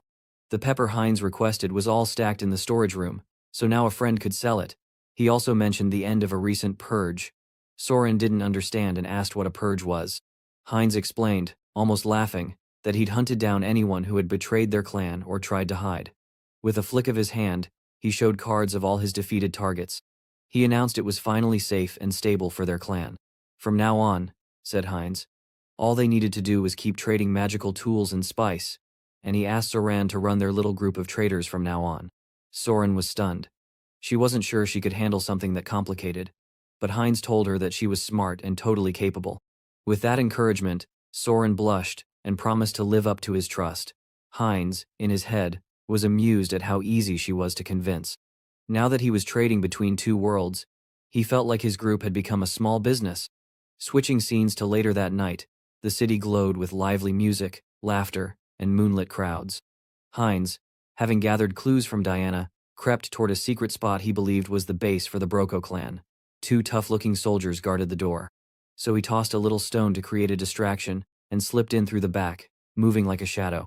Inside, in a fancy room, Rosilica, someone he knew before, gulped down a glass of fresh blood and sighed about how lonely it was to drink alone. Then she heard a sound. Hearing someone, she grew suspicious but saw no one in sight. Heinz released his concealment skill and called her. When Rosilica didn't remember him, he introduced himself as Heinz, a vampire she'd actually met before, though she barely remembered. Rosilica tried to be polite, pretending to mix her own blood into the drink she was offering Heinz. Then, she called on blood magic to attack him, flinging her blood to create a binding spell on Heinz. But Heinz just laughed, and then he did something shocking. He controlled Rosilica's own blood, forming ropes out of it to tie her up. Rosilica was stunned. Only a true-blooded vampire could do that kind of magic, freely manipulating another person's blood. Realizing Rosilica seemed genuinely not to remember him, Heinz claimed he belonged to a branch family of Broco Slack. Rosilica doubted it, remembering stories about some clans being persecuted, and Heinz confirmed it, adding that he would grant her more power if she cooperated. Although she was stubborn at first, one touch made her helpless. Heinz pressed a magic crystal to her, and suddenly she was overwhelmed by a powerful energy rushing through her body. Rosilica, caught in the magic of the crystal, felt a wave of ecstasy rush through her. The sensation was stronger than anything she had ever felt before. The crystal's power took hold, filling her body with energy, making her whole world feel stronger and sharper. At the same time, she could feel a shift, like her old master had vanished, and someone new now controlled her fate. She wanted to resist, but Heinz's command was impossible to disobey. With her will in his grip, Rosilica revealed everything she knew. She confessed that the true blood who ruled over this whole region of Talia was Lady Freya. If anyone asked about Freya, it was easy to explain. Her greatest trait was the way she could use her demonic eyes to control and destroy. Far away, in a mansion high above the busy city, Lady Freya herself sat calmly, sipping coffee in a sunlit room. Her skin was pale as snow, her blue eyes sharp, and her slightly pointed ears gave her an unusual beauty, almost like an elf. A butler came over and politely offered her more tea, asking if Lady Freya was enjoying her time in the human world that day. Freya replied that she found it fascinating to watch humans struggle with their small, weak bodies. She enjoyed observing the way their lives played out. From their mountaintop home, she could see all the city's rooftops far below. The butler mentioned that some new religious group was gaining ground in a place called Rafalashi. Lady Freya just smiled, certain that their clan, Broco, already controlled the kingdom from behind the cover of human nobility. She was confident any threat could be crushed easily. But before Freya finished speaking, something shocking happened. In a split second, the butler's head was ripped away, blood spraying everywhere. Freya spun around to see a stranger standing there. She hadn't seen his face before. He looked strong, maybe pure-blooded, but didn't carry the presence of a true blood like herself. Meanwhile, Heinz, who was the stranger, drank the last drops from the butler and faced Freya boldly. Freya sneered, guessing he was from a low branch of the vampire family. She made a mocking face and took a slow, dramatic breath, ready to show him what a real ruler could do. With a flicker in her gaze, she activated her terrifying demonic eye. Her eyes turned pitch black, ready to destroy him with her power. But nothing happened. Heinz stood strong, brushing aside the magic like it was nothing. Freya was stunned. No one had ever evaded her demonic eye before. Heinz laughed. He had already realized exactly how her power worked.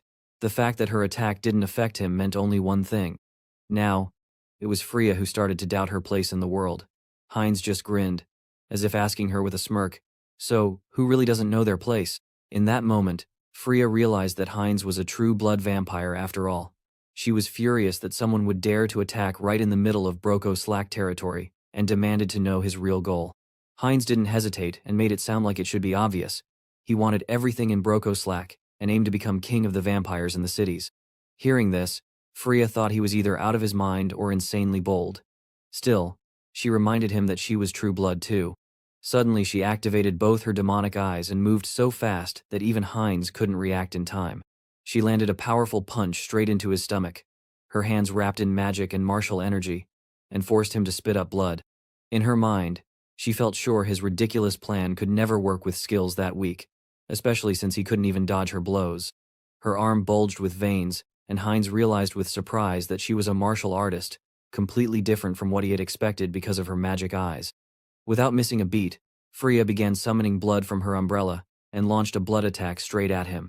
Heinz could barely keep it together, still standing but feeling the pressure as he kept coughing up more blood. He understood she was seriously tough. She pushed ahead, swinging her umbrella like a pro swordsman, and Heinz scrambled to dodge, knowing her quick attacks would eventually wear him down, and every dodge left him a bit more battered. Freya decided it was time to end it. She summoned a massive wave of blood, a huge area attack. Heinz tried to charge through the wave, but something strange happened. Freya suddenly disappeared from his sight. In an instant, his vision tilted, and she hit him with an elbow that broke his neck and sent him flying. His body lay on the ground, soaked in blood, and Freya believed she had won. But Heinz's body started moving.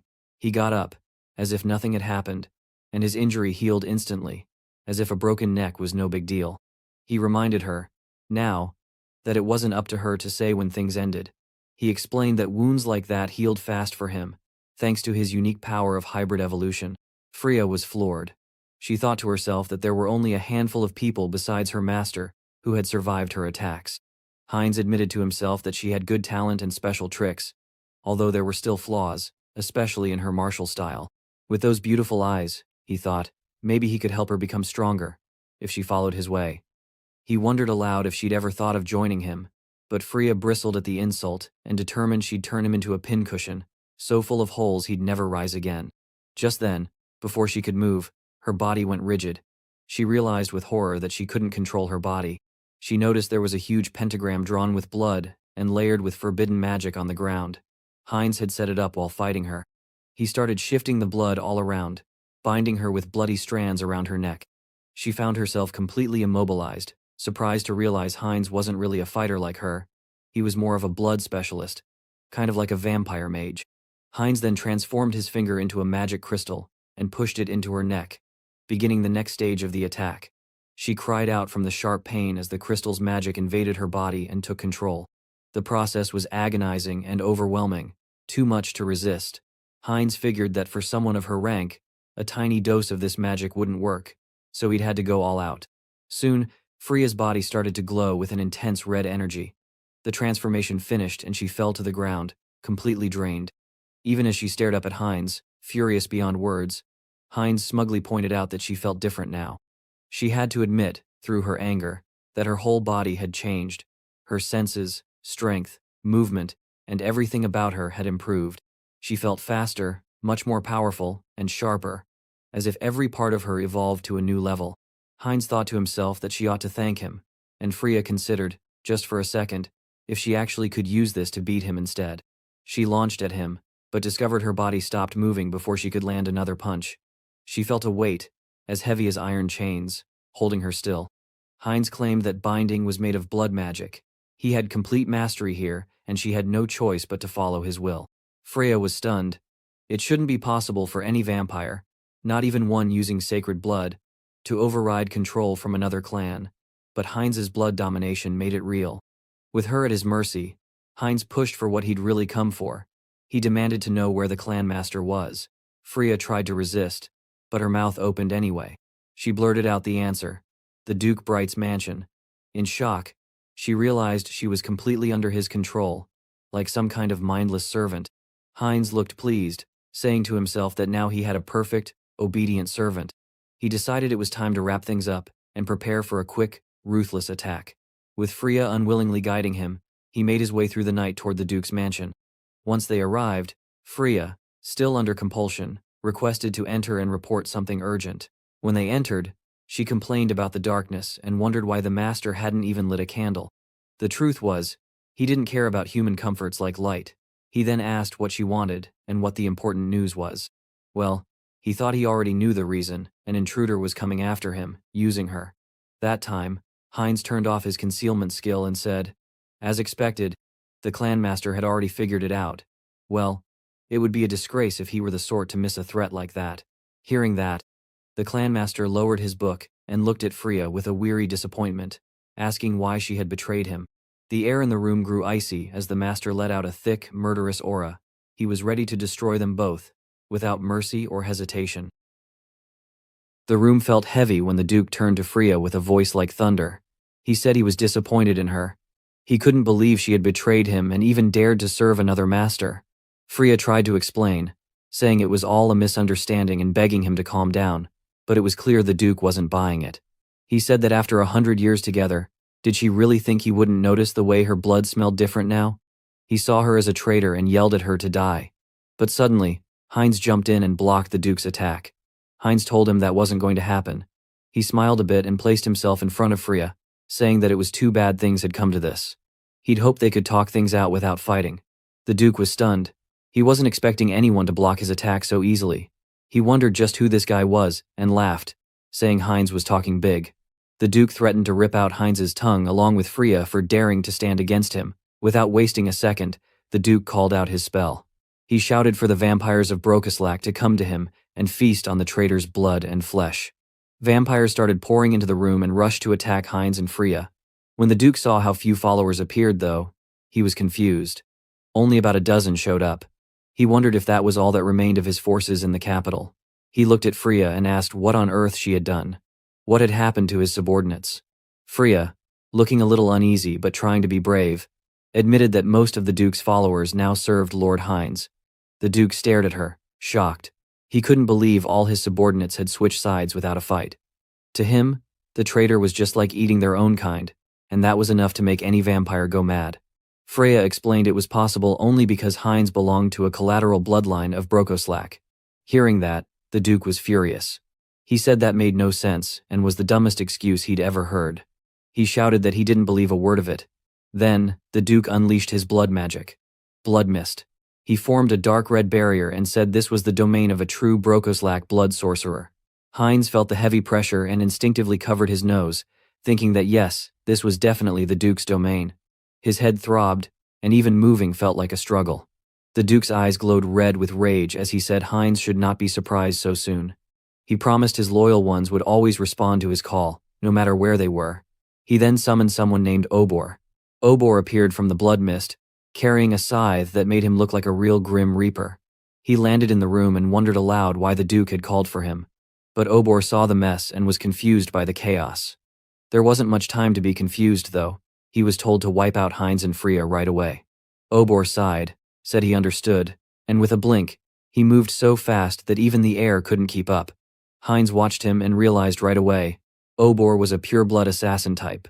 He knew Obor was going to be tricky, but Heinz couldn't let himself get stuck here. He activated his acceleration skill and moved to block Obor's blow, casting his own spell. With a surge of blood magic, Heinz bound Obor with a giant bloody hand, leaving the assassin struggling. Obor shouted in frustration. Surprised someone could use blood magic inside the Duke's barrier. Just as Heinz was about to attack the Duke, Obor twisted free of the spell and shot back at him. Heinz cursed his luck. He hadn't expected Obor to break out so quickly. With no choice, Heinz activated acceleration again and threw himself into battle. The fight was wild and lightning fast, both sides moving at insane speeds. The Duke just watched, his mind spinning. He thought Obor was supposed to be one of the best fighters among vampires, yet Heinz was keeping pace with him. Suddenly, Freya stepped up and helped Heinz. She took down Obor, pinning him hard to the ground. She smiled coldly and taunted Obor, admitting she had never liked his cocky attitude. She told him not to get ahead of himself and said maybe he should have some fun with her instead. The Duke could only stare. He was freaked out that Freya, once his loyal subordinate, was matching Obor's crazy speed and even taking out more vampires by herself. He wondered where she had gotten all this power from. Just then, Heinz made his move. He jumped straight at the Duke, catching him off guard. Heinz teased the Duke, asking if his guard was down. The Duke caught himself and smiled back. He said Heinz was a fool for walking willingly into the blood barrier since he'd never dodge attacks in here. Heinz didn't care. He yelled that he never planned to dodge at all. Instead, he let his left arm get sliced off without a second thought. The Duke paused, totally thrown off, and wondered why Heinz would let himself be hurt like that on purpose. Heinz just grinned and told the Duke not to worry because he was super careful about wasting things. Almost instantly, Heinz's arm regenerated, good as new. The Duke panicked, realizing Heinz could heal that fast. Heinz looked him in the eye, grinned, and told him he didn't plan on killing him. The Duke stared, shocked and confused, and blurted out, "You don't plan to kill me? What is it you want?" Heinz's smile grew wider as he leaned in, his fangs clear. He told the Duke exactly what he planned. He was going to inherit his lordship. Without waiting another second, Heinz opened his mouth and went in to drink the Duke's blood, letting his enemies know the game had just changed. Somewhere eerie and dark, a scary-looking coffin suddenly started to shake. The lid slowly creaked open, revealing a woman with long black hair resting inside. She stretched out her arms, yawning, and grumbled about being so tired and wanting just 5 minutes more sleep. But she felt something wasn't right and guessed that something must have happened to her children for her to be woken up like this. What, new slave on the way, guys? At the same time, Heinz was busy somewhere else, handling a bunch of vampires lined up in a gloomy hall. He was injecting his blood power into each one of them using his blood crystal. He called for the next vampire to step forward, told them not to move, and then focused on giving them the injection. Those who finished had to step back quickly, looking pretty miserable. But one by one, he worked down the line. After what felt like forever, Heinz let out a deep breath. He wondered if all the subordinates in the capital were finally dealt with. Now that the Duke had become his underling, he answered that yes, that was right. All the rest of the subordinates could be summoned when needed, and this way would be more efficient. Heinz snapped at him to watch his tone, but the former Duke just nervously fixed his words and agreed it'd be more efficient that way. Heinz couldn't help grinning to himself, thinking that having a clan lord around really made things a lot smoother. When Heinz thought about it, his theory had actually worked. He knew injecting his blood power using crystal into a high-level vampire was risky, so instead he forcefully drained their blood first before injecting his power. It lowered their level at first, but it worked out. Now, he had even managed to own Brokoslak, the true blood origin. It hit him that not long ago, he was just some unlucky guy who got bitten and became a vampire by accident, but now he'd gone from the lowest bottom feeder to standing at the top. For him, the difference felt like daylight and darkness. He ordered the Duke, calling him Mullo now, to take care of gathering the remaining Brokoslaks in every region. Mullo agreed. "One last thing," Heinz said. "Gather some intel about the whole continent.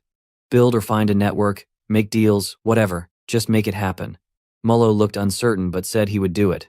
Then Mullo admitted he'd heard from Frisia that Heinz's goal was to unite all the vampires and become king. Mullo said Heinz's abilities were clear enough, so he'd give Heinz his full support.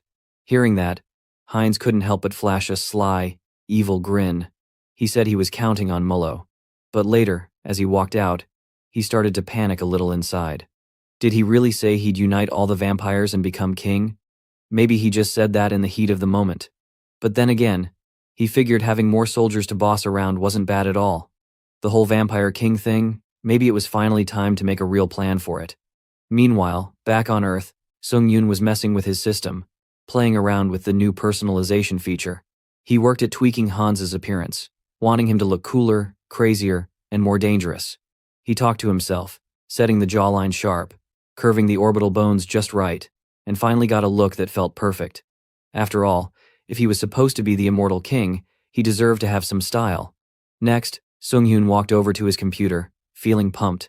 He wondered to himself if the whole vampire Brokoslak deal was finally over, and, after a quick check, yes, stage cleared.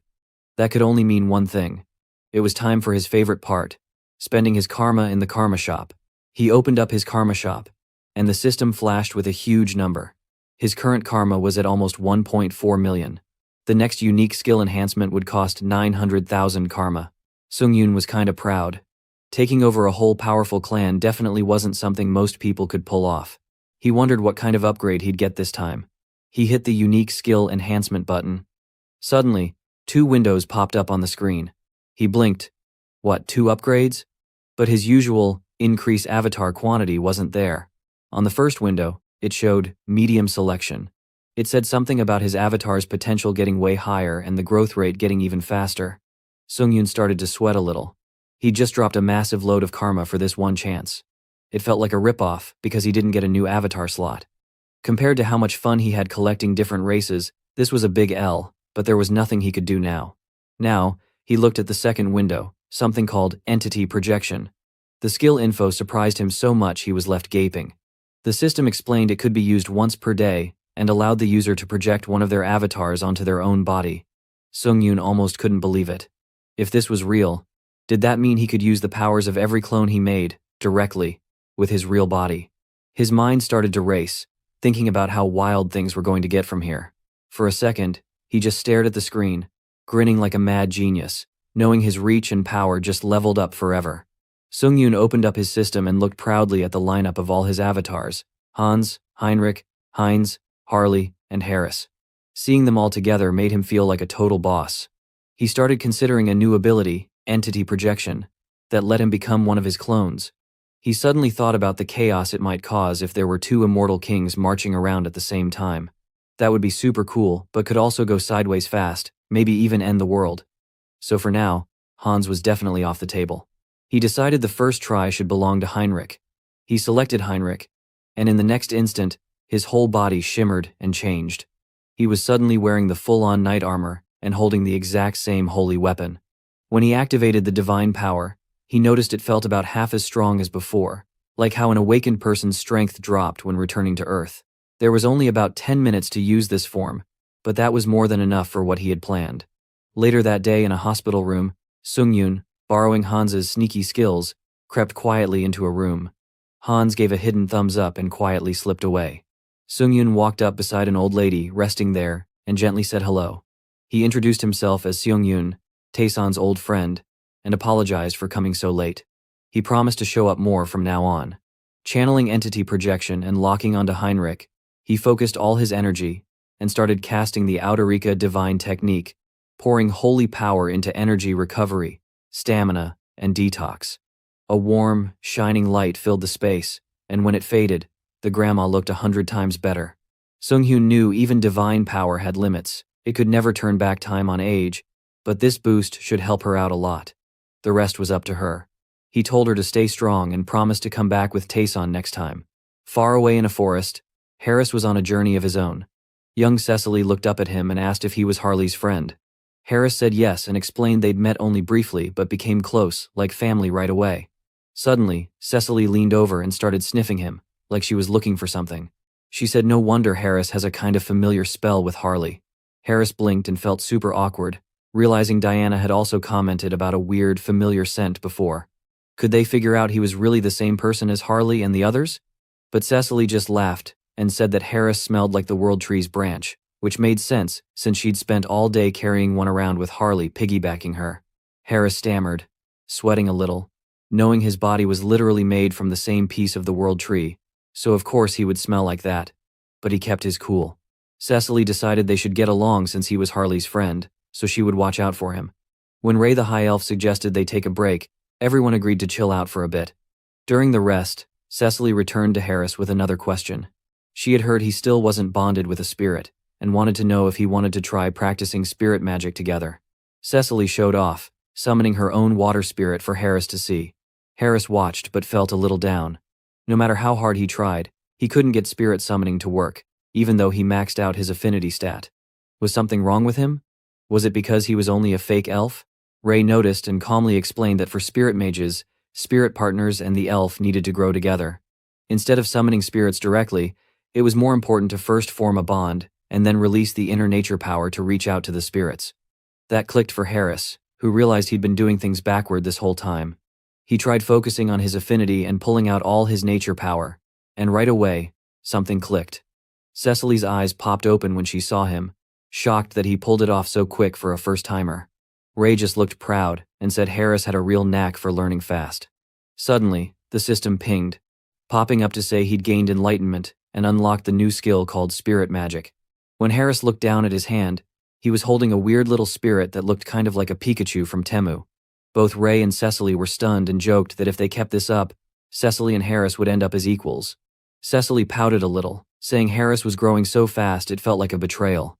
Harris chuckled and thanked her, secretly super proud of taking another step as a spirit mage. He named the new spirit Watt. Wait, why didn't you name him Pikachu, you traitor? By late afternoon, Ray began explaining the secrets of the forest paths. He said the world tree was at the heart of every forest, and the high elves could use that connection to instantly travel anywhere with trees. Cecily was shocked to hear she could do it too later. Traveling through the shimmering blue woods, Harris's mind was blown by the idea. It was pretty much nature's original teleportation network, way smarter than the fancy magic gates humans had to set up. He realized just how epic the world tree really was. When they finally arrived, an insane sight made Harris stop in his tracks. The world tree was massive, way more enormous than he'd imagined, stretching way up into the sky. He turned to Cecily to ask if it was her first time seeing it too. But Cecily didn't answer. Her eyes were blank, and it looked like she was floating off the ground, being lifted by some invisible force. Harris panicked instantly, reaching for her and shouting out, but all he could do was watch as Cecily drifted higher and higher, completely helpless to what was happening. Ray just stood there smiling, telling Harris that this must be his first time seeing a true eye-opening ceremony. He explained it was a special event for high elves, so rare that most other elves never got to witness it. From a distance, Harris saw Cecily open her eyes, now sparkling with star-shaped marks, proving that she'd become a real high elf. Harris watched in total awe as the ceremony took place. He thought about how the world seemed to be changing all at once, nature's power coming together in one big moment. When he noticed the world tree offering Cecily a special fruit, he realized just how important this was. Cecily ate the fruit, and right then, Harris fully understood. He was witnessing Cecily become a true high elf for real. But he knew this wasn't the time to just stand there with his jaw on the floor. That crazy pure energy was swirling everywhere. He focused, reaching out with his hand and trying to soak up as much of the nature energy as possible, determined to make it his own. Ray gave Harris a curious look, noticing the way the energy around Harris was moving. At the same time, a system notice popped in front of Harris. The individual has met the conditions and achieved enlightenment. You have acquired the skill affinity with nature. Harris pumped his fist quietly, thrilled. Now he could get stronger just by chilling in nature, like a real elf. Right after that, a branch from the world tree drifted gently toward Harris. Ray grinned even bigger and said that the world tree must have taken a real interest in Harris. Normally, stuff like this was only handed out during high elf ceremonies, and these sacred relics were super rare. They could even be made into weapons or accessories. Harris perked up, all excited, and asked Ray if he had gotten his own relic back in the day. Was it really okay to accept something this rare? Ray just smiled warmly. He said he'd gotten his own sacred relic a long time ago and turned it into a ring which he used to propose to his wife. Now, he'd passed the ring down to his daughter. That left Harris a bit surprised. He thought Ray was more romantic than expected. Ray soon explained that the whole ceremony was over. Cecily, he said, would probably be asleep for a while now since she needed to settle all that new power she'd just gained. Honestly, Ray looked kind of relieved. He joked about how it was almost retirement time for him now that a new high elf had appeared. But then, Ray winked and said not to worry. He wouldn't step down right away, since there just weren't enough helpers. Harris freaked out a little at that. Just looking at Ray, he was way too young looking to retire. Bro? For real? Duh. He is literally an elf, what do you expect? In the capital city of the Elven Kingdom, Drasha, Harris ended up staying at the academy thanks to Ray's help. The vibe there was nothing like he'd pictured. He had imagined elves living all peacefully like storybook fairies, blending with nature and trees. But as soon as he got there, he realized it was a way different scene.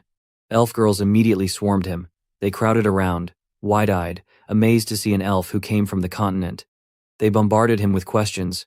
They wanted stories about the outside world, rumors about how wild things were there, and whether the humans were as evil as they'd heard. Harris panicked on the inside. If he answered this the wrong way, he was going to get roasted from day one. So, he awkwardly explained that, yeah, things could get kind of dangerous. But he'd traveled with some good friends, so it turned out okay. The girls wanted to know if he'd really been a mercenary, and that's when the mood got interrupted. A blue-haired elf slammed her hand on a table and glared at everyone. She said it was way too noisy for her to focus. Suddenly, all the other elves got really quiet and apologized to her, calling her Lady Shapiron. They quickly wished Harris luck and said maybe they'd chat later. Harris sighed in relief, grateful for the silence. He even started to thank her. But then Lady Chaperon cut him off, calling him low class without much mercy. She said she couldn't believe the school had let some random mercenary wander in. Harris felt deflated. Of course, every school always had at least one mean upperclassman, didn't it? He wondered how he was supposed to fit in here after all. While all this was happening, Ray was meeting with a blonde elven leader back in the royal capital. He gave a full report on his meetings with the Grand Divine Order and told them they had spread news about the immortal king to all the other races on the enamel continent. The blonde elf pointed out that an immortal king who could cross space was a real problem. They might even show up on their own land. Still, Ray was relieved that Lady Cecily was now a high elf, which lifted some big worries for him and the queen. The queen then commented that the person who came with Cecily seemed special. Ray agreed, explaining that the World Tree itself had noticed Harris already. He said if Harris got the proper mentoring, he could do amazing things in the Elven Kingdom. The blonde elf thought Ray was acting more excited than usual, but Ray just smiled. They hoped Harris would do well at the academy, especially since he was such a good-natured guy. Meanwhile, Harris was chilling outside at the academy, yawning and soaking up the sunshine. He felt so relaxed thanks to the World Tree's blessing that he thought about never leaving this place. Maybe he could just live as Harris forever. But just then, Chaperon marched over and threw a book at him. She scolded him for lazing around instead of studying. Harris tried to explain, but Chaperon told him he must be drunk from the World Tree's harmony, a common problem for elves with high natural sensitivity. She looked at Harris and told him that, as a former mercenary, he probably didn't know the basics around here. She explained that this academy was the closest place to the World Tree, which meant it was surrounded by pure nature itself. Elves who had high natural sensitivity could easily get intoxicated by all the comfort and harmony they felt from being that close to nature. It made them feel good, but the problem was, it also made them lazy. Harris realized that made sense since he now had powerful affinity with nature. She explained he probably didn't know much yet, so she'd lend him her notes. Just make sure not to tank everyone's grades or else. Deep down, Harris thought she wasn't really mean, but he noticed the ring on her finger pulsing with energy just like the World Tree. Wait, could that ring be a sacred relic? Was she maybe from a noble house? He suddenly remembered Ray had said he gave his ring to his daughter. Suddenly, the truth dawned on Harris. That's why she seemed familiar. Lady Chaperon was Ray's daughter. Meanwhile, Shapiro's cheeks blushed slightly after she walked away, thinking to herself why her father had to trust that clueless guy of all people. Bro, is this new waifu for Harris? Tell me, do you like tsundere or not? Tell me in the comment. This is so important, guys. Meanwhile, Harris just sat in disbelief, thinking how wild it was that Chaperon was Ray's daughter. Their personalities were like night and day. Ray was always kind and easygoing, while Chaperon just seemed prickly and tough. Still, even if she acted cold, Harris had to admit her explanations, and that book had actually been super helpful. The book, honestly, felt more like a private tutor's lesson on spirits than anything else. Alright, he thought, let's give this a try. He followed the step-by-step directions in Chaperon's book and managed to call up a flame in one hand and water in the other, both at the same time. Success. He started giving names to his spirits. Callie for the little fire one, Pascal for the wind, and Watt also got promoted, his own Pikachu from Temu before, becoming a low-rank lightning spirit.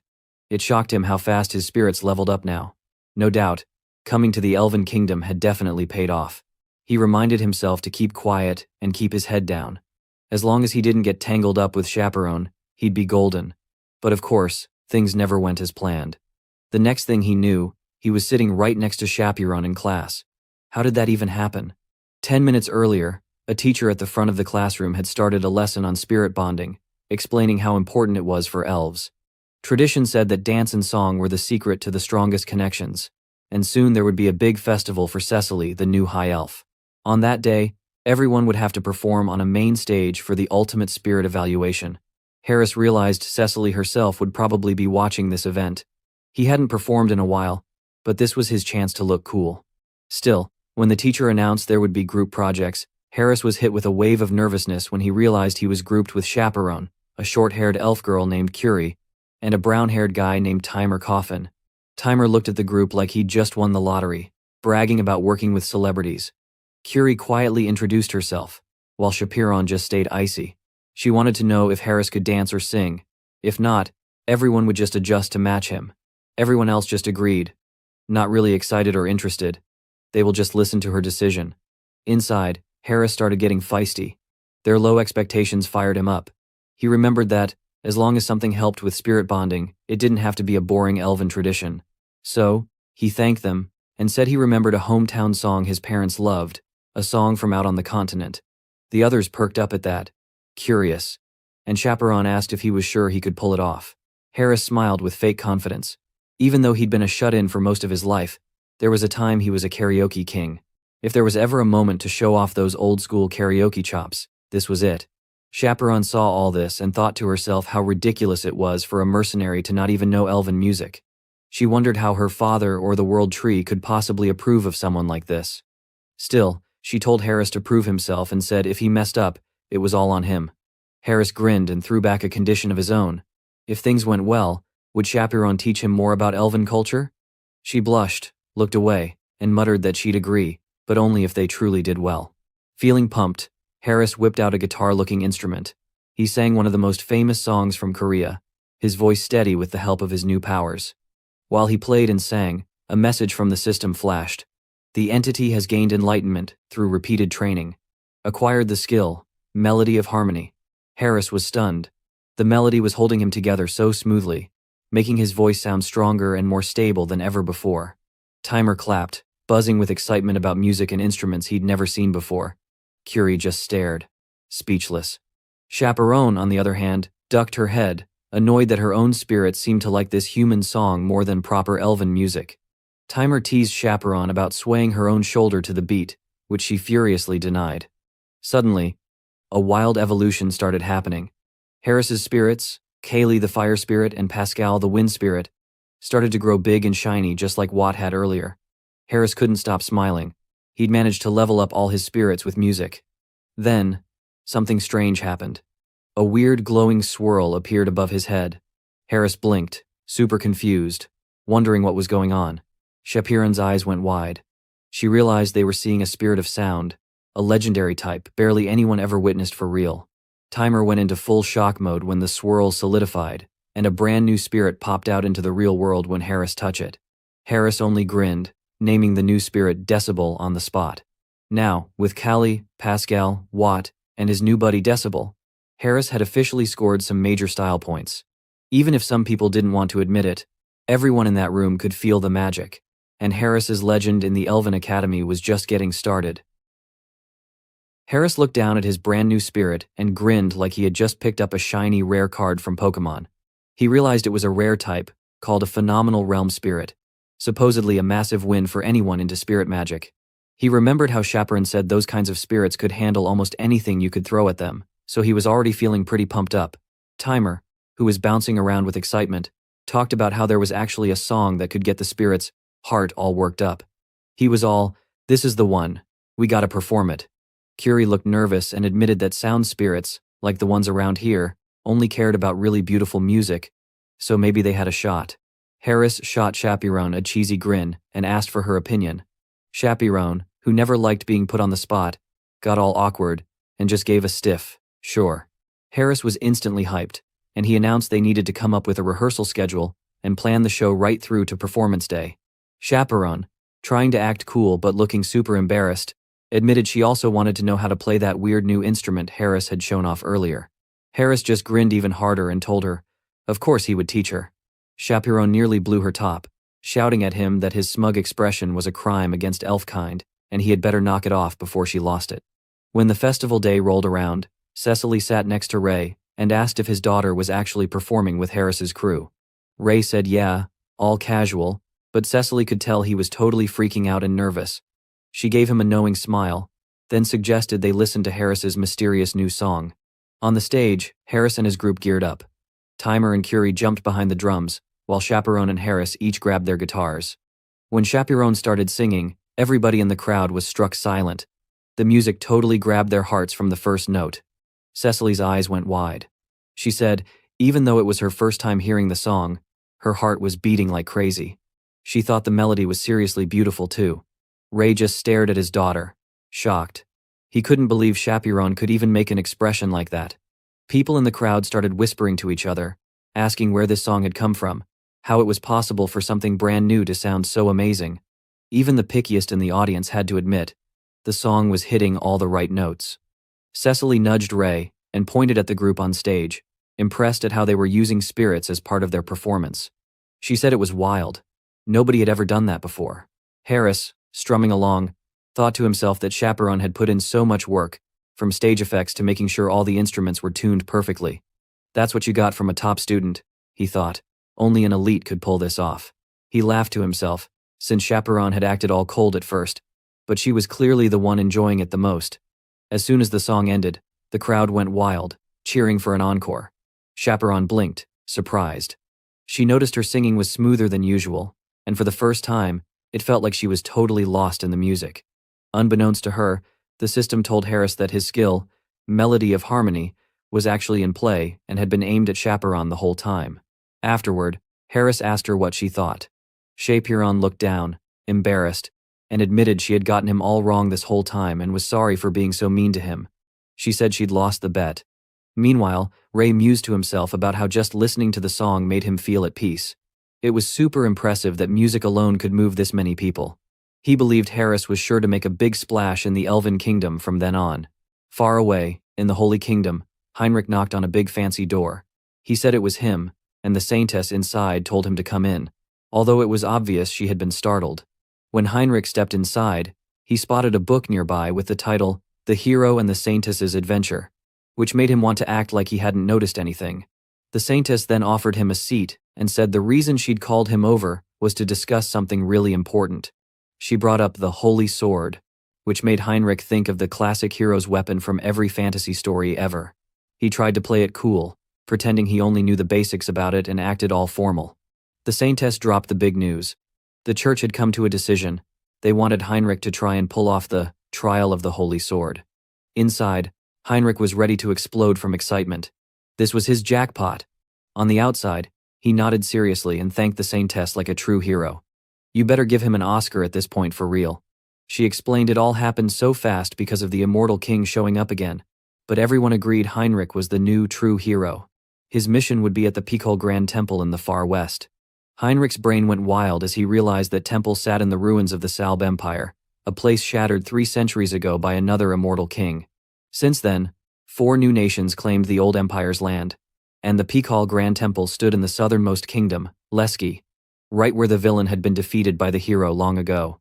The Saintess kept going, explaining that when the previous hero beat the immortal king, he couldn't destroy the monster's heart.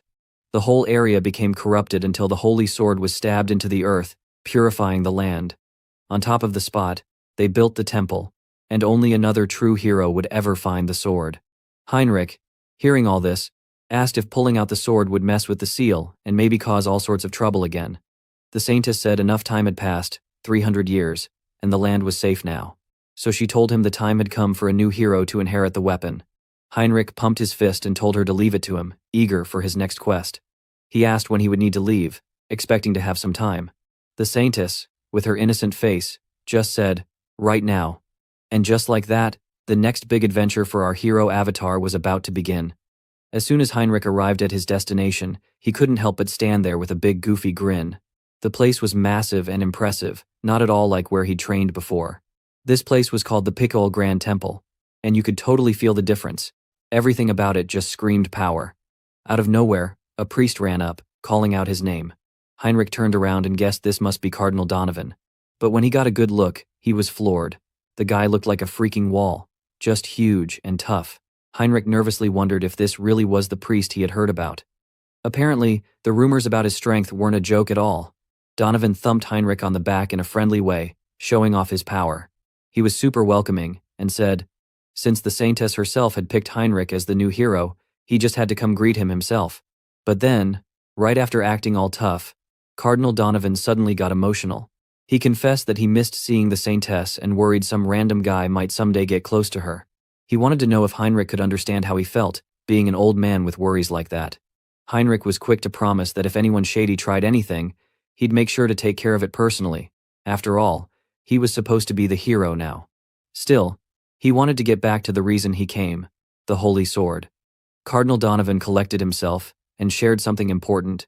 He explained that only once a year could someone even try the Holy Sword challenge, and tons of people had failed before him, even super strong paladins. He wanted to know if Heinrich was sure he was up for it.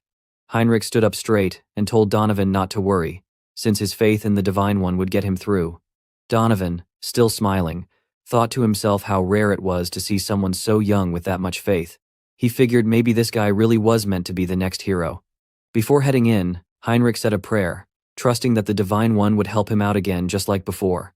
The group started down a long, dark passageway to where the trial would take place. Heinrich noticed how deep the hallway was, and guessed this extra depth must be for keeping something really important sealed away. Suddenly, Donovan asked if Heinrich knew what the trial really involved. Heinrich said he'd gotten the basic idea from the Saintess. Apparently, every trial was different for every challenger. Donovan confirmed this, saying some people finished fast, while others could be in there for weeks. There was no advice he could give, and the time to turn back was now. Standing before a huge door, Heinrich stared at what was called the Gate of Trials. He smiled and made up his mind. He would get the Holy Sword, no matter what.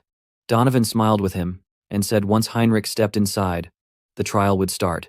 He wished Heinrich luck, used his power to open the big gate, and hoped the new hero would succeed.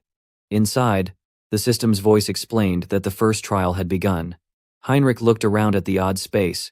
He remembered that every trial was supposed to be different, but this place was already a headache. The system then told him to reach the destination before time ran out. Heinrich realized the door he entered was gone.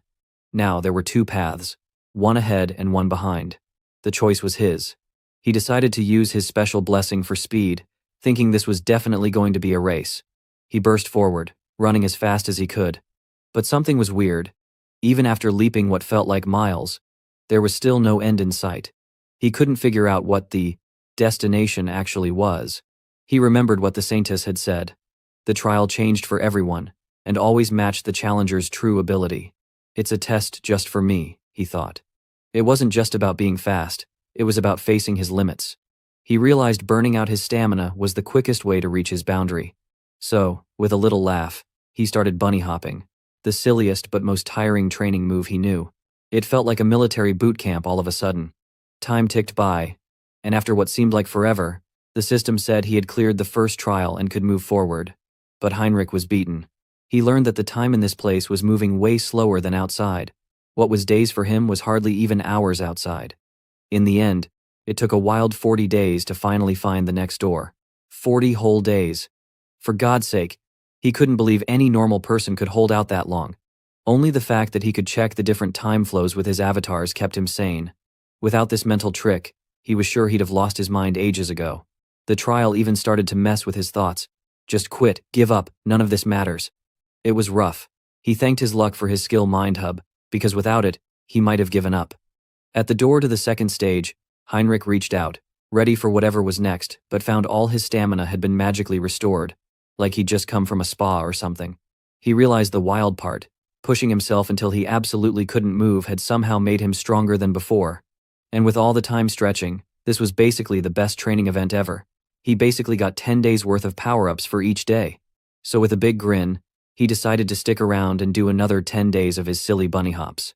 Meanwhile, far away, two figures in black cloaks were huddled in a dark lab. One asked if it was ready. The other tossed aside a body and said it would be done soon. Their plan was to bring darkness to the whole world, believing now that the immortal king had returned, the only thing left was for the abyss to open again. They figured, once it did, this world would have no chance at all. They raised their magic, shouting out that all this chaos was in the name of the oath that defies the heavens, and their plan for destruction was about to get underway. Several days later, Heinrich stood at the entrance of the second trial, ready to see what kind of challenge was waiting. The second trial room looked a lot like a chapel, which made him raise an eyebrow. He figured if the trial was in a chapel, it probably had something to do with faith, prayer, or maybe testing his divine skills. Suddenly, the system explained that this was indeed the second trial of the Holy Sword. Heinrich had to pray to the Divine One. He thought, really? Just pray? He knew this was probably one of those classic tests, like the written part of a big exam, but for holy knights instead of students. He grinned, thinking his divine power was already pretty high, good enough to pass without problems. He knelt, focused, and sent his prayers up strong. But then, nothing happened. That was weird. He forced a big smile and decided to activate his special cheat-like skills, Mind Hub and Persona. letting him gather all the faith and mental power from all his avatars and channel it through Heinrich. Again, he prayed super seriously, pushing as much faith as he could. Still, it wasn't enough. He squeezed his eyes shut and focused even harder. As a last move, he combined the power of his main body, all the faith stored inside his real self, into this prayer. Suddenly, golden light exploded around him. The system told him he had reached enlightenment and gained a new skill called blessing, amplification. Heinrich blinked, feeling the new power swirling inside him. His divine energy settled and became calm and steady, but much stronger than before. He realized his maximum divine power was now almost as much as a real archbishop. That was definitely a big step up. The system announced he had passed the second trial, and the next stage would begin. The third door swung open. Heinrich pumped his fist. So far, so good. He marched right into the third trial, feeling confident. But as soon as he crossed the threshold, the atmosphere shifted, and everything turned creepy and dark. The system's voice explained this trial. Eliminate the enemy. Heinrich scratched his head. So this was a fighting challenge, huh? Then, a figure in a black robe floated down from above. Heinrich took a closer look and got a chill. He now recognized that shape.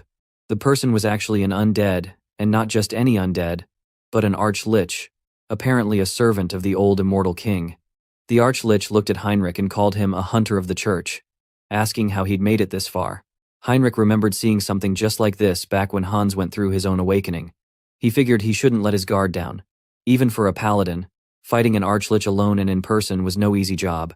The archlich raised a bony hand and blasted with magic, summoning up a whole army of undead out of the ground. Heinrich sighed. Like, seriously? Fighting the lich would already be tough. Now he had to deal with a zombie mob too? But the archlich didn't stop. He said that if Heinrich wouldn't answer him, he might as well just die, and ordered his army to attack. Heinrich watched all the undead shoot at him but dodged every single one with ease. The archlich stared in shock, asking how Heinrich was even managing to avoid so many attacks. Heinrich just smirked and said he could do more than dodge. Then he drew his sword, filled it with holy energy, and sliced through the first wave of undead like it was nothing. The crowd of enemies didn't stand a chance. Seeing this, the archlich froze, and asked if Heinrich was really an archbishop. The power coming off the hero was that intense. But Heinrich saw the lich looking nervous and teased him a bit. What?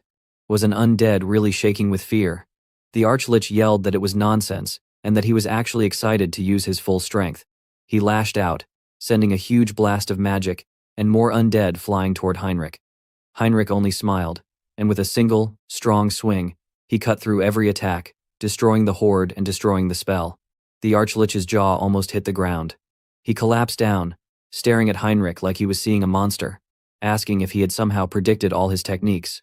Heinrich calmly walked forward, sword still pointed, and said, no, he didn't have any cheat skills like that. But he did have a pretty awesome teacher, the strongest one-hit instructor among the undead. Heinrich flashed a cocky grin, looking ready to end this with style. At the center of the trial chamber, purple energy whipped around the archlich as he pointed his skull-topped staff at Heinrich. That smug skeleton started running his mouth, asking if Heinrich was some kind of tutor. He said Heinrich just kept talking nonsense and challenged him to dodge his next move. Then, the lich threw up a giant magic circle above his own head. And wow, that thing looked deadly. Black magic started crackling out from the circle, then suddenly blasted down toward Heinrich like a laser of pure darkness. Everyone probably thought Heinrich would panic, but the dude just stood there, calm as ever. When the black beam smashed into him, the archlich busted out laughing like a maniac, saying there was no way Heinrich could survive his super-secret spell, and basically yelled adios to Heinrich. But when the smoke faded, Heinrich was still chilling, brushing his shoulder like he'd just dodged a leaf, not death. That made the lich absolutely freeze up. Was that supposed to be his final attack? He couldn't believe Heinrich actually survived. Heinrich acted like it was nothing. He even said, of course he wasn't dead, and added that the attack hadn't even touched him. The lich started freaking out, calling this impossible. No way a regular paladin could stop magic that strong. Purple magic started going wild again, but Heinrich only stared back, his face unreadable. In his mind, he thought that sure, it did sound crazy. Blocking a massive attack like that should have been impossible, even with all the right skills. But thanks to Hans's knowledge now living inside his head, Heinrich could spot weaknesses in all black magic. Then, out of nowhere, Heinrich just dashed in and closed the gap between them. The Archlich barely had time to react before Heinrich shouted that it was game over. He brought his glowing holy sword down hard, slicing right through the Lich's bones. The skeleton shattered into pieces. All that dark energy faded away. Even then, the Lich's voice echoed through the chamber, getting weaker in his final breath. He said Heinrich was good, sure, but that unless he destroyed the Lich's true source of life, the origin, he would just come back again and again. Heinrich stood there, blank-faced, as if this was just another Monday. Suddenly, the view switched to a hidden room. Moss covered everything, and right in the center, a purple, pulsing orb sat on a stone table. The Lich's soul, his true origin. The Lich's voice kept gloating, saying the Order would regret crossing him, and that he'd be back for revenge. But then Heinrich's face popped out from behind the orb with this mischievous grin. He cheerfully said, "Peek-a-boo." The Lich panicked, wondered how Heinrich had gotten there. But Heinrich just smiled and swung his sword down, smashing the orb and blowing up the whole room with a burst of dark energy, while saying farewell. Right then, a floating system message appeared, saying the third trial was cleared, and asked him to step through the portal for the next stage. As a white, shining door formed ahead, Heinrich nodded, looking completely pleased with himself. Monster hunting, leveling up, and scoring loot. You just couldn't beat it. He shrugged and headed straight for the portal. The next place was just epic. Heinrich walked into a massive, snow-white hall lined with angel statues. Up front, a legendary sword, bright and gold, stuck out from a stone pedestal. That had to be the holy sword. Another system message popped up, telling him to pull the sword and get recognized. Heinrich took a breath, gripped the hilt, and the whole room exploded in holy light. Information, like a river, started pouring into his head, the skills, battles, and feelings of every hero who'd used the sword before. Heinrich struggled, pulling the sword with all his strength, while the other hero's emotion kept flowing into him. But well, his cheat-like skill, Mind Hub, brushing that weakly emotion into thin air. Then the system dinged again. He'd gained a special blessing, and a shiny gold stigmata appeared on his hand. That thing worked like a storage portal, letting him summon the holy sword whenever he wanted. Not only that, but two of his best skills merged, leveling him up crazy fast. The legendary combat skills of every holy sword user ever just became his new powers. He felt unstoppable. Now he can feel his movements were sharper and his power boosted like mad.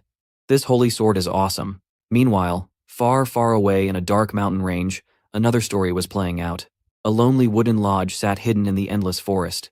Inside, Hans, now rocking devilish horns as the immortal king, faced a terrified, shaking man named Victor Nolan. Hans introduced himself as Hannibal Strauss, asking for Victor's name. Victor bowed to the floor, absolutely losing it and begging for his life, swearing loyalty to the immortal king. Hans just wanted to recruit, not spook the guy, but oh well. Suddenly, his abyssal eye skill got activated. In that instant, something felt off. Dark energy rolled through the air from outside. Hans stopped and stared, trying to figure it out. Victor looked up, confused by the sudden tension. Hans explained that someone had just performed a risky ritual, one happening both in the west and south of the Resk kingdom.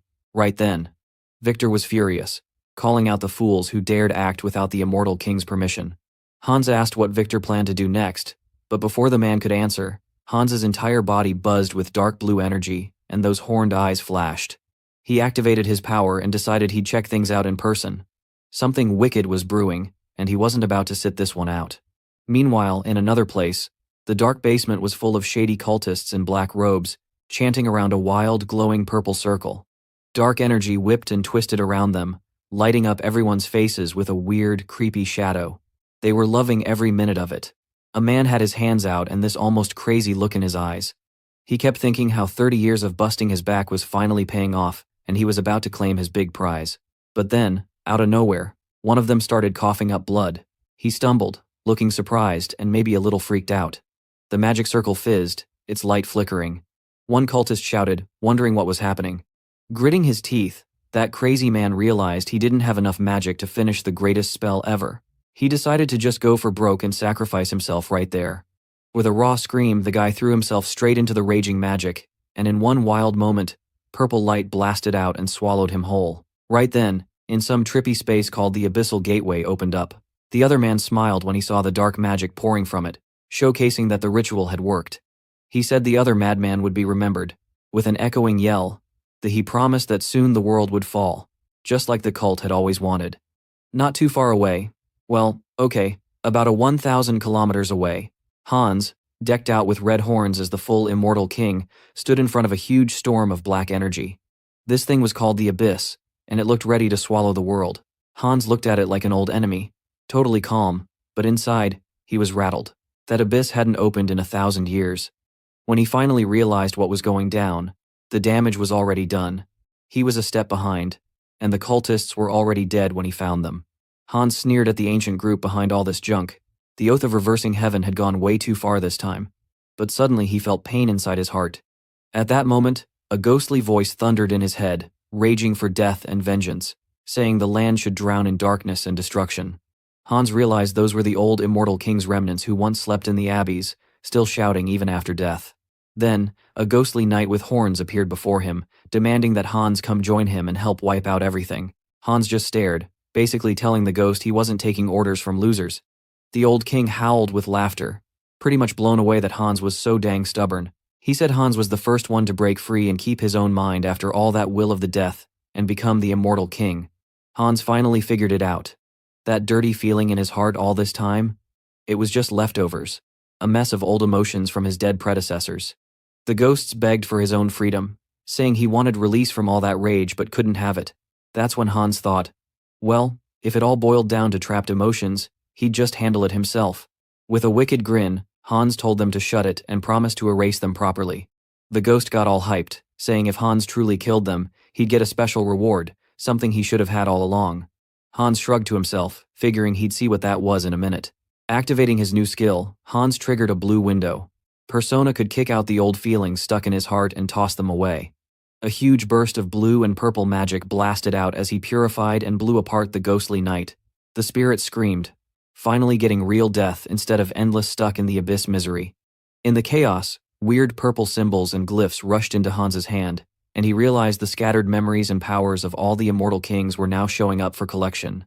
No cap, it was like a treasure drop of the highest order. The fuck, last time Heinrich and now Hans? They are becoming the real evil and light at the same time. Now, Hans remembered the ugly history. Immortal kings wiping out empires, leading armies of the undead. Sure, the church squashed most of them, but some managed to slip away and seal themselves right between the abyss and the living world. As Hans's eyes shined with a neon blue light, he said, seemed like one of those legacies was about to crawl its way out and mess his plan. Meanwhile, back at the Grand Temple, Heinrich was catching his breath in a hall that was finally quiet after all that boss-fighting madness. Out of nowhere, the ground cracked with a sharp bang. Purple light shot up, and a skeleton creature burst out. It was Dwell McCain, the big boss Arch-Lich and one of the Immortal King's leftover generals. The floating system message coldly announced his name and title, like this was some kind of boss intro in a video game. Dwell was ticked, spit-firing insults at the church and swearing he wouldn't lose now that he was back in action. Except, huh? He stopped cold when he saw Heinrich just standing there with his shiny sword ready. Heinrich casually reminded Dwell they'd met before. That name flipped a switch in the Lich, who suddenly clutched his head, racked with burning pain after getting hit by Heinrich's sword. Heinrich, looking sorry not sorry, talks about bad timing for Dwell to wake up. With a big swoop, he killed Dwell for real this time. Dwell fumbled with a big glowing blue gem, his source of power, moaning some kind of curse or something. Before he knew it, the crystal slipped free and zoomed into Heinrich's hand. Heinrich figured the stone had gotten stuck between the holy sword and the abyss during all the magic-fueled chaos. Normally, he'd smash the source and finish it quick, but this time, he grinned, deciding to send it over to Hans instead. He guessed it'd serve the new immortal king well. In another place, Hans drifted down to the trashed cult lair. Dark energy still sizzled in the air, making everything buzz and prickle. He took it all in with a steady stare, thinking this was definitely the spot where the evil ritual had gone off. The oath of reversing heaven freaks were long gone, chickening out before he even showed up. The energy here was wild, so intense, you could taste it in the back of your throat. On the ground, something metal glinted through the dust. Hans stooped down and found a small broken chain. He turned it over in his clawed fingers, thinking the cult had probably dropped it. He could barely sense the magic trail anymore, but hey, you never knew when a piece of weird loot might come in handy. He let the chain drop into his pocket and focused on the raw, humming madness flowing out of the abyss. Everything shook from the unstable gate, and even this mess would be enough to mess up the continent's good days for a long time. Hans closed his eyes, calling up his Eye of the Abyss skill, and the world snapped into crystal clear focus. He soaked up all that thick black magic, feeling it pulse cold and crazy. The stuff was the reason the immortal king's heart pumped dark energy instead of blood. Getting a wild idea, Hans wondered if maybe he could take control of this power for himself. He pointed at the swirling vortex, then tensed up, focusing hard, and yanked the energy into himself, purple sparks zigzagging up his arm and through his bones. The feeling was a rush, a boost making him stronger, sharper, more monstrous. His power is almost doubled. Suddenly, the earth cracked at his feet, splitting wide open. Hans barely had time to blink before a gigantic bony claw broke through the rock. The skeletal true dragon, Entrasio, burst from the ground, eyes blazing purple and jaws blazing with power. The whole wasteland shook. Hans just grinned like he was at the carnival. He shouted to the dragon, asking if it recognized its new boss. Entrasio paused, then slowly lowered its skull in front of Hans, a definite, "you're the boss now" moment. Hans chuckled, thinking the giant bone dragon was actually pretty cute. For a monster, that is. It felt like adopting a pet, with a serious bite. It's a king bulldog, I would say. Well, this isn't the end of the immortal king legacy. There are more minions of the darkness in other places. Suddenly, he felt a bunch of people coming to him. That probably the Grand Divine Order. Damn, Hans feels the timing isn't right. He hasn't learned enough about the abbeys yet. But hey, with the abbeys opened and a new bone dragon pet, he felt this was an opportunity to gain a lot of karma. Hans climbed onto Entrasio's head and told him to let loose, to fly free for once and show off his power. With a thunderous roar, Entrasio unfurled those massive skeletal wings and blasted up into the sky. Pretty cool, honestly. Elsewhere, knights from the Divine Church raced forward, led by the serious-looking Archbishop Ladius. The air was tense, and their horses were getting spooked by the shifting black clouds. According to the scouts, the abyss's evil power was spreading through the land, and everyone was on edge. Suddenly, the sky went pitch black overhead. No stars, no moon, nothing. Someone yelled, spotting movement. Entrasio descended, scales and bones gleaming, with the infamous immortal king riding on top like it was a parade float. The knights gawked, some cursing and others just panicking. Archbishop Ladius barked orders and prepared for battle, and Hans just eyed the knights from above, cool as ice. Ladius called him out, demanding what the heck Hans was planning now that thousands of innocents had been sacrificed to open the gate. Hans blinked, realizing this plot was deeper than he even guessed. Those crazy cultists had gone way beyond what anyone expected. Ladius wouldn't let up, accusing Hans of being the mastermind behind the disaster, and the knights started shouting for justice. Sung-hyun, still in his home, watched the drama unfold. A little lost, wasn't he also trying to figure out who opened the abyss? But Hans kept up his act. If he was going to be the villain, he had to play it up. He stood tall and wouldn't deny it, claiming only someone like him could pull off a stunt this wild. With his somehow convincing villainous act, Hans stated he only came here to give them a warning. But the knights bristled and moved to attack, yet Ladius suddenly threw up a hand, telling everyone to chill. He stated none of these holy warriors had noticed Hans keeping his distance, and Latius was the only one paranoid enough to realize this. He stated the immortal king never chatted without a reason. He must have been waiting to spring something nasty. With a 100% confidence, Latius said this is surely a trap. The fuck? Hans felt a bead of sweat roll down his cheek. What the hell is this guy talking about? Things were about to go absolutely bananas. Hans continued his Oscar acting, grinning down at Archbishop Latius and the Holy Knights as if he was at a rock concert. The Archbishop demanded to know exactly what kind of warning this crazy immortal king was offering. Hans made it clear. The warning was for Heinrich specifically, the guy who once pierced his heart. That left the church crew totally confused, especially when he repeated that this warning was for their star paladin. Some knights started getting salty, thinking Hans was talking blasphemy against their ultimate hero. Hans couldn't help but laugh his head off, feeling like luck was on his side for once. Heinrich's crazy faith and the church's presence made the drama even bigger, and Hans took the chance to shout out his own name, Hannibal Strauss, so nobody would forget the main villain in this show. He promised that if he ever met Heinrich again, he'd take that holy knight down and even make him his undead minion. Of course, this sent the knights into a frenzy. One tried to charge, but Latius put on the brakes, and everyone stopped, tension thick in the air. For the grand finale, Hans signaled Entrasio. The bone dragon's glowing blue eyes narrowed as it built up a swirling mass of purple and black energy in its jaws. The church squad quickly threw up their biggest, fanciest cross-shaped shield, throwing all their faith and energy into holding it together. Entrasio let loose with a wild attack. Death Breath, the move only a bone dragon could pull off. The purple-black blast slammed the holy barrier so hard it cracked and shimmered, But somehow, the Churchies actually managed to tank it. There was a big sigh of relief from the knights. They were still breathing.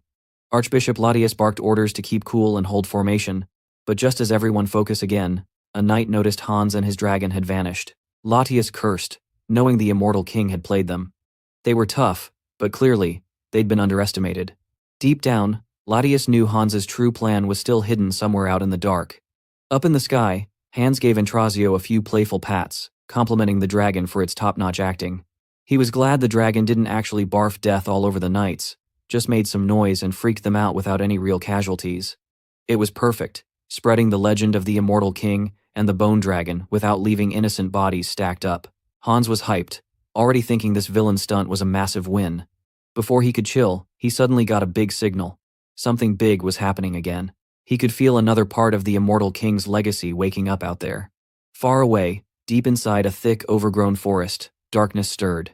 A hulking suit of headless armor, the infamous Dullahan Knight, started moving, putting its own body back together while a gang of skeleton soldiers rose up all around.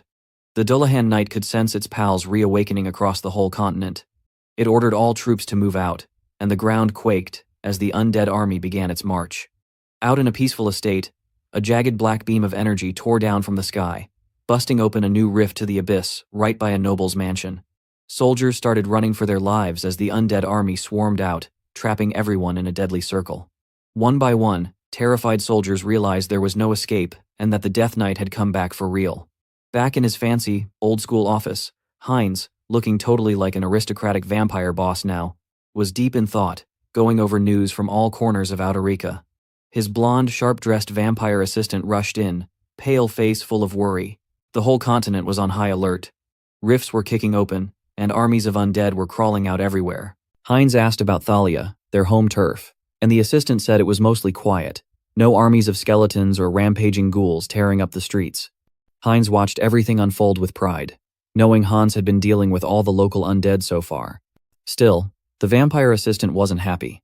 While the undead were obvious, there was also this weird madness creeping through every open rift. People were getting more aggressive, hot-headed, maybe even a little crazy. The assistant thought that maybe this was due to the influence of madness. Heinz, never one to stress over rumors, tried to write it off as folks just being twitchy after all the chaos. But his sharp-eyed right-hand man wasn't buying it, even with a vampire's cool.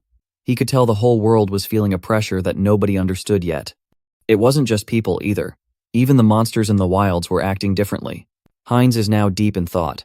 If even monsters were going off the rails now, this meant that this madness was hitting every living thing around. It wasn't just a little chaos anymore. From this point on, digging up any dirt about the madness was the #1 priority. The subordinate nodded and dashed off, ready to spread the word. In his mind, Heinz knew Hans was already busy wrangling the immortal king's shady army out in the wild, and there was no way Heinz himself could leave the clan's base right then. Honestly, the place with the best info was the Grand Divine Order. No contest. At the end of the day, all eyes would be on Heinrich to get stuff done. Over at the giant, marble-sparkly main hall of the Grand Divine Order, Saintess Rystar stood in front of Heinrich, who was still catching his breath after finishing the crazy trial of the Holy Sword. The Saintess bounced with excitement, saying she'd always believed Heinrich could do it. Heinrich thanked her for the trust but said he'd heard a lot had happened while he was out getting the Holy Sword. The Saintess got serious and said the rumors were true. Some nasty thing had crawled out of the abyss this time. Something they called madness. Worse still, nobody really understood what it was, and whenever it showed up, things just went wild. Heinrich volunteered to check it out himself, thinking now was the perfect time to finally use the Grand Divine Order's giant information network. The Saintess suggested he take a break after the trial, but Heinrich was on a roll and wanted to do his duty, especially now that he'd earned the Holy Sword's blessing. The Saintess sighed, almost giving up, then decided to let Heinrich handle it. But first, she said, there was a fancy ritual he had to do now that he had the sword. Heinrich looked a little lost as the scene shifted to a massive ceremony. Knights and priests lined a red carpet, everything decked out in gold and holy decorations. Heinrich strode down the aisle, holding his sword way up high and calling for it to show its true form. The blade blazed so bright it almost blinded everyone. The knights were in awe, whispering about just how powerful this sword felt. Next, the Saintess placed a shining circlet on Heinrich's head and declared him High Paladin of the Grand Divine Order. Heinrich knelt, a medallion in the shape of the sun now hanging around his neck. Suddenly, Divine golden light blasted around him, so intense it made his whole body shake. He felt like his mind was about to explode from pure magic overload. Even his hair changed from black to glowing white in the storm of light. Someone cried out that such a blessing was legendary. It was a great blessing, and the saintess was over the moon. The system chimed in that Heinrich had just picked up a new skill, Great Blessing, Night of Light, and attained enlightenment. Heinrich blinked at his white hair, realizing he was giving off saint vibes now, just like Saintess Restar. The saintess stepped forward and greeted him with a super formal bow, calling him not just Saint Heinrich, but even Holy One. It hit Heinrich like a brick. Apparently, he was now on the same status as the saintess herself. After the saintess had given them orders, the archbishop and priests brought out polished, blinding white and gold armor and announced it was Guardian of Glory, the best they had. The armor was built tough, with rare silver-blue mithril, shining orichalcum, and a ton of protective spells. The thing practically counted as a walking relic, definitely top-tier loot. Just putting it on, Heinrich could feel how strong the armor really was. With the holy sword in one hand and the epic armor on his back, he was finally at max level, ready for anything. The saintess shot him a bright smile, saying it looked like they'd be partners from now on. Heinrich returned the smile, trying to play it cool. In his head, Heinrich started daydreaming about all kinds of dramatic scenes. He and the saintess side by side, fighting darkness together. Out loud, the saintess admitted she'd been up every single night as the only one in charge, so she was stoked to finally have backup. Heinrich got a bit nervous, guessing his days would now be filled with even more work than before.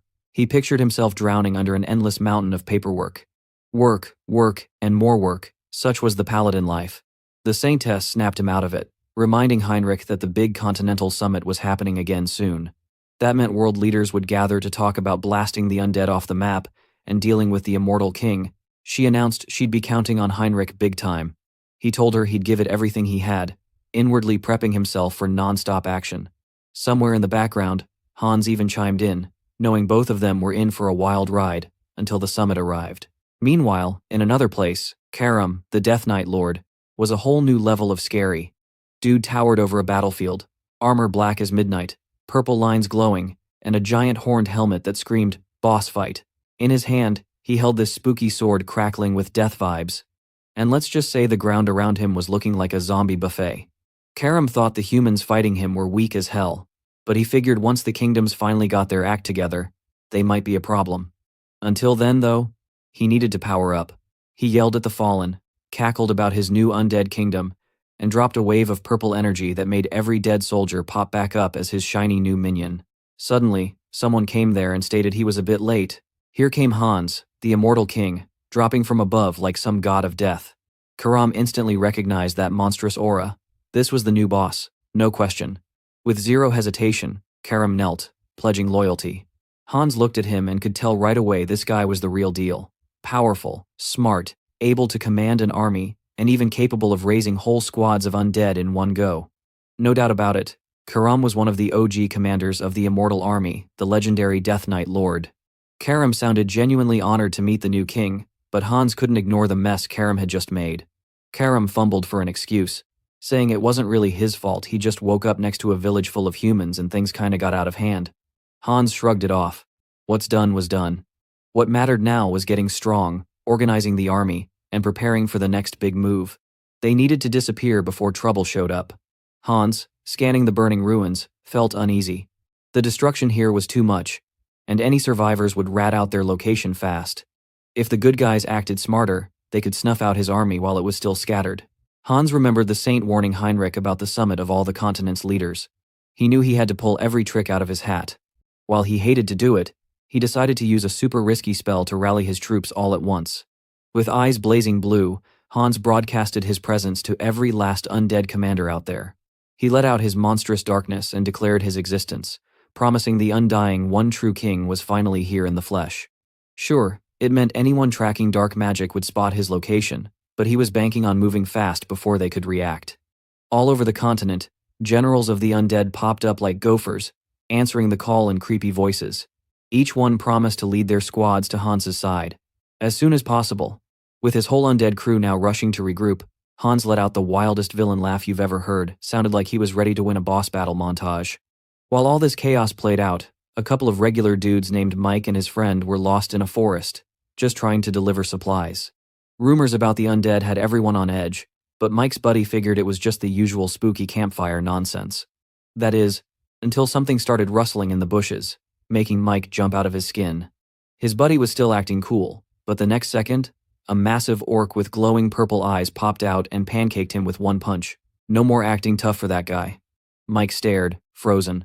From the woods, a ton of monsters showed up. Goblins, orcs, all sorts of weird things, every one of them with that same creepy purple glow in their eyes. He realized all too late that these weren't just any monster, they weren't fighting each other for once. They were all working together, and Mike had never seen anything like it. He dropped his torch, realizing the whole world just got a lot more dangerous, and it was no fairy tale anymore. In the next part, we start with Hubert. He liked wearing nice clothes and even had a monocle, so you already knew he was serious about business. He sat at his desk, reading the newspaper, and his face did not look happy at all. He read about monsters attacking a caravan near the northern mountains. He thought to himself that all this chaos was probably because of the madness. Man, the situation was not looking good, even for Tarek, which was nearby. Hubert said that his company already got food and supplies ready in advance, but he realized it was not the right time to make money. He stood up all dramatic and decided that real merchants should help people, not just chase after coins. Bro, Sung Hyun is the real goat. Hubert then stared at a big map, trying to figure out where he could really help. Suddenly, he remembered something. The Fortress of Steel was asking for mercenaries. That made him smile, bro. Hubert knew this was just the kind of news he needed. Meanwhile, there was a crazy scene going down at a lively tavern. It was full of mercenaries talking about the same news. One guy said that the Fortress of Steel was probably in trouble if they needed so many fighters. Another said the northern monsters were moving south, and a third dude pointed out that these monsters didn't act normal. They were acting wild, almost like they were super angry or something. Then, one of Harley's lackeys asked their boss what to do. Harley slammed down his mug and pretty much yelled that, of course he was going to join the fight. There was no way he was going to miss a big chance like this. Everyone thought, yeah, that was classic Harley. The next question was when they would leave. Harley acted all mysterious. But then he just crashed out of the tavern, laughing like a crazy person. The others were left confused but got nervous when Harley yelled, "They are going now," and stormed out of there. One of his lackeys asked who the fuck was going to pay for the drinks. Damn, Harley is a trash boss.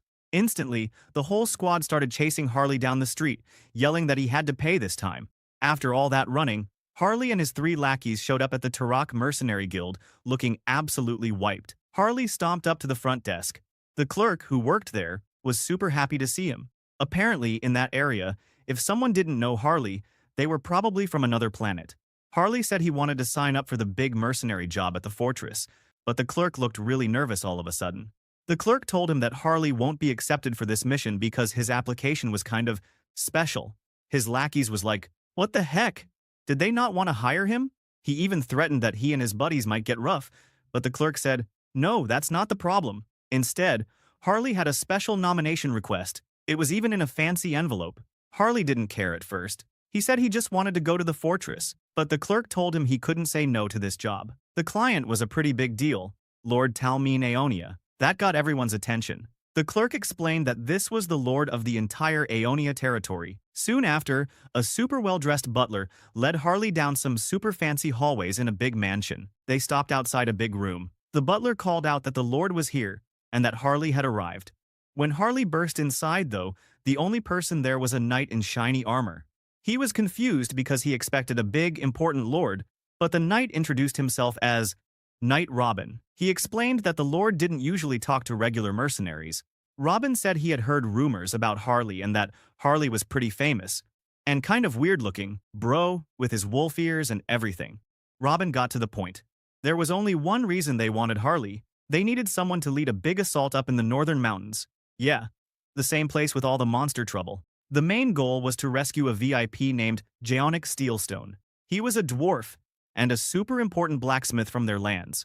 For a moment, Harley pictured this little bearded dwarf mining blue crystals in a dark cave, probably having a rough time. But wait, the story wasn't done. Now the scene switched to modern-day Seoul, in a hospital room. Taesun was visiting his grandma, and Sung Hyun was with them.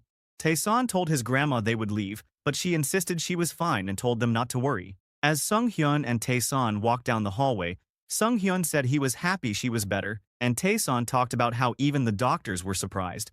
The doctors acted like her healing was some kind of miracle, like she had been healed by a fancy priest for days. But Sung Hyun was just acting innocent, even though, in his head, he knew it was actually his doing. Nobody had any clue, bro. Taesun said that their grandma deserved something good for her life of helping others. Then, they talked about Sung Hyun's plan to move out to the suburbs for a quieter life. Taesun teased that having a big house was pretty awesome, but wasn't it hard to live so far from Seoul? Sung Hyun said he was willing to do it.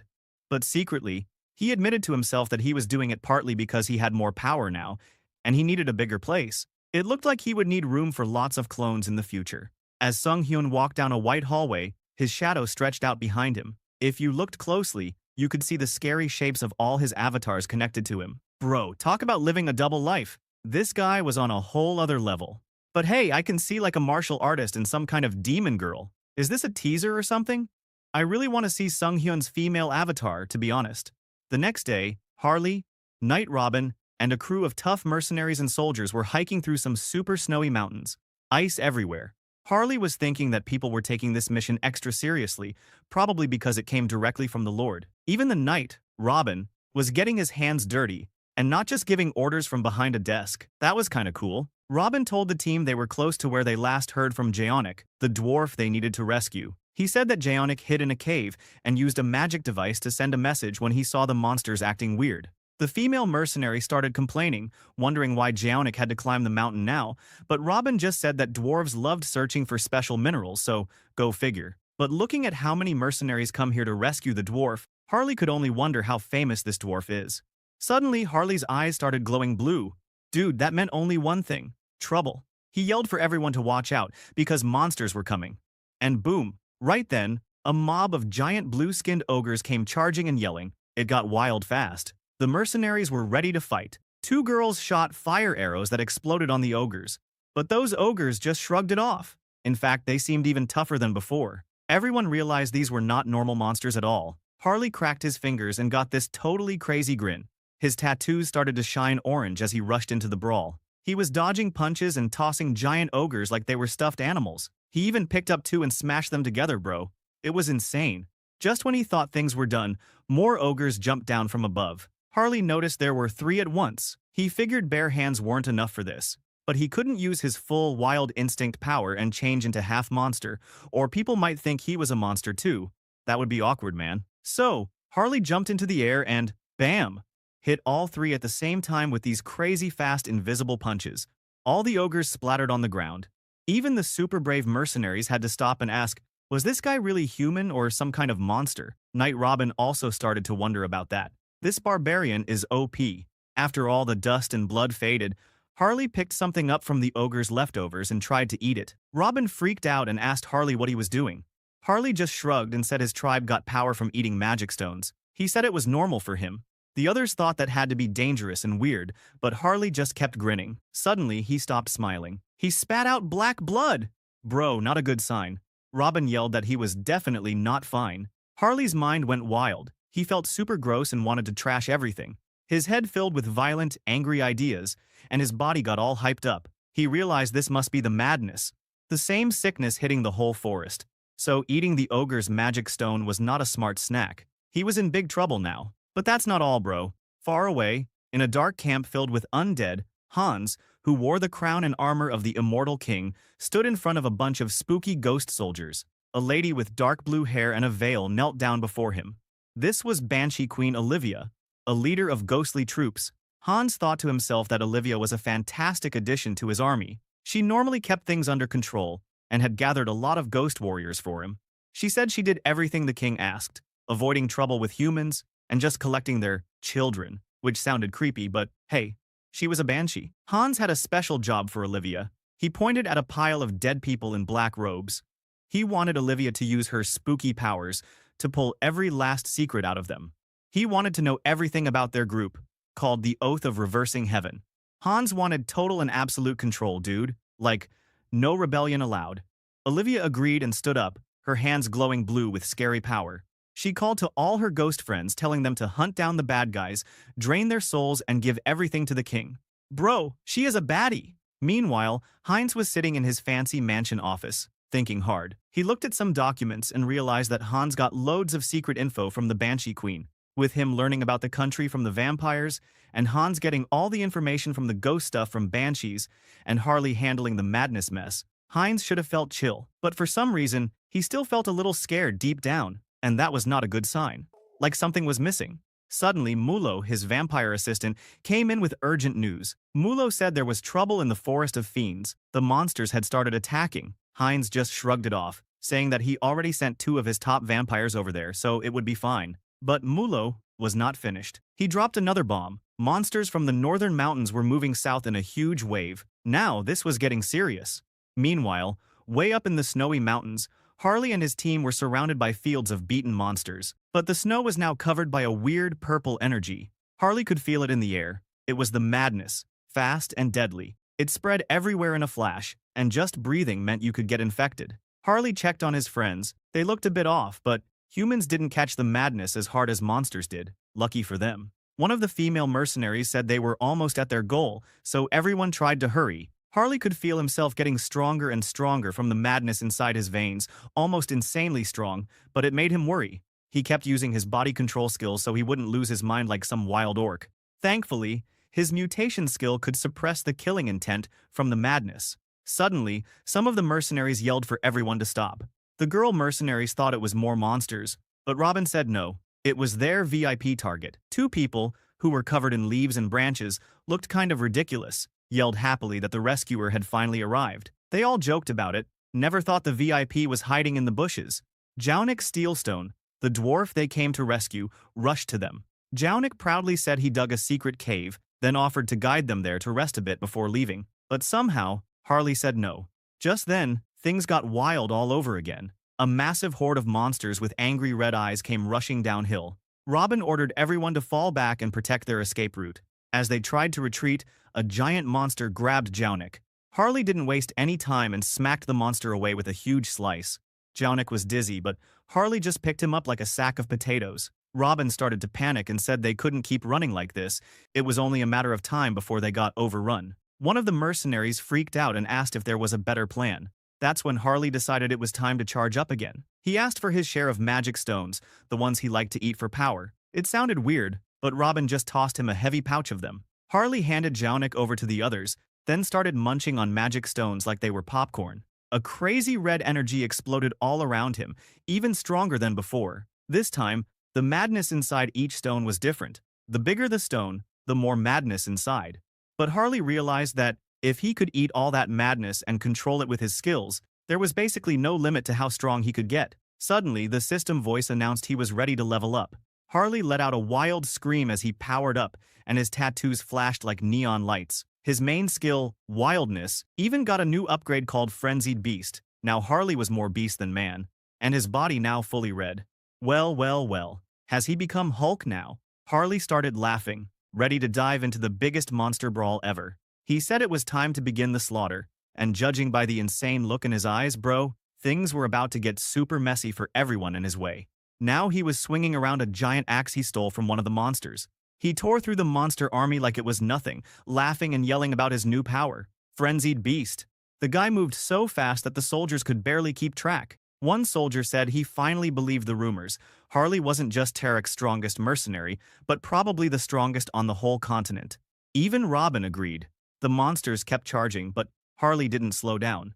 He caught an axe coming at him with his bare hands and smashed his own axe through a monster's head. That was pretty much the end of the monster army. This time, Harley also uses his Jewel Eye, Severe Winter skill. Finally, he used that skill again. Everybody was staring at Harley like he was some kind of legend. Robin and Jaunik started joking with Harley. Jaunik said Harley was brave like a dwarf, but Harley mocked him a bit, saying that a minute ago, the dwarf was begging for his life and hiding. Jaunik actually looked pretty shy about it.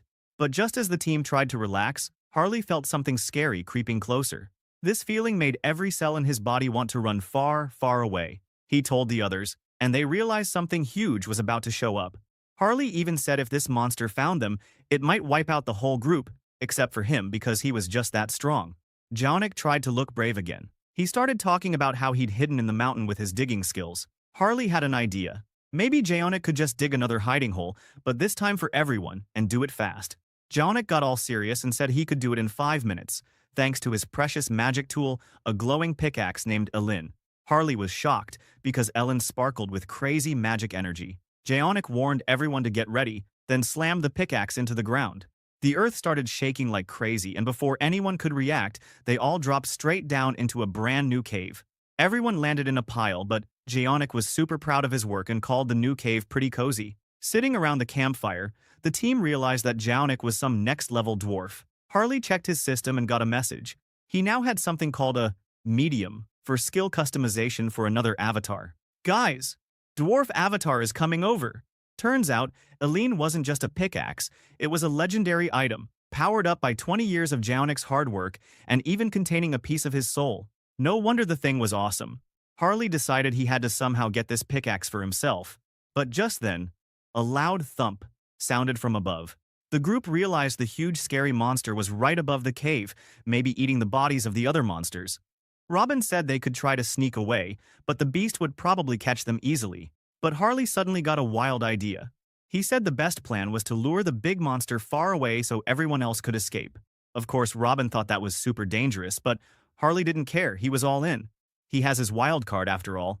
To make this insane plan work, Harley suddenly pointed the pickaxe Eileen from Jaonic. He said the only way to win is by using that OP weapon. Jaonic freaked out, not wanting to give his precious tool away, but Harley insisted it was for the mission. Jaonic hesitated, but in the end, he let Harley take the pickaxe. Life was more important than tools, after all. Even though Jaonic tried to snatch it back, Harley was way too strong. He kind of joked that he'd use it like a small shovel anyway, since it was so tiny in his giant hands. When the dwarf urged him to give it back after the mission, Harley said he'd use it and maybe give it back. Or maybe not. When Harley started to run and fight the monster, Jaonic were really worried about Ellen, but Harley was like, "Hey, I did just save your lives, so let's call it even." In his head, Harley thought that now he didn't just get the cool pickaxe, he basically acquired a dwarf avatar too. Not a bad deal. After that, Harley came out to the surface, and he looked like an absolute beast.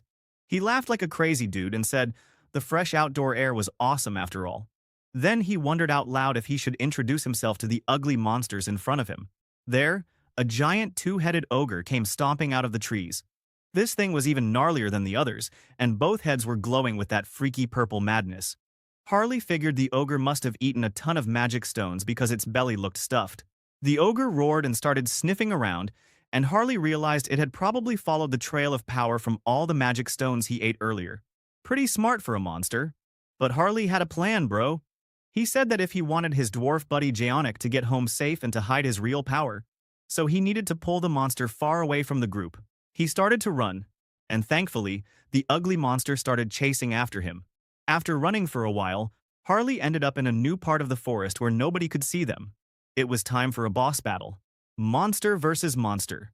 Harley got pumped, using his special body skills to go full beast mode, and went at the ogre with his bare hands. He was having the time of his life, tearing and smashing with his monster hand while the ogre screamed back. Harley told the ogre that just because it got fat from madness didn't mean it was the only one who powered up. When the ogre realized it was losing, it tried to run, but Harley was like, "No way, bro," and straight up ripped off one of its heads. Yikes! The other ogre head tried to threaten Harley, saying its buddies would come help. But, bad luck, the ogre looked around and saw all its backup was already dead. And then, just like that, Heinz showed up, ready for action, surrounded by a cool red blood aura. Bro, all the avatar is aura farming. To finish things off, he just condensed his red power and blasted it at the ogre. One hit, one kill. With the monster dead, Harley was happy to see Heinz. He said fighting was way easier with two people. Harley flashed Jaonic's magic pickaxe, Eileen, saying it was going to make him even stronger. Heinz agreed, saying the pickaxe would be super useful. Then, Harley decided he wanted to eat this two-headed ogre. This monster would boost up his power. He could feel it. As soon as Harley ate it, Heinz got hit with a weird sensation, just like he had felt around the super-powerful undead dragon, Antracio. But bro, the craziest boss of all was about to join the party. In the background, a huge volcano started erupting, lava everywhere, fire everywhere, and from inside the volcano, a freaking massive red dragon burst out, roaring like crazy. This dragon's name was Heratos, and it was super hungry and totally taken over by madness. It basically screamed that it was going to eat everything in one bite. Harley got super hyped for the fight. Imagine, a real dragon. Not just any lizard, but one of the legends. But Heinz noted that this dragon was way too far engrossed in madness, so there was no hope of talking or discussion. Heratos looked at Harley and Heinz, called them snacks, and tried to eat them both. The fight was on. The dragon lunged, but Heinz just blocked the attack with one hand. Like it was no big deal, dude was so cool about it. Harley pointed out the dragon already healed its wounds, which meant it was going to be a pain to beat. The dragon said that in all its long life, it only lost once. Heinz asked who defeated it, and the dragon said it was beaten by the King of Death, the Immortal King. That made Harley and Heinz stop and look at each other, with a super creepy and mocking face. Hans was apparently famous even with dragons. Heratos explained that after the Immortal King died, its curse disappeared. But he didn't appreciate the way Harley and Heinz reacted. They just kind of laughed, because they had one last surprise. Heinz told the dragon, "Sorry, we called a friend, since just the two of us might not be enough." The dragon was confused, until Hans, the Immortal King himself, came flying down from the sky, wrapped in a scary, dark aura. Hans landed behind them, looking like the biggest boss of all.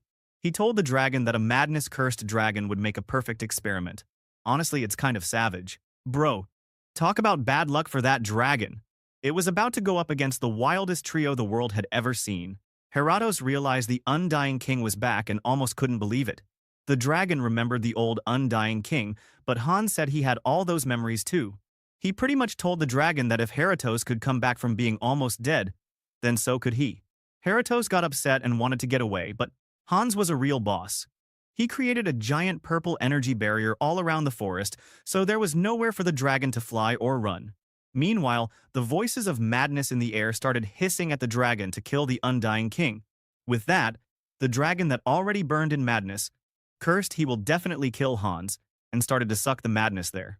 Harley watched all this, amazed. He realized the dragon was sucking up all the madness in the area, kind of like a dragon air purifier. But way scarier. Even Heratos felt the crazy power building up. He said it started to feel like pure revenge from nature itself. Heratos went all out and tried to blast Hans, but Hans laughed it off and dodged the attack like it was nothing. Hans said he planned to kill the dragon quickly, but now he was interested in using the condensed madness for something even better. Then, Hans made things even spookier. He summoned a giant skeletal dragon called Intrasio, his very own undead dragon pet. Heratos basically freaked out. He could tell Intrasio was the real deal, a true dragon. Hans told Intrasio to strip away all the curses and rot from Heratos' body before fighting, so they could get a clean experiment. Then Intrasio and Heratos started brawling hard, roaring, tail-smashing, pure dragon battle. While Hans was busy analyzing how to break down the dragon, he also cast a bunch of powerful spells. Chains of purple light zipped around Heratos and held him tight. Heinz saw his chance. He was getting really hungry looking at all that dragon meat. Both Heinz and Harley got super excited. Not everyone gets a chance to snack on a legendary dragon, bro. While Harley started to eat the dragon, Heinz was also feeling hungry for some cool power, so he decided to taste the dragon's blood. He was hoping for some serious upgrades. Imagine, all-you-can-eat dragon meat and endless energy. But when he tasted it, he made a face and pulled back. The blood itself was awesome, but all that madness mixed in made it gross and messed everything up.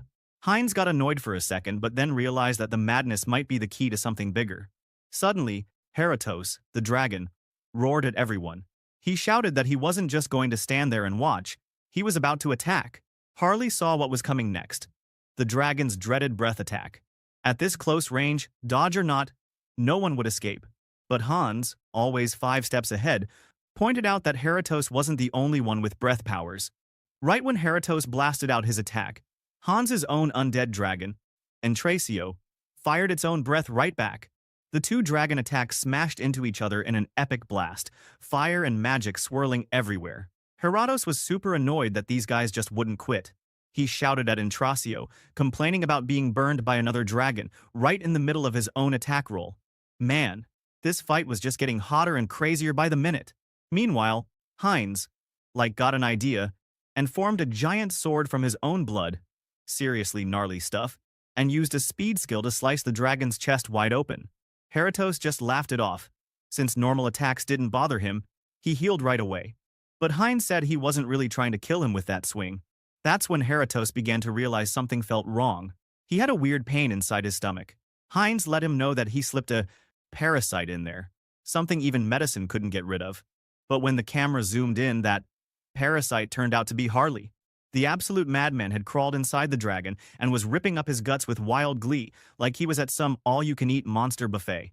Harley, from inside, joked that the dragon's texture was actually pretty good and wondered how much restaurant he could tear up before the dragon noticed. Absolute madness. Literally. Now, Harley was deep inside the dragon Heratos' belly, chowing down on dragon guts like it was some sort of candy.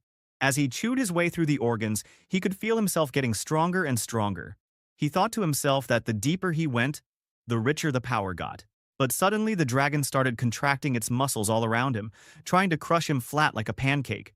Even when his bones and organs were about to pop, Harley refused to quit.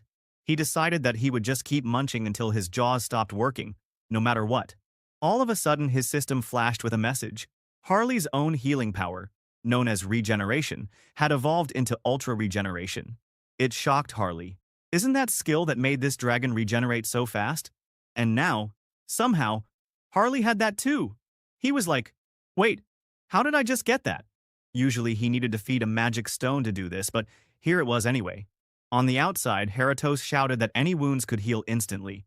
But inside, Harley's skills continued to change.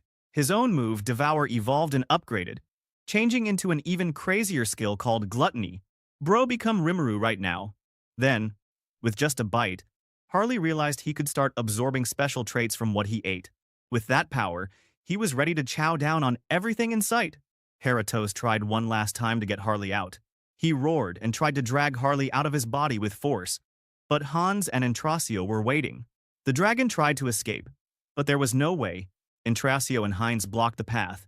Meanwhile, Heinz realized this gluttony skill was working for him too. Because of this gluttony, Harley can suppress the madness and make the dragon's blood calmed down. By tasting a little of the dragon's blood, he felt a crazy surge of power in his body. His special vampire skill, Clan of Blood, True Blood, got even stronger than before. He figured out that to reach the highest vampire level, Sacred Blood, you needed to drink from someone way stronger than you. A dragon totally fit the bill for that. Back inside, Harley was looking for the ultimate prize, the dragon heart. He found it and got ready to chomp down. Heinz said, checkmate, because once Harley bit that heart, it was game over for Heratos. Harley bit into the magical dragon heart, and Heratos let out a painful scream. The huge dragon crashed to the ground, totally dead this time. Hans congratulated everyone. He said they passed all the big boss fights today. The twin-headed ogre, the dragon raid, the works. Don't forget about the dwarf avatar coming soon. With his last breath, Heratos realized that, once again, the immortal king had beaten him. Hans, though, told the dragon to rest in peace and promised that if he used his bones, it wouldn't be for something evil. He called the dragon's body a true treasure chest, full of rare and magical pieces. But still, the one leveling up the most is our goat, Harley. Harley, meanwhile, was lying on the ground and shaking all over. The red energy from the dragon heart was wild, swirling everywhere. He said it was almost impossible to control all the madness he sucked up. It felt like his insides were being ripped apart. But then Harley remembered the secret trick hidden in the dragon heart and started to use it to tie all the power together. Suddenly, Harley's whole body exploded with new power. The system announced he had changed races. He was now a dragonkin hybrid, half dragon and half whatever he was before. He got a brand new skill, Heart of the Mad Dragon. With that, he could suppress all the power twisting inside his body. Harley realized he wasn't just a berserker beast anymore. He had reached a whole new level. He descended. Bro, now we had a dragon-powered maniac on the team, and the world was really, seriously, out of luck. Harley talked to himself and decided that his new dragon power, combined with mutation, was awesome because he could turn it on or off whenever. But bro, there was a problem. If he made his body super strong, he'd get really heavy. He knew if he lost control, things would get wild fast. So he thought he'd better practice more before seeing his friends. But, at that same time, Hans was doing a giant ritual over a newly huge dragon skeleton. He thought it was time for his special raid closing ceremony party. He then raised his hands, and blue magic started flying everywhere. The ground shook, and holy crap, that skeleton now turned into an undead monster. Hans wanted to talk to this monster, so he told the giant bones to say its name. Suddenly, The whole bone dragon lit up with red energy, and it started to say its name. It called itself Heratos. Hans nodded and told Heratos that he would give it a new life, and now he was the boss. Hans put his hand on Heratos's big dragon nose, and the dragon bowed. A new servant acquired, guys! Back on Earth, our main character was standing on his balcony with a big smile. He had finished moving into this new awesome house, and he was living the dream. The place had an indoor gym, an arcade, and even a comic cafe, all made just how he wanted. He thought about how, unlike before, he could now go outside anytime, but honestly, chilling at home felt way better. Maybe he wouldn't leave very much after all.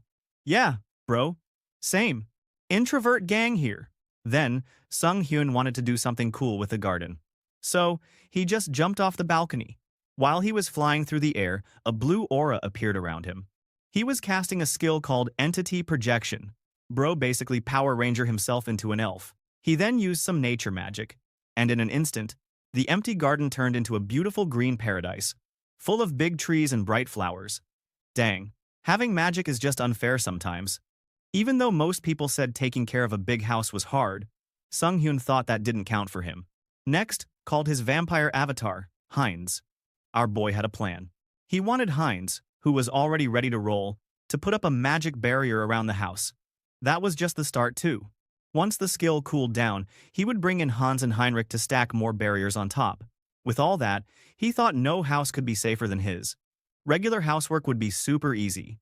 He decided it was time to check his account. He called out, "Karma Shop," and saw a big system window pop up. Dang! He had over 1.6 million karma now. It hadn't even been a week yet. After enhancing his avatar skill, the system said he could have more avatars. Not only that, but his avatars were also getting smarter and learning faster. For a moment, he worried that if all his clones got all his brain power, maybe his main body would get dumber. But then he laughed and decided, whatever. They were all him anyway. Wait, there was more. The system said he learned a new special skill called Avatar Cloud. This meant he could share his avatar's items in some secret space. It was kind of insane. Now he could send stuff across dimensions without even having to walk over. He immediately wanted to try it, so his vampire avatar put an item into the Item Cloud system. Sung Hyun felt pretty amazed. With this, he thought he could trade a ton more stuff and become richer, or even send special things between his different avatars instantly. But that was just for warm-up. Sung Hyun was getting ready for the main event. He picked up a glowing blue pickaxe and thought about Zonic. He said sorry in his head, but come on, this was just business. He was saving that dwarf ass anyway, so this is his payment. The system then told him he was using the Customize skill. Blue light exploded everywhere, and a new avatar got summoned. Sung Hyun became really excited because he needed a blacksmith to make cool gear for all his clones. He really hoped to get a tough muscle dwarf, just like Zaunic. But guess what? The smoke cleared, and instead of a big, tough dwarf, there was this kid-sized little dude with a giant beard walking like a Labubu doll. Our protagonist freaked out inside. He started shouting, "What the heck happened? This adorable little kid? What is he supposed to do now?" Sung Hyun started to panic a bit. This was not what he wanted for his new blacksmith. So, he got straight to work with a special customization menu. He changed the dwarf's height to the tallest a dwarf could be. He made the face look younger and cooler. He grew the beard so it looked super stylish and made the body big and strong. After all that, he looked at his work and thought, now that's a real dwarf. Now, this new dwarf was ready. Yeah, he changed a cute avatar into this old man dwarf. I don't know what I should feel right now. Anyway, Sung Hyun said his name would be Howard. He was happy to meet Howard, the perfect blacksmith for his team of avatars. The system gave some facts about Howard. He was Sung Hyun's 8th avatar, born as a dwarf by using a magic tool called the Artisan's Pickaxe. Howard also had a trait called the Artisan's Spirit, which meant he got special power-ups when making things. Looking at this OP new fella, our boy felt proud. Howard was just what he needed. The first skill Howard got was all about crafting, exactly as he wanted. But, bro, there was one small problem. Howard did not know much about the world. It was just like with Harris, the elf avatars. Sung Hyun realized he would have to teach Howard, but that might take some help from Harley. Too bad the place in the isekai world, especially the north, was super crazy right now, so Sung Hyun decided to send for Heinrich to help with this mess. After that, Heinrich turned on his phone and talked to Sora. He told her it was nice to hear from her, but he had a big ask. Heinrich wanted tons of stuff about blacksmithing books, videos, whatever. He said it was important and told her to prepare a mountain of information about making things from metal. Howard nodded and explained he could learn how to make things using info from Earth. He also thought that he needed a workshop in Tarak.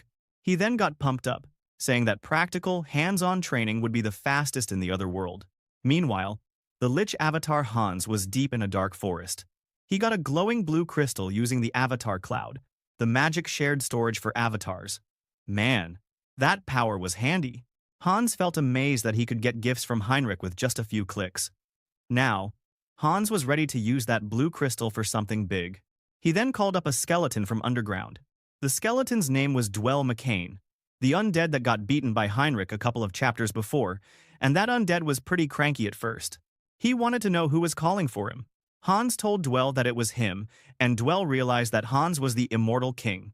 Dwell suddenly became super respectful and started crying, happy to see his old boss. He said that he thought the hero got him for good, but now he was ready to work for the immortal king again. Hans remembered that Dwell was a really smart leader in the past, so having him on the team could only help. Suddenly, Olivia popped up in a swirl of blue energy. Hans asked Olivia why she was there, so Olivia started her report. Hans had told her to follow something called the Oath of Reversal and find out everything about them. She said she had looked west, even all the way to the middle of the big empire, and finally, she had found a place that looked like their major base. Hearing that, Hans was super happy. Finally, he could crush those bastards. He then thanks Olivia for her work, and Olivia states she will devote her body and soul only to the king. But Dwell got confused and started to ask how Olivia, a girl with no bones, could really devote her body to the king. Olivia freaked out a bit. And sure, she looked spooky as hell. But Hans got serious and told Dwell to help Olivia right away. Olivia gave Dwell a scary smile again, probably thinking to prank him up real bad. Having no way to refuse, Dwell quickly said he would follow any order now. Hans then told Olivia to force the enemies to cooperate, even make them into submission, and she could call in Karam if she needed. Olivia nodded, and Hans felt like everything was going exactly like he planned. He thought the enemy was finally in sight, and he told himself to wait just a little bit longer before going after them for real. At the same time, in a shiny castle far away, a woman with pink hair was looking out a fancy window in the Atarian Empire. She thought she smelled Olivia, but guessed she was just imagining stuff. Then, the woman began to transform. Suddenly, her outfit changed into a wild succubus costume, and big, black horns came out of her head. This woman was actually the leader of the Oath of Reversal, and in her mind, she was not going to be the immortal king's slave again. Not Hans's, not anyone's, not this time, and not ever again. Wow. So all this time, this bitch is the one messing with our boy when she was supposed to be his underling? Yes. Yes. A new slave acquired. Suddenly, she heard a voice from outside her room, so she changed back into a human. Then she told someone to come in, and that's when a man named Andrew Weaver walked in. This dude came in with a big smile and a bottle in his hand, acting all flirty and dramatic. He called her Lady Sienna and praised her beauty and tried to charm her, but she wasn't having any of it. She stopped him right away and asked if he knew who the new leader of the Varkaslak clan was. Andrew acted all confident and said that of course he knew. The opponent was a true-blood vampire, and his name was Heinz. Sienna wondered how someone like Heinz could take over a whole vampire clan, but Andrew didn't really have a good answer. That's when she got mad. Her face twisted, and her horns grew out. Uh-oh, Andrew was in trouble now. He nervously told her that her horns were showing, but tried to act like he already explained everything. He explained that his power, something called trajectory observation, was kind of like looking at CCTV, but he needed to upgrade it with karma to get better info. Still, Sienna didn't care about his excuses, she just wanted the data. Anyway, she thought it was actually good that Heinz wasn't a sacred blood, because that made him easier to defeat. Andrew asked if she was going to take care of it herself, but Sienna acted annoyed and said, no way. Instead, she had a better idea. She held a magic golden pocket watch and said the strongest vampire clan called Yupersia would start a conquest war. Yes, bro, vampire war is coming. Meanwhile, in another place, Heinz was sitting at his desk looking at some papers. Soran stood next to him and looked super excited. Heinz noticed she brought the information about blacksmithing fast, and she said she used all her resources.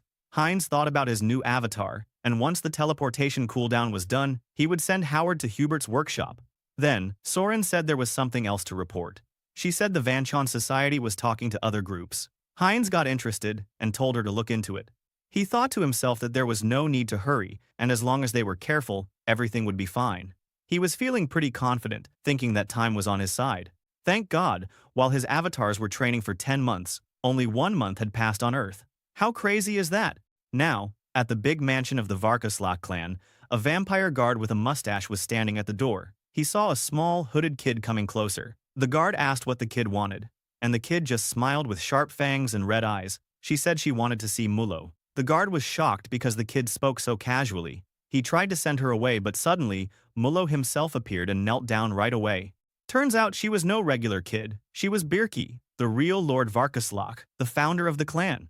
The guard totally freaked out, realizing this was the real deal, a sacred blood vampire. Inside, Mullo poured tea for Briki and apologized for not welcoming her properly. Briki looked annoyed and told him the name Varkoslak. To call her was way too formal. She wanted to be called just Briki. Mullo was secretly super stressed because Briki wasn't supposed to visit for another 20 years. She then sipped her tea and noticed something was weird.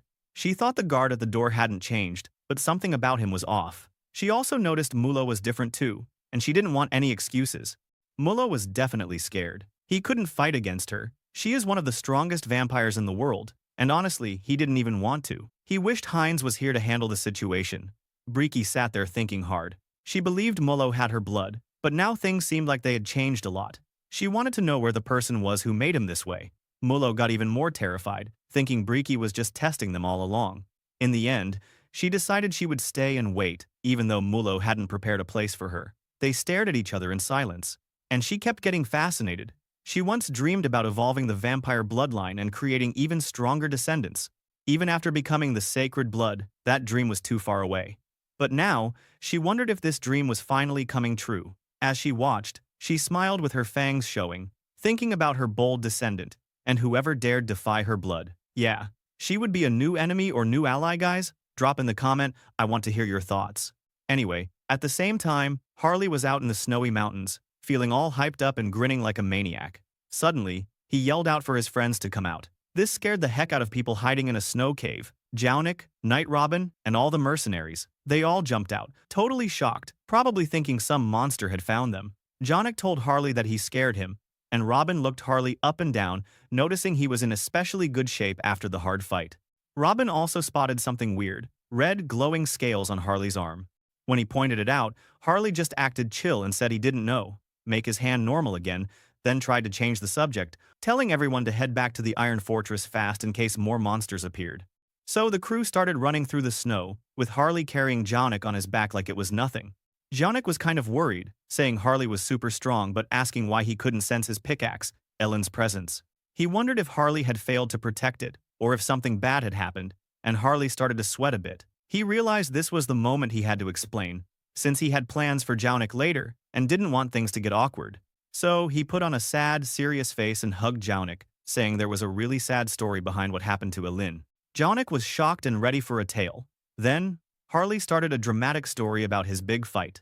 Everything was going well at first, but then monsters surrounded him in so many layers, even he couldn't believe it. He started fighting like crazy, smashing monsters left and right, but he was getting overwhelmed. At the last moment, when a spear was flying at his back and he thought it was over, the pickaxe Eleni flew through the air, blocked the attack, and shattered into pieces. Harley was stunned. He realized Ellen had saved him, but now she was broken, and he was holding the crystal pieces, feeling totally crushed. He swore he'd never forget what Ellen did for him. Then, he got so mad that a red aura exploded around him, and he fought back even harder, shouting that it was revenge for Ellen. The flashback ended, and Jaunik was bawling his eyes out over the sad story. Yeah, don't let this dwarf meet an older man. He could get kidnapped easily. Anyway, Harley said that in that wild moment, he realized he had dragon blood in him. The kind of thing you only discover when you're about to go berserk, apparently, all thanks to Ellen's last chance. The green-haired mercenary thought about it and explained that Harley must have had a dragonkin ancestor from about 300 years ago, but people forgot about it after a big war. Harley was super pumped to have an answer for his new power, and he decided he loved that kind of backstory, so he was totally going to use it. Everyone in the group started hyping Harley up, saying it was a heroic story, and even the male companion said he always thought Harley was special. Harley was eating up the attention, grinning like a boss. Knight Robin, though, wasn't really impressed. He told everyone to look ahead. Just then, he pointed out that the Iron Fortress was right on the other side of the ridge, but something was seriously wrong. Monsters were swarming all over the fortress walls, and he spotted the worst of them. A huge mutant minotaur with tons of glowing eyes, smashing everything in its path. The female mercenary said they needed to hurry, or everyone inside would be toast. Harley felt super hungry and wanted to eat that thing and got ready to charge in. Down at the Iron Fortress, things looked bad. 2 soldiers were already down, and they said the Minotaur had blown away all the priests and mages like they were nothing. Even the best mercenaries couldn't get close to it. But then Harley arrived, landing so hard he cracked the ground. The Minotaur roared at him, and the soldiers called Harley the Monster of Tarak. Harley just grinned even wider, thinking to himself that if they wanted to see a real monster, he was going to show them. Harley transformed, his hands turning into giant claws, his body glowing with red energy. Well, he decided since he got the perfect alibi to be a dragon descendant, he was glad to be able to use this power in public. He then caught the Minotaur's horn with one hand and stopped its attack cold, then threw down a challenge for a contest of strength. His eyes lit up with crazy colors as he went full berserk mode. The 2 monsters clashed, but Harley easily threw the Minotaur high up into the air like it was nothing. The Minotaur crashed down hard, totally beaten and died, and just lay in a crater. Everyone was surprised to see how Harley easily killed the monster. Harley himself stood over the defeated Minotaur and told it that it was pretty intense, but just not on his level. The soldiers in the fortress started cheering like mad. Harley checked out his loot and saw he'd gotten the Minotaur's horn, which he figured Howard could turn into something useful later. And now, after eating the Minotaur, he decided the best part about getting its genes was definitely the awesome lower body power. Bro, Harley is so unstoppable for real. Anyway, Knight Robin walked up and talked to him, saying that the fight was amazing and that they only won because of him. Of course, Harley tried to act cool and said that it was nothing. Robin also told him that Lord Tarman Aonia was there and wanted to see him in person. Harley thought to himself that this time, the Lord really did call for him. Robin made a gesture for Harley to follow and told him to take a break since he just finished fighting. But, surprise! Before Robin could turn around, Harley had already sprinted halfway across the courtyard, super excited. Robin was so shocked he just stood there like, what the heck? Harley was already gone, running off like an overcaffeinated squirrel. Now, Harley stood in front of a big fancy door inside Lord Aonia's castle. He was about to open it when Robin caught up and stopped him. He said that he had already talked a lot about Harley to the Lord, but maybe our boy should try to be a bit more careful with his behavior. Harley was a little confused and wondered if there was something wrong with him. Bro, you are barbaric. Robin saw this and just face-palmed. He was probably thinking that guy should at least try to be polite. Harley puffed out his chest and told him there was nothing to worry about. He said that when it came to manners, he was the best. Robin just told him to go in already. Inside, Lord Tarman Aonia was sitting at a huge desk with 2 guards next to him. The Lord looked super chill and smiled at Harley. Harley walked into the room with a huge, kind of silly grin on his face. Robin followed behind, looking like he wanted to disappear from embarrassment. He shouted a big hello and added a quick, "Sir," at the end. Lord Aonia laughed and said he had heard so many good things about him, but it was totally different to see him in person. Harley got all hyped and told him he didn't even know what to do with himself. But really, he was just doing his job. The Lord laughed again, and Harley kept bragging about how amazing he was. The Lord expressed that besides the job Harley already did, he played a huge part in their victory, so he should get a reward.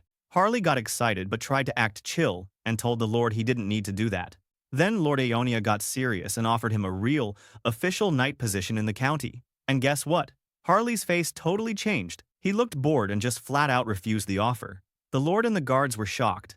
One guard freaked out and said he was rude for saying no to the Lord. Harley didn't care at all. He leaned back, acting like he was just chilling at home. The Lord told everyone to calm down. Harley said he didn't want the fancy stuff, he just wanted a cool axe he could use. The Lord replied that he would get a special axe made just for him. He then thanked him and said the Lord was very generous, just like someone who ruled a big place should be. The Lord agreed and said he was not stingy. But both of these guys were thinking sneaky things. The Lord was planning to get Harley to join him for real, someday. While Harley was secretly laughing to himself too, thinking he could keep taking rewards without joining for real. They both laughed together, but both were actually trying to trick each other. Robin, meanwhile, felt a chill go down his back. Dude was getting some bad vibes.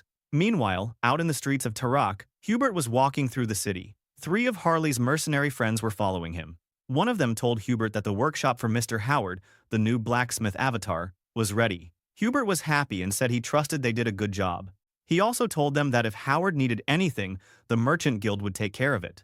As he was walking with his escorts, he suddenly stopped and looked confused. He started thinking to himself, wondering why there were 4 escorts instead of 3. The mercenaries looked back at him, also confused, asking if something was wrong. Among them, there was a mysterious figure wearing a dark cloak. The figure turned his head and said that Hubert had good instincts, but he also said it was already too late. The mysterious guy smirked, and bro, he had vampire fangs. Suddenly he attacked, and blood splattered across Hubert's face. Hubert got hit with a super bad wound and collapsed instantly. All the mercenaries started panicking and shouting for the merchant lord. One was trying to get Hubert to wake up. Lying there, Hubert was in shock and pain. In his head, he wondered what was happening and why a vampire was after him. Then, a system window popped up, saying he had received a fatal injury in one blow. He could only gasp for air, barely holding on. One of the mercenaries held his body and asked if he was okay. Another told the others to get Hubert to safety. Then, another system window appeared. Instant death immunity had activated, so Hubert's fatal injury was turned into just a critical wound. But it also said this immunity would not work again for 1 day. Thank God we have this skill, bro. Hubert realized in his mind that if it wasn't for this skill, he'd be dead. The attacker was definitely a vampire, probably a pureblood, which meant he was seriously strong. He couldn't believe someone like that came after a regular merchant like him. He figured if the enemy found out he was alive, they would come to finish the job. So, he decided he would let Hans find out who the attacker was, but right now, he needed to escape. He then clutched his chest and coughed up blood. He told the mercenaries that he had his own way to contact Howard, so he would give work orders through him. One mercenary asked how he could do that while he was so hurt, but Hubert knew he needed treatment first. So, Sung Hyun activated recall and unsummoned him as the avatar. A moment later, Hubert's body disappeared, just leaving blood on the street. The mercenaries freaked out. Where the fuck is their boss? Far away, in the Yuppersia clan hall at night, a big hall was filled with vampire knights in blue uniforms. The clan lord, Visk Yuppersia, sat on his throne, looking super elegant and a bit scary with his white hair. Theodore Yuppersia, who was a true-blood vampire with glasses, was kneeling before him. He made a report, saying that the job in Tarak was finished. Visk asked about Tarak.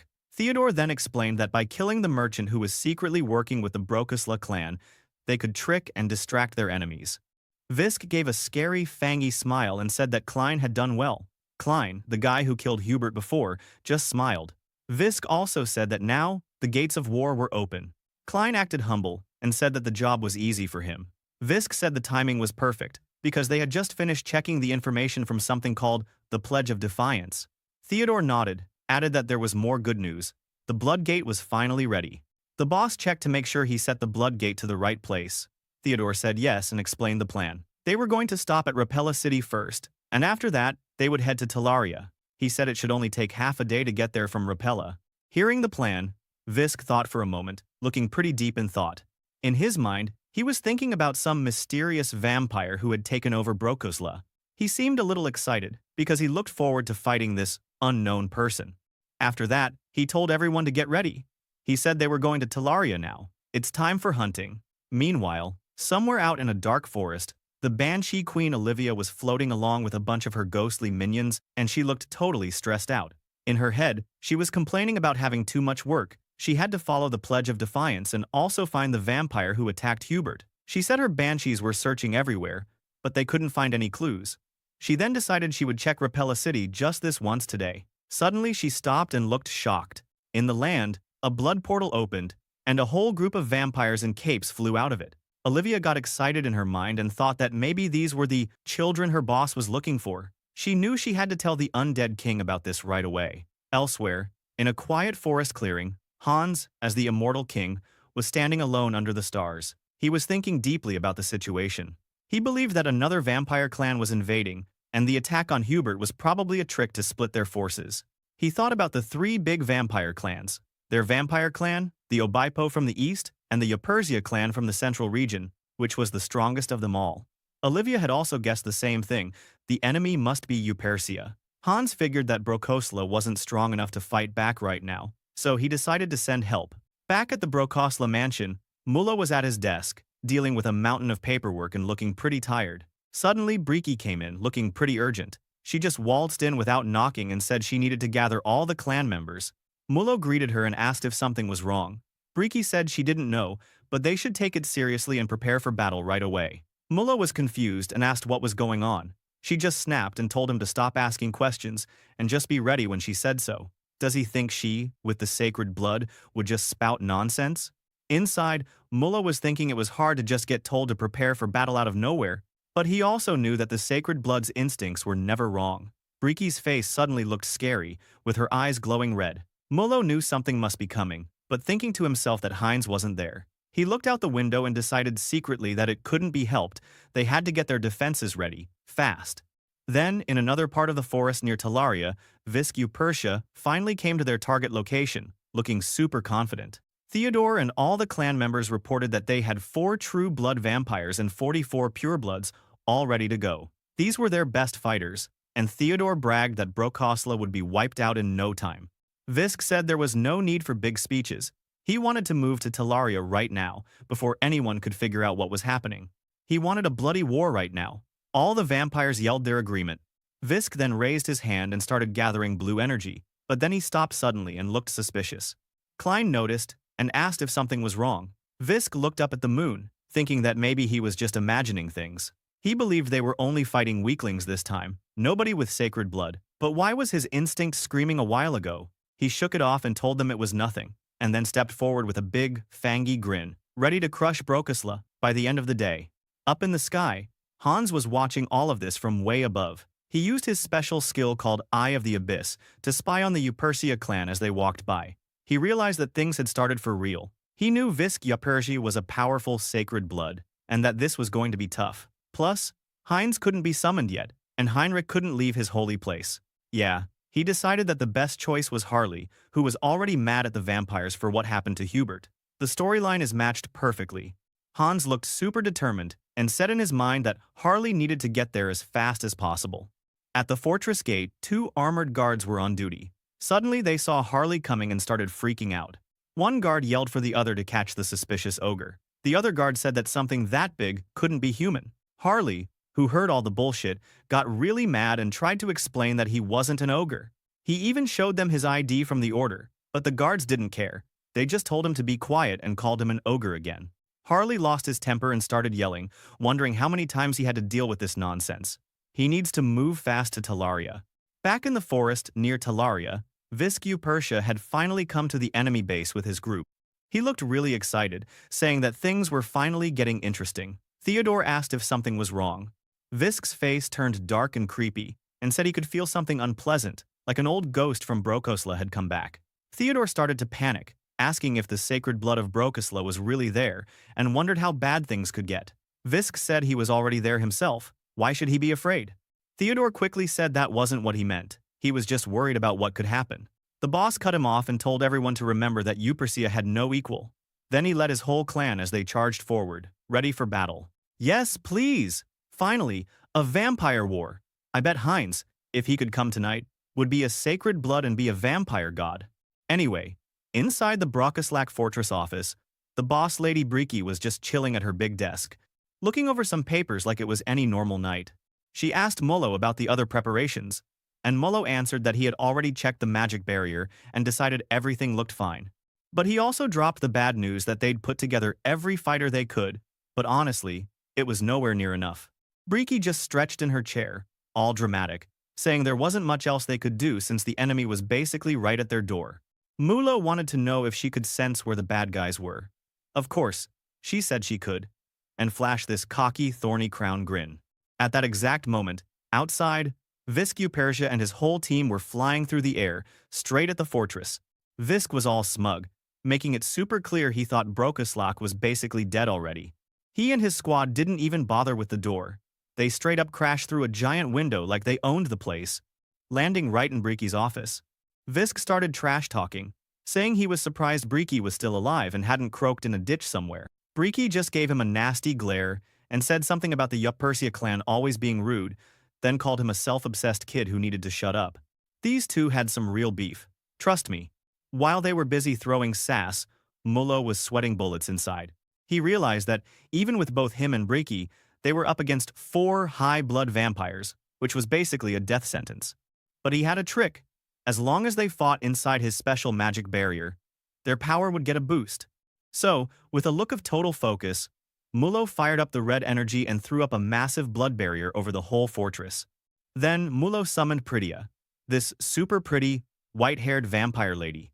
She strolled out of the magic looking all calm, even though the place was about to explode. Mullo told her he could only summon one person because he had to keep the barrier up, so, yeah, she needed to go full beast mode to protect the clan. But Visk just laughed at that. He called it all useless, then immediately tried to take Mullo out, saying that if he killed Mullo, the whole shield would drop. Visk's attack was like a bomb going off, but Breaky wasn't having any of it. She zoomed in lightning fast to intercept his servant and basically told Visk he needed to get smacked around.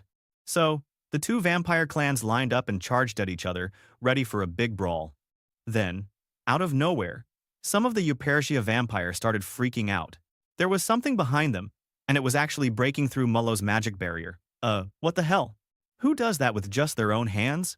Now enter the goat Harley. Our boy Harley, with his eccentric wolf pelt hat, just ripped open the barrier like it was made of paper. He was staring straight at Klein and looked hungry for payback because he was the one who hurt Hubert. Klein nearly peed himself right then and there, bro. He told Klein he'd finally found him while looked like a villain from a serial killer series. Theodore, watching all this, started wondering if Harley actually knew that merchant. He turned to ask Klein what the hell he had done, but Klein was just blubbering that he'd erased every trace. Theodore wasn't buying it, saying if that was true, then why was Harley here? Klein was toast either way. Suddenly, Pritia showed up behind him and just slashed him for being so distracted. He got pissed, telling his team to summon the rest of the High Bloods. Harley, meanwhile, just grinned even wider, super hyped about the idea. He wanted to see how strong these high-blood vampires really were. His eyes started glowing red and green, and this crazy fire-like aura erupted around him. Bro, the system message was basically screaming, Harley's bio-aura and madness had activated. Dragon scales started popping out on his skin, mixing with some weird magical tattoos. The whole place just stared in horror. Many vampires were stunned, looking at Harley and thinking, what kind of monster is this guy? Harley was acting like he was so pissed about Hubert that he yelled that he'd make them all regret ever touching his friend. He charged in, moving so fast he was basically a blur, and started beating the brakes off the Eupersia vampires. Even Breaky was watching with an entertained smile like, damn, that's impressive. Visk got all mad, asking her who the hell she brought, but Breaky just shrugged, saying she didn't know and honestly didn't care. Visk acted all big, saying that unlike Breaky's crew, his own subordinates were actually good. Even at this moment, he was sure the win was still for him. Mullo, watching from the sidelines, couldn't even see how fast Visk and Breaky were fighting. They were just flashes of red and blinding light. Deep down, Visk was loving it, calling it a real high-blood battle, and then spotted an opening. He landed a massive hit on Breaky and cut her arm. Breaky just smiled, admitting she was way past her prime and looking at Harley, whoever he is, she really appreciated a bit of help right now. While fighting, the heart of the mad dragon inside Harley was straight up screaming that Breaky was about to get wrecked, and Heinz would never make it in time. So, our boy decided to throw everything he had into the fight. Then, one after another, Harley started activating basically every skill he owned. Mutation, Beast of Frenzy, Special Fighting Style, that wild bio aura, and the gem eye, coercion for good measure. The dude let out a roar so loud the whole fortress probably shook. The energy around him exploded into a pillar of fire. He tried his best to combine all the power to make him complete. And when the flames died down, what stood there was not even human anymore. Harley had turned into this massive, demon-looking beast with horns, hooves, and a body made of magma and fire. Everyone just stared, mouths hanging open, thinking, bro, what is this monster? The poor Eupersia vampires probably wanted to run home crying. One vampire just stared up and asked what the hell that monster was. Another guessed maybe Harley had turned into some kind of chimera, but honestly, nobody had a clue. Harley just stood there in all his beast mode glory, blood everywhere and grinning like a psycho. Inside, he was loving it. So this was what it felt like to use all the Mad Dragon's power. He thought this felt awesome, and decided he was ready to go nuts on these vamps. Suddenly, Harley, with his wings, gets ready and yells, "This gonna be fun."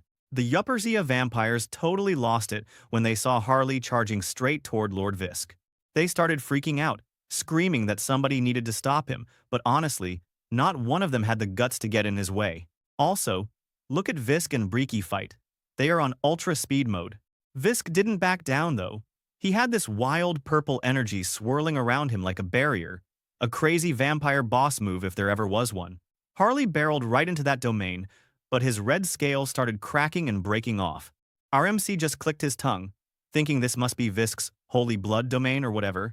But he was not about to give up. He decided to smash through by linking his Mad Dragon heart with his super-powered gem eye.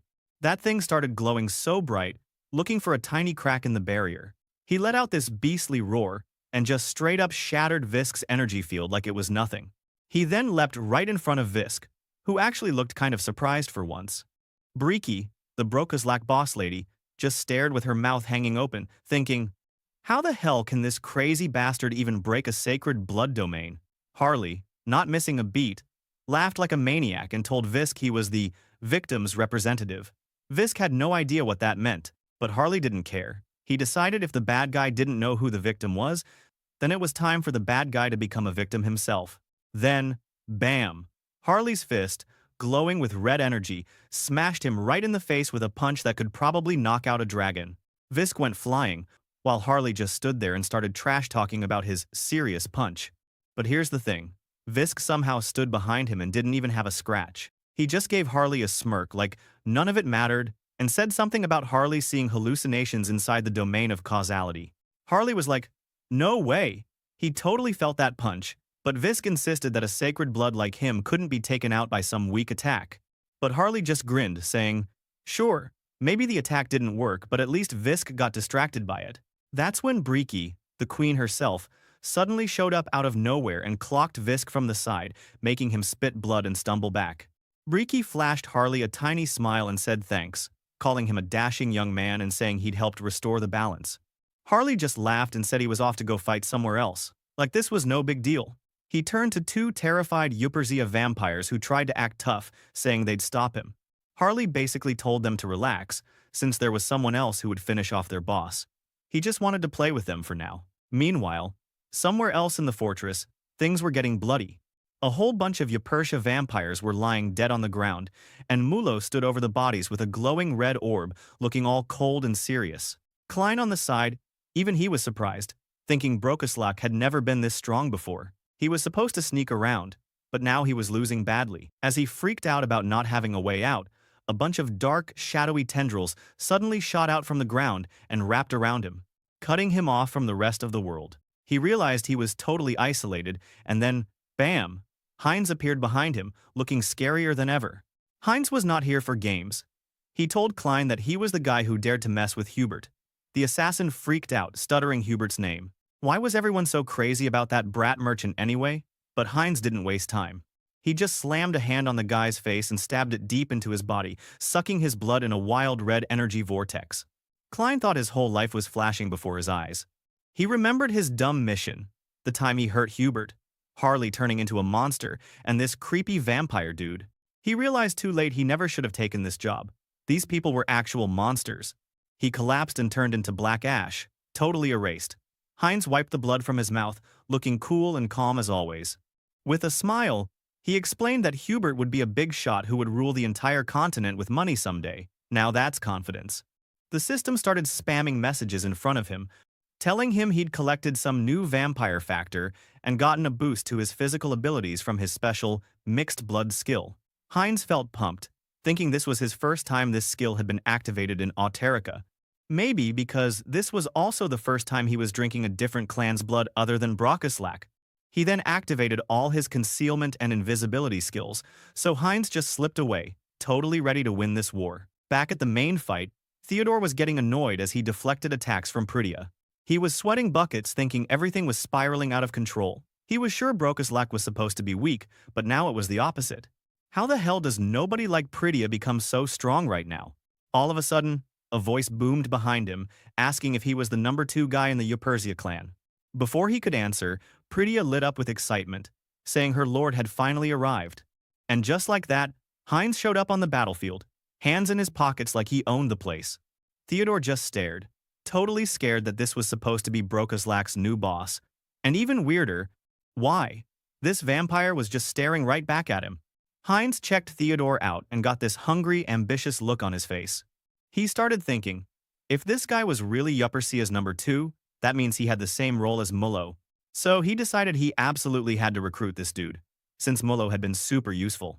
He couldn't hide his interest, and honestly, things were about to get even crazier. We all know another slave would be acquired. Our boy Heinz was getting ready to collect even more talent. Looking at Heinz's perverted eyes, you could tell Theodore was about to lose it. He looked totally shocked and freaked out. He's not gay, bruh. Theodore tried to act tough and asked what Heinz gonna do to him. But Heinz didn't even flinch. He turned, all calm and cocky, and introduced himself like some boss, saying he was the new lord of the Brokaslak clan, Heinz. Theodore shouted back that he already knew that much, but Heinz wasn't done flexing. Our hero pointed at Theodore and said he would soon be his lord too. Theodore just lost it, shouting that this was nonsense. But Heinz was dead serious. He called out to Frisia, who just smirked and grabbed Theodore from behind, locking his arm so he couldn't run. Theodore started struggling like crazy, yelling out, "No!" over and over, but Heinz just grabbed his face with one hand, looking extra dark and scary. Bro, I don't know why, but this chapter is super mega sus. Anyway, the poor guy started screaming as red energy began swirling around him. In his head, he was freaking out, while Heinz suddenly bit him. Oof, not a good day for Theodore. Nearby, Breeky and Visk's fight is almost over too. Visk watched everything with a grim look, wondering how life got so messed up. How the fuck did he get pushed so hard with this low-level clan? And where are those losers from the Oath of Reversal who said they'd send backup in a worst-case scenario? Nowhere to be found. He cursed under his breath, wondering where they'd all gone. Turns out, Hans, yep, the real immortal king himself, had shown up somewhere else, surrounded by a bunch of dead Oath of Reversal guys. He was busy flexing his own skill, his skeleton hand all glowy and evil. He was actually happy about these high-quality reinforcements that had been sent to help Visk. And he joked that he'd love to meet the executive who arranged it, maybe even offer them a new job. Our MC Hans really had that villain energy going. Back at the main fight, Breeky kept watching Heinz, who was now glowing with this intense red aura as he knocked off Theodore. Heinz even commented that it felt different since this guy was around true blood level. Pretty tasty, I guess. Breeky walked over, finally curious about what kind of kid this new Lord Heinz actually was. She said he was amazing in more ways than one, and Heinz, being all polite, thanked her for the compliment. But then he called her out as Holy Blood Brokaslak, which surprised Breeky for a second, but she liked the name Breeky better anyway. But suddenly, Harley, with his demon-like transformation, laughed, reminding him that introductions were cool and all, but they were maybe forgetting someone. That's when Lord Visk Yuppersia, looking like some red demon, just exploded with rage. He couldn't believe Heinz and Breeky were ignoring him right in front of his face. Visk started shouting that he wouldn't let this slide, and suddenly blasted out a wave of blood magic at Heinz. But our boy Heinz just deflected it with a burst of his own blood energy, not even breaking a sweat. Heinz launched a counterattack, a blood blade that cut Lord Visk and made him bleed. They fought fiercely, but suddenly Harley teased him, asking if he'd forgotten about him. Lord Visk, bleeding and pissed off, yelled that the Brokaslak clan was nothing by themselves and asked if they weren't embarrassed. Breeky also joined the fun fight with another attack and threw shade back, saying maybe those vampires on his side who liked sneak attacks had already run away. Visk finally collapsed to his knees, super dramatic, crying about how he was supposed to become king of all vampires and couldn't believe he was losing like this. Heinz wasn't even sorry. He grabbed the defeated Lord Visk, eyes full of dark ambition, and told him he would carry on his legacy. Then he started absorbing him, and Lord Visk could only scream in pain. He was horrified, basically calling Heinz a crazy, arrogant kid for stealing holy blood from another clan through cannibalism. He warned that he'd be cursed and destroyed for it, but Heinz just shrugged and said, who knows, maybe not. Feeling the power leaving his body, Visk faded away, still in total disbelief that someone could really inherit the holy blood of another clan. But Heinz, now holding the last bit of Visk, told him not to worry about the clan, he was going to let them keep their bloodline going under him. In his final breath, Visk remembered how he'd always dreamed of uniting all the clans, making one big, powerful family to lead vampires into the light as a true king. Bro had ambition for days. But now, looking at Heinz in front of him, He smiled for the last time. Is this the birth of a king of vampires that he always dreamed of? Ah, if only he could serve that master.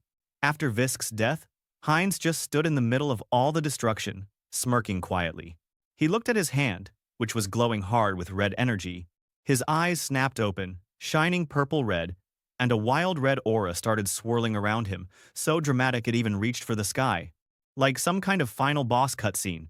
Briki only smiled. She said that in Otterika, a new holy blood was being born. Yeah, she was loving this mess.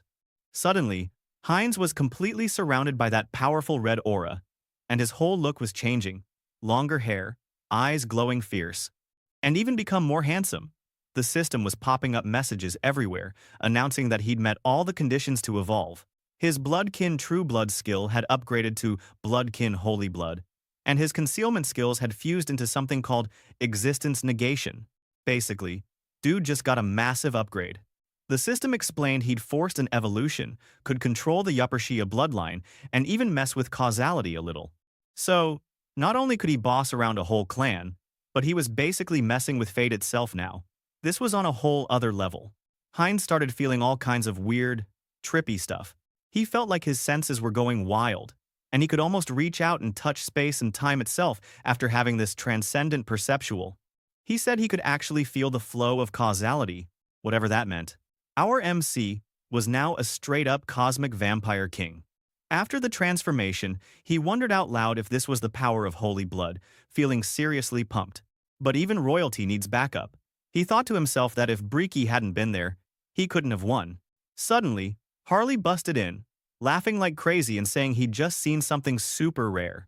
He told Heinz that now his revenge was done, he was heading back to his job, he'd even skipped out on work to join the fight.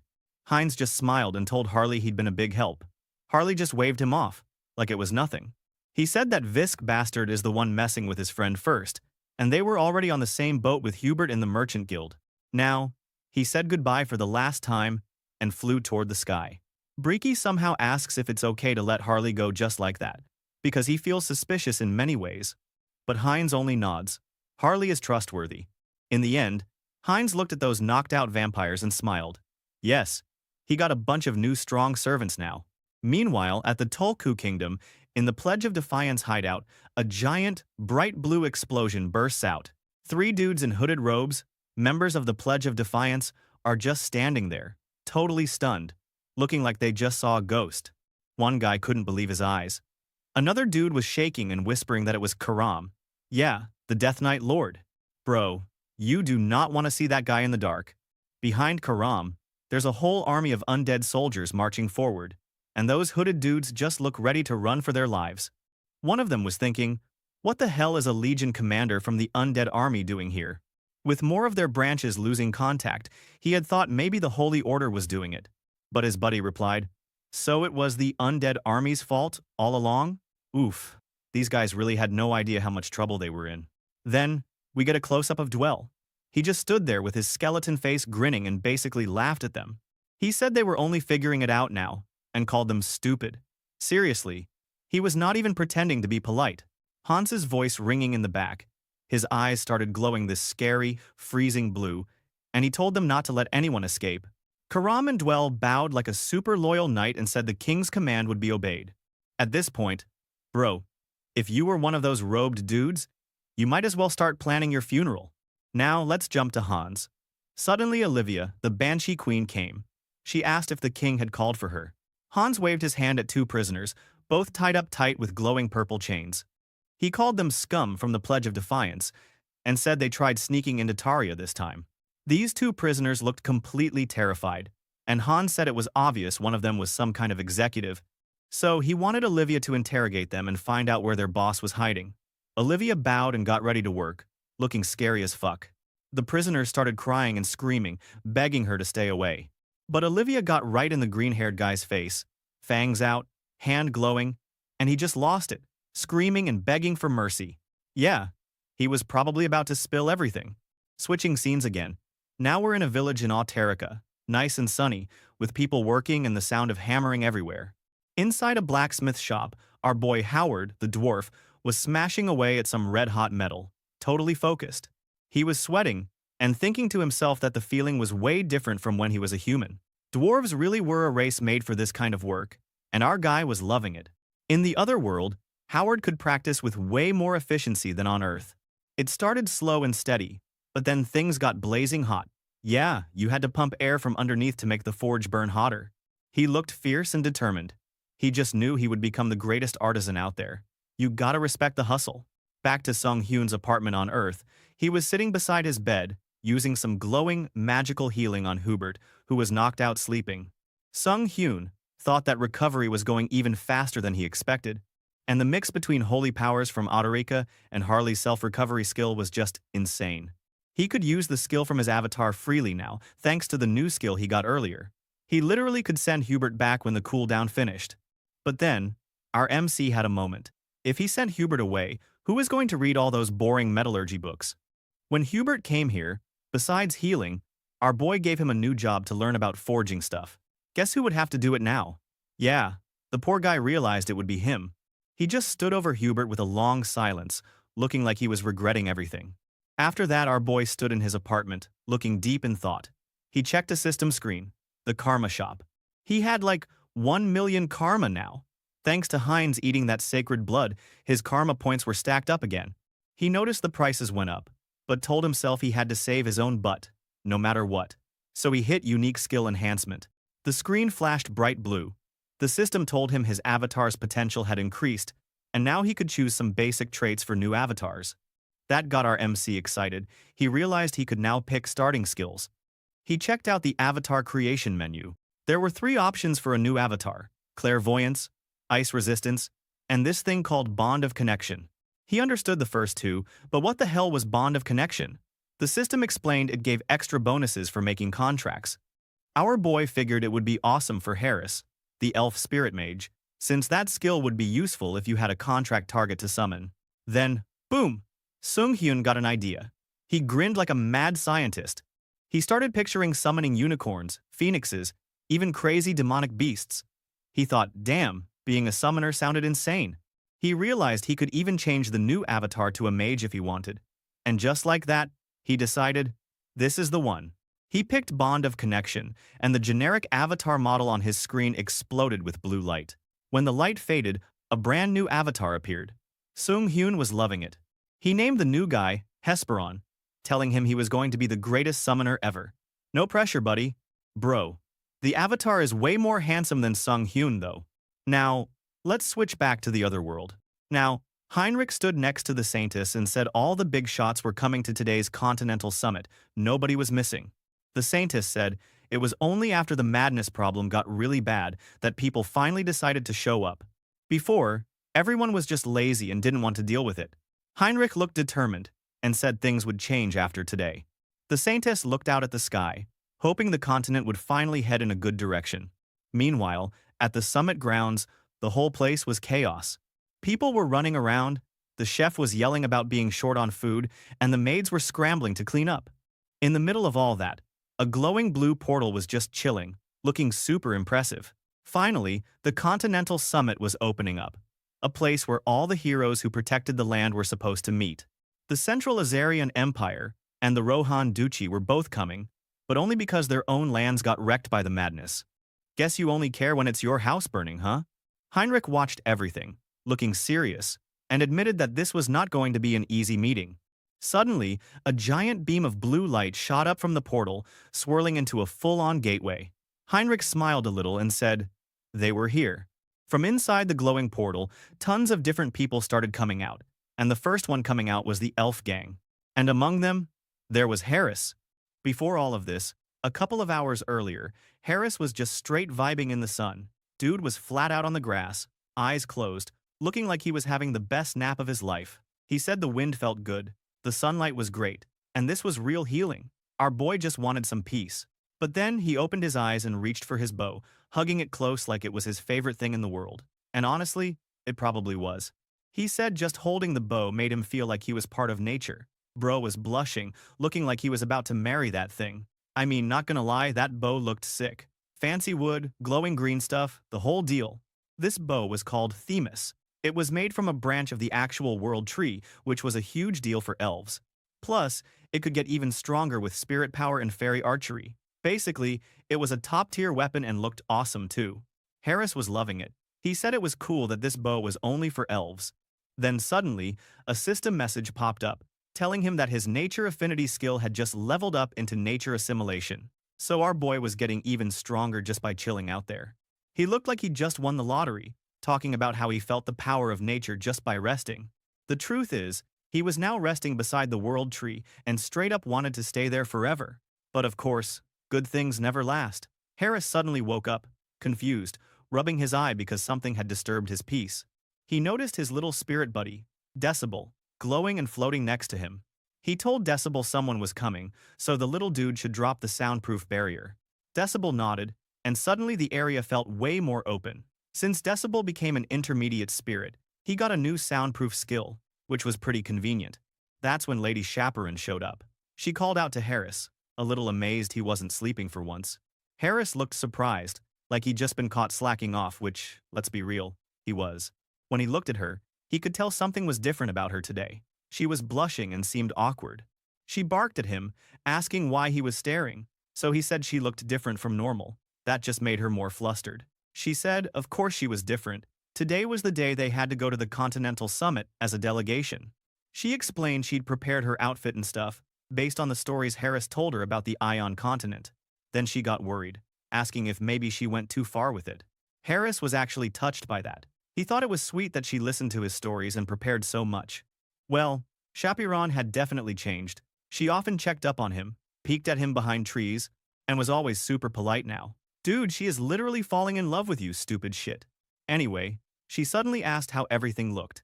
Chaperon, trying to play it cool, showed off this mountain of bags she had packed, apparently, 2 of everything, even for Harris. Bro, she was ready for an apocalypse, but Harris was just thinking that this wasn't supposed to be a vacation. Well, they didn't really need much because they were using the portal, but whatever, let her enjoy it. Still, he didn't want to ruin her mood, so he told her it was perfect. Chaperon lit up, super happy. Then she said they should hurry, or they'd be late. Chaperon ran ahead, all excited, and Harris just smiled, watching her go. Bro, RMC has a soft spot for her, no question. Now, we're back to the fancy temple, Rosalia. The elf delegation showed up, Ray Fury, Harris, Chaperon, Cecily Greenwood, and 2 more elves, all looking stylish. The Saintess greeted them, looking all holy and important. Ray just thanked her for the welcome, but the Saintess said it was a shame they all had to meet for such a serious reason. She wished things would get better soon. While this was happening, a new blue portal spun open, and Heinrich noticed that more and more people were arriving. Like, this was about to be the party of the year. First came the Magic Tower Wizards, with their old dude and his apprentice. Then the Azarian Empire squad showed up, looking all royal. After that, the Mercenary Guild came in, led by a guy with a creepy smile. Bro, everybody was rolling up. Heinrich mentioned that basically everyone important in Outerico was there. Harris agreed. They got this greedy, hungry look in their eyes, like Sung Hyun inside was thinking about how much karma he could get from making a big impression today. Our boy was basically drooling at the thought. Ray moved the convo forward, telling Heinrich he heard the news. Apparently, Heinrich became a saint. Heinrich just said it was a blessing from the main god, and Ray was super impressed, saying he looked forward to working with him. Heinrich told him to leave it to him, then pointed to a fancy building, saying that's where the elves would stay. Ray just thanked him, and Heinrich reminded them that the meeting would start soon, so don't be late.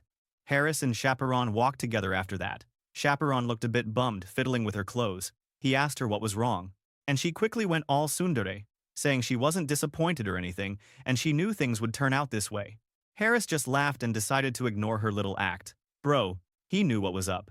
She was disappointed because all her stuff was useless because they got here in no time. She was cute, not gonna lie. Now it was time for the big summit. The hall was crazy fancy, with banners and a huge round table. All the different delegations were sitting down.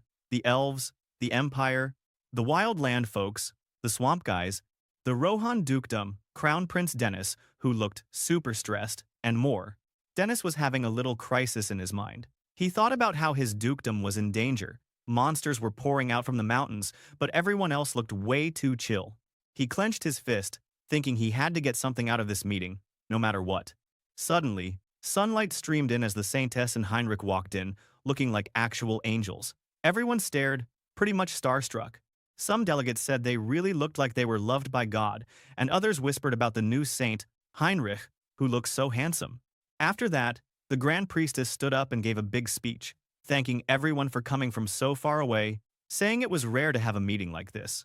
Then she announced that the Continental Summit would finally begin. All the biggest names in Outerica, sitting together. This was going to be wild. The Grand Priestess got things started, but she didn't waste time with small talk. She reminded everyone that the immortal king had shown himself to the world again. It was not good news. She said the guy lured the church, destroyed a vampire clan, ran freaky science experiments out in the monster woods, and even stormed the Grand Temple, killing a lot of people. Yeah, Hans was making a name for himself, but not in a good way.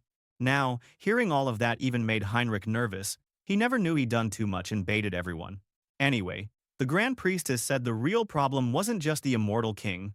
She explained that all over the world, something called madness from the abyss was spreading, and it was getting out of control. She said their investigation showed the only way to fix things was to hunt down and seal the core of this madness stuff. One guy was shocked. He didn't even know a core like that really existed. Another one asked what their plan was to seal it. The Grand Priestess looked super serious and told everyone that if the core existed, the immortal king probably had it. She just straight up said that the madness was his fault, and she needed help to stop him. That's when Simon Carte Azarion, the prince from the Azarion Empire, jumped in with a big fat smirk. He said it was pretty convenient the church was asking for help now, basically calling them out, saying they only wanted help because things got out of hand. Simon made it clear he was not here to let the church off easy. The Grand Priestess looked all sad and guilty, while the Saintess could barely squeak out a sound. So Simon kept pushing, thinking to himself that this was his big chance to cut down the church's power and make the empire stronger. The dude was ready to crush anyone that stood in his way. That's when Heinrich stood up, and man, he wasn't about to let Simon talk trash. He said he knew exactly what Simon was trying to do, but he made it clear, the church never ran away from its problems. He started talking about all the blood the church spilled in the last 1,000 years, how they never hid and were always on the front lines. Well, he admitted the church messed up, but promised to stand in front during the fight against the immortal king. That was their job. Basically, he pretended to be the real saint, and this cracked me up. But bro, the saintess looked like she was about to melt from how awesome Heinrich sounded. Even the mercenary guild leader and the magic tower leader were impressed, saying they trusted the church. In the end, Simon looked salty, realizing he almost had the upper hand, but now he was stuck. He just grumbled to himself, saying they'd see how things turned out. Meanwhile, Sung-hyun, pulling the strings as always, was loving it. He saw his karma points were going through the roof. The guy basically hit the jackpot, all because Heinrich put on a good show. The saintess blushed, looking at Heinrich like he was the world's best hero. She even said it was magnificent, honestly acting a little shy for someone so holy. Bro, she was totally into him. But Simon was not the one causing trouble. Dennis cut in, trying to change the subject. He lost his cool, shouting that his kingdom needed help right now. And another delegate started complaining about their alliance being in even worse shape. He said their people were surrounded by a desert on 3 sides. Everyone was panicking, basically. The Grand Priestess told everyone to chill out. She said these were the times when all the nations had to come together. Dennis, still upset, asked if she actually had a plan or if this was just wishful thinking. She told him she wouldn't have called everyone together if she didn't have something in mind. Then she dropped the bomb. She wanted to create a Heroes Death Squad to go after the immortal king. This was a special team made up of the strongest people from each nation, led by the saint, to take down Hans head-on. When she said it, a dramatic silence hit the room. Some delegates thought it sounded like a total suicide mission, and the mercenary guild leader pointed out that every country would have to send their best fighters. Dennis looked like he was going to pass out from the stress. Even Ray was thinking about how risky this was. But Simon from the Empire was quick to jump on the idea. He said the Empire had a candidate, Viscount Isia Priston, a young archmage who was apparently a genius. The Magic Tower leader agreed, saying Isia was the real deal. Our boy Heinrich heard of Isia and how that mage had earned his rank all on his own, a true elite. But he kept eyeing Simon, a little suspicious. Why would that prince recommend such capable talent for this dangerous mission? Did he have another hidden agenda? Or what? People start recommending their strongest people, like that another kingdom had a martial arts master, Marquis Sabrington, and another one said his people would pick their own champions. The other also mentioned that the Empire had a great technician.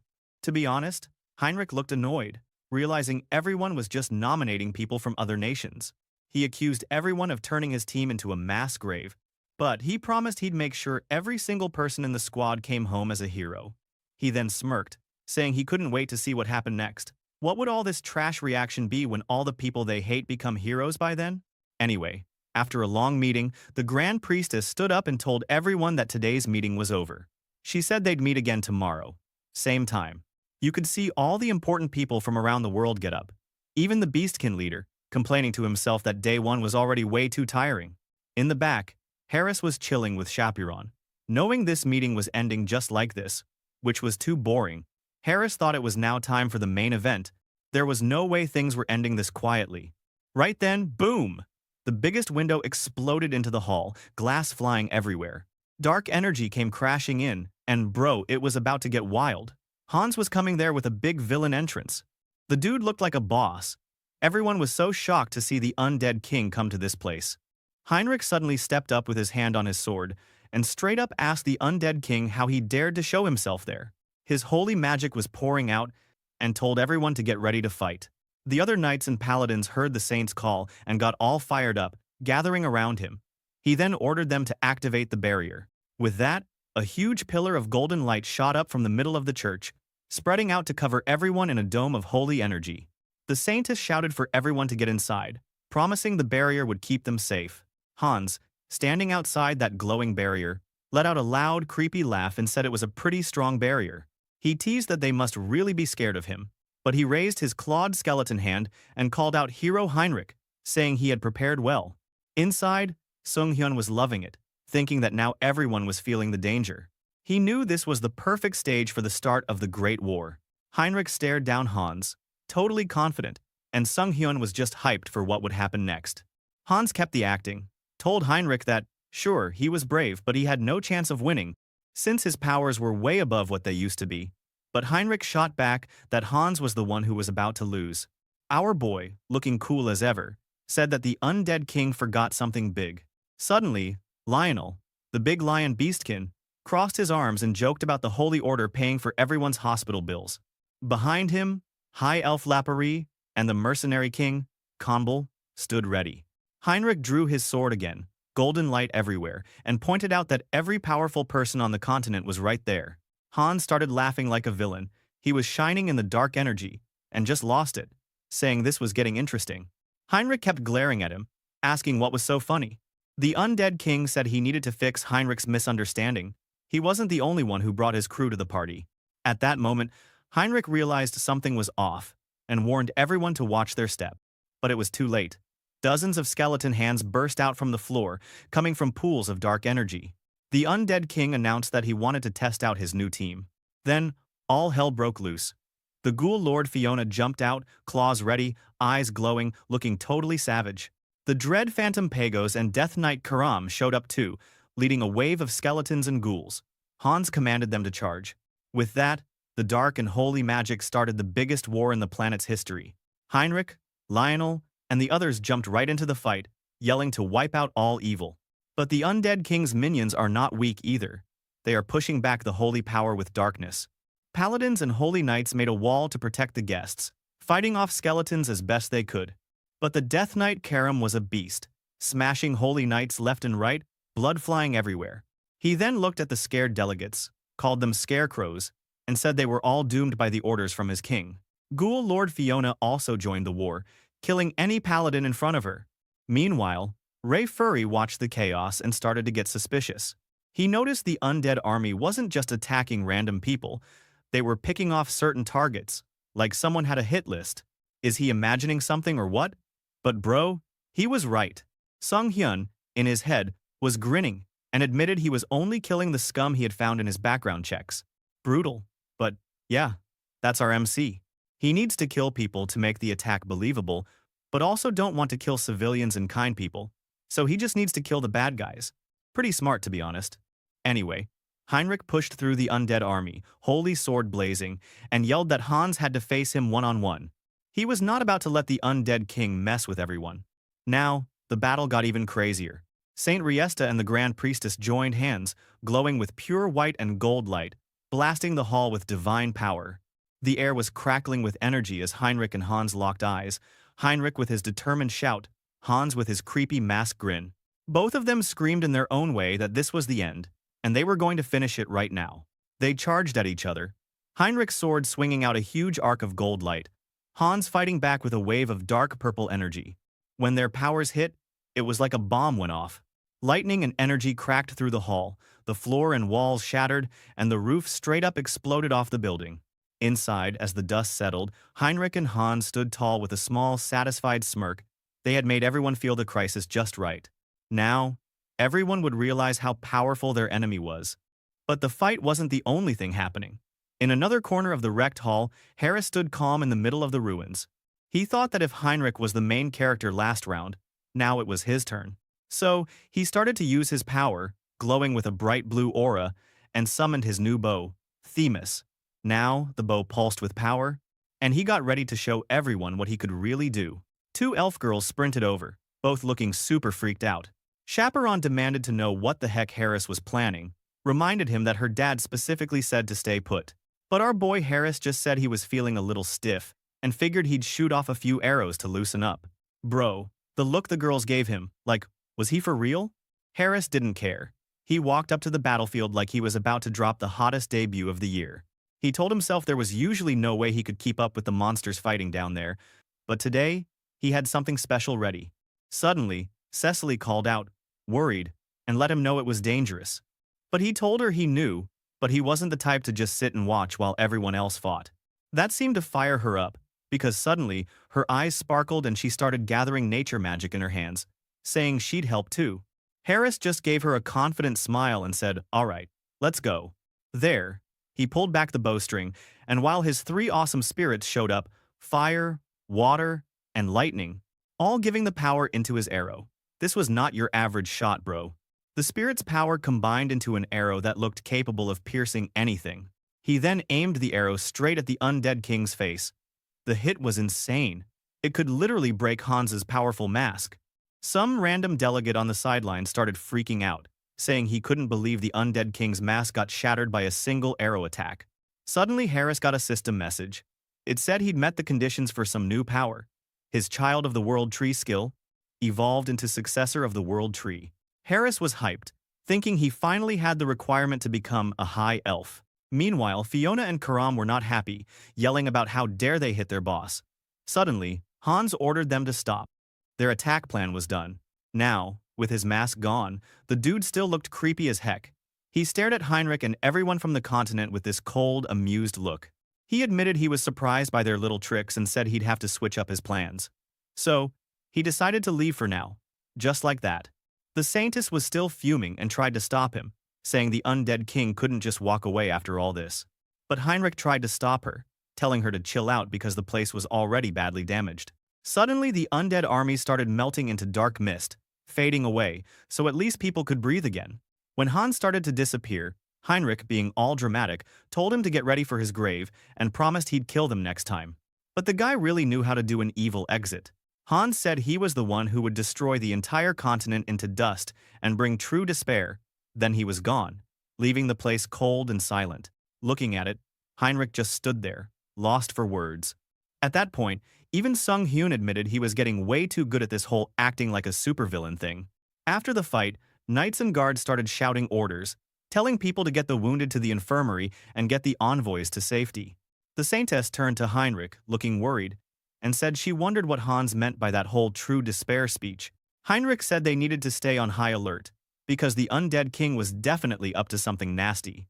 Meanwhile, Harris was surrounded by elven envoys, all super impressed by his magic skills.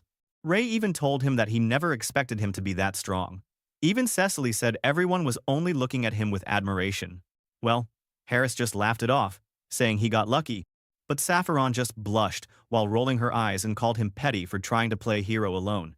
Before anyone could get too happy, the Grand Priestess stepped up with a serious face. She said it was way too early to celebrate, since they all knew just how bad things really were. She admitted they'd failed to stop the undead king and begged everyone to work together. Dennis, the Duke's heir, agreed, saying there was nowhere truly safe anymore, so they needed to help each other out from now on. The crowd suddenly started cheering, talking about forming the Heroes Alliance and saying they'd all join to fight back. The Saintess looked touched, almost tearing up as she watched everyone unite. But our boy Heinrich was not that easily fooled. Inside, he was thinking that some of these guys definitely had hidden agendas, like that crown prince that seems super sus, but at least a few were probably serious about fighting evil. Then, out of nowhere, a messenger in a dark cloak burst into the hall, out of breath. The dude dropped some seriously bad news. Every border defense line in the Duchy of Rohan had just collapsed. Dennis freaked out, asking what the hell happened since they were supposed to hold out longer. The messenger explained that all three sides fell at the same time, and on top of that, terrorists attacked important places inside the duchy. Dennis realized this must be what Hans meant earlier. This raid was just a distraction. But Heinrich thought, what the hell happened? Hans never planned any of this. So, there's only one answer. He knew exactly who would do something like this. The Covenant of the Rebel Heavens. Those creeps were finally making their move again. Suddenly, a knight whispered something to the Saintess, which made her look shocked. She then tried to pull everyone together, announcing that Cardinal Pyre would be leading an elite team to join the fight to help the duchy. She also told everyone not to give up, no matter how bad things got. Heinrich watched her, a little smirk on his face, and thought that since everyone suspected the undead king now, it actually helped their side. With the new Heroes Alliance formed, Hans himself would have to play along in this big game, so that means his karma would skyrocket. Meanwhile, Hans was standing on a cliff, looking down at a shadowy valley. Olivia, his ghost queen buddy, stood behind him and reported she found the perfect spot for their new base. A place full of dark energy but not too close to the enemy. Hans seemed pleased. He checked his hand, letting dark energy swirl around it, and thought about finally getting to use his forbidden knowledge. Then he raised his arms and, bro, this was insane. A bunch of gigantic blue magic circles shot out from the ground, glowing with crazy runes all over the valley. He yelled for his undead minions to get ready, and from under the glowing runes, a horde of skeletons started clawing their way out of the dirt. He laughed, saying if the Heroes Alliance wanted to stop his undead army, they'd better be ready for war. And then, he summoned a huge, evil-looking castle he just ripped up from the earth, black stone towers and lightning everywhere, right in the middle of the mountains. The undead king gave the most villainous grin ever, daring the Alliance to try and stop him now, while lightning flashed behind his brand new fortress, the castle of the immortal king. Dude, the war was just getting started. Meanwhile, out on the southern continent, things looked pretty dead. In the desert, not a single plant in sight. One suspicious guy stood there, all mysterious in his dark cloak, checking out the weird place. He said to himself that, finally, the immortal king was trying to take down the continent. It was about time, he thought, because the king had been pretty useless until now. He decided if this was finally his moment to step into the mess. So, he clenched his fist, looking all fired up. Out of nowhere, he kicked the rock nearby, and purple magic energy just burst out from it. He stood there, looking at all the darkness that was pouring out, getting ready. He wondered if it was time to go after the seeds of madness. Dude was clearly planning something wild. Now, back at Hans, in the immortal king's creepy castle, he started mumbling about the Duchy of Rohan, saying it was stuck between the northern mountains on three sides, and looked like the place was crushed by the monster. Well, it was good that the Empire and the Holy Church were moving fast, since there were about to be a whole lot of dead bodies. He thought that everything would be tough for Heinrich to do anything right now, because he couldn't leave his spot, not while the Heroes Party was about to be formed. So, basically, Heinrich was stuck. Suddenly, Olivia came back to the castle and called him. Our boy turned and asked if she had found something. She explained that she had checked the leftovers from the Covenant of the Reversing Heaven with info from an executive they just caught. After comparing everything, she found someone connected to all this mess. And best of all, beside found the sketchy person, she also had figured out their location, Tovia City, right near the capital of the Azarian Empire. Hearing that, Hans realized that the place was under the Emperor's direct control. She was sure there was a place where the big boss from the Covenant, the one who messed with the Ufersh clan, was hiding out.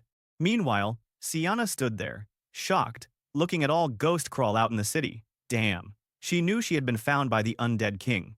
On the city streets outside, people were rushing around with bags, looking freaked out. Sienna's underling, a dude in a blue cape, was yelling at people to hurry up and said they had to get out of there in 10 minutes. Beside him, Sienna was losing it. She kept trying to figure out that bitch Olivia could have found her. She was sure she hid every clue, and nobody even knew she was a succubus. Now she started panicking about being forced to join the undead king's army again. She looked like she wanted to puke when she realized what was happening. There was no way she would want to go back to that spooky place again, ever. Well, her underling, Andrew, knew he should ran away from the start. First, when that wild barbarian showed up in front of Euphirsch, suddenly, everything went dark. He lost his vision, and he lost contact with the rest of the Covenant. He figured there was some group out there targeting them, and if any secrets leaked, they'd all be in big trouble. Suddenly, Sienna called out to him, still stressed, and asked if he packed the contracts they'd been working on. Andrew told her not to worry. He grabbed those first. Well, she said, as long as they had the important stuff and ran, maybe they'd make it out okay. After all, this city had tons of defenses, and unless the immortal king himself showed up, they actually stood a chance. Well, famous last words, bro. Suddenly, Andrew and Sienna looked up, and their faces just melted in horror. A giant, dark portal was dropping out of the sky, surrounded by lightning. Sienna could barely get out a sound. Andrew was also speechless. Then, boom, Hans floated down out of the sky, blue magic swirling around him, with a bunch of undead minions. He landed right in front of them, smirking like he owned the place. He said they seemed to be living pretty comfortably lately. Sienna, trying to play it off, knelt down and yelled that it wasn't true, and that she'd been totally waiting for this moment. Well, our boy was not buying it for a second, and said it was a super obvious lie. They were literally in the escape mission just a second ago. His eye started glowing, and with some dark magic, Sienna's secret came out. He could literally see her horns and wings. She couldn't fool him, even if she tricked everyone else. This succubus was pretty tricky, and thought to himself that, under the last immortal king, she was almost top 10.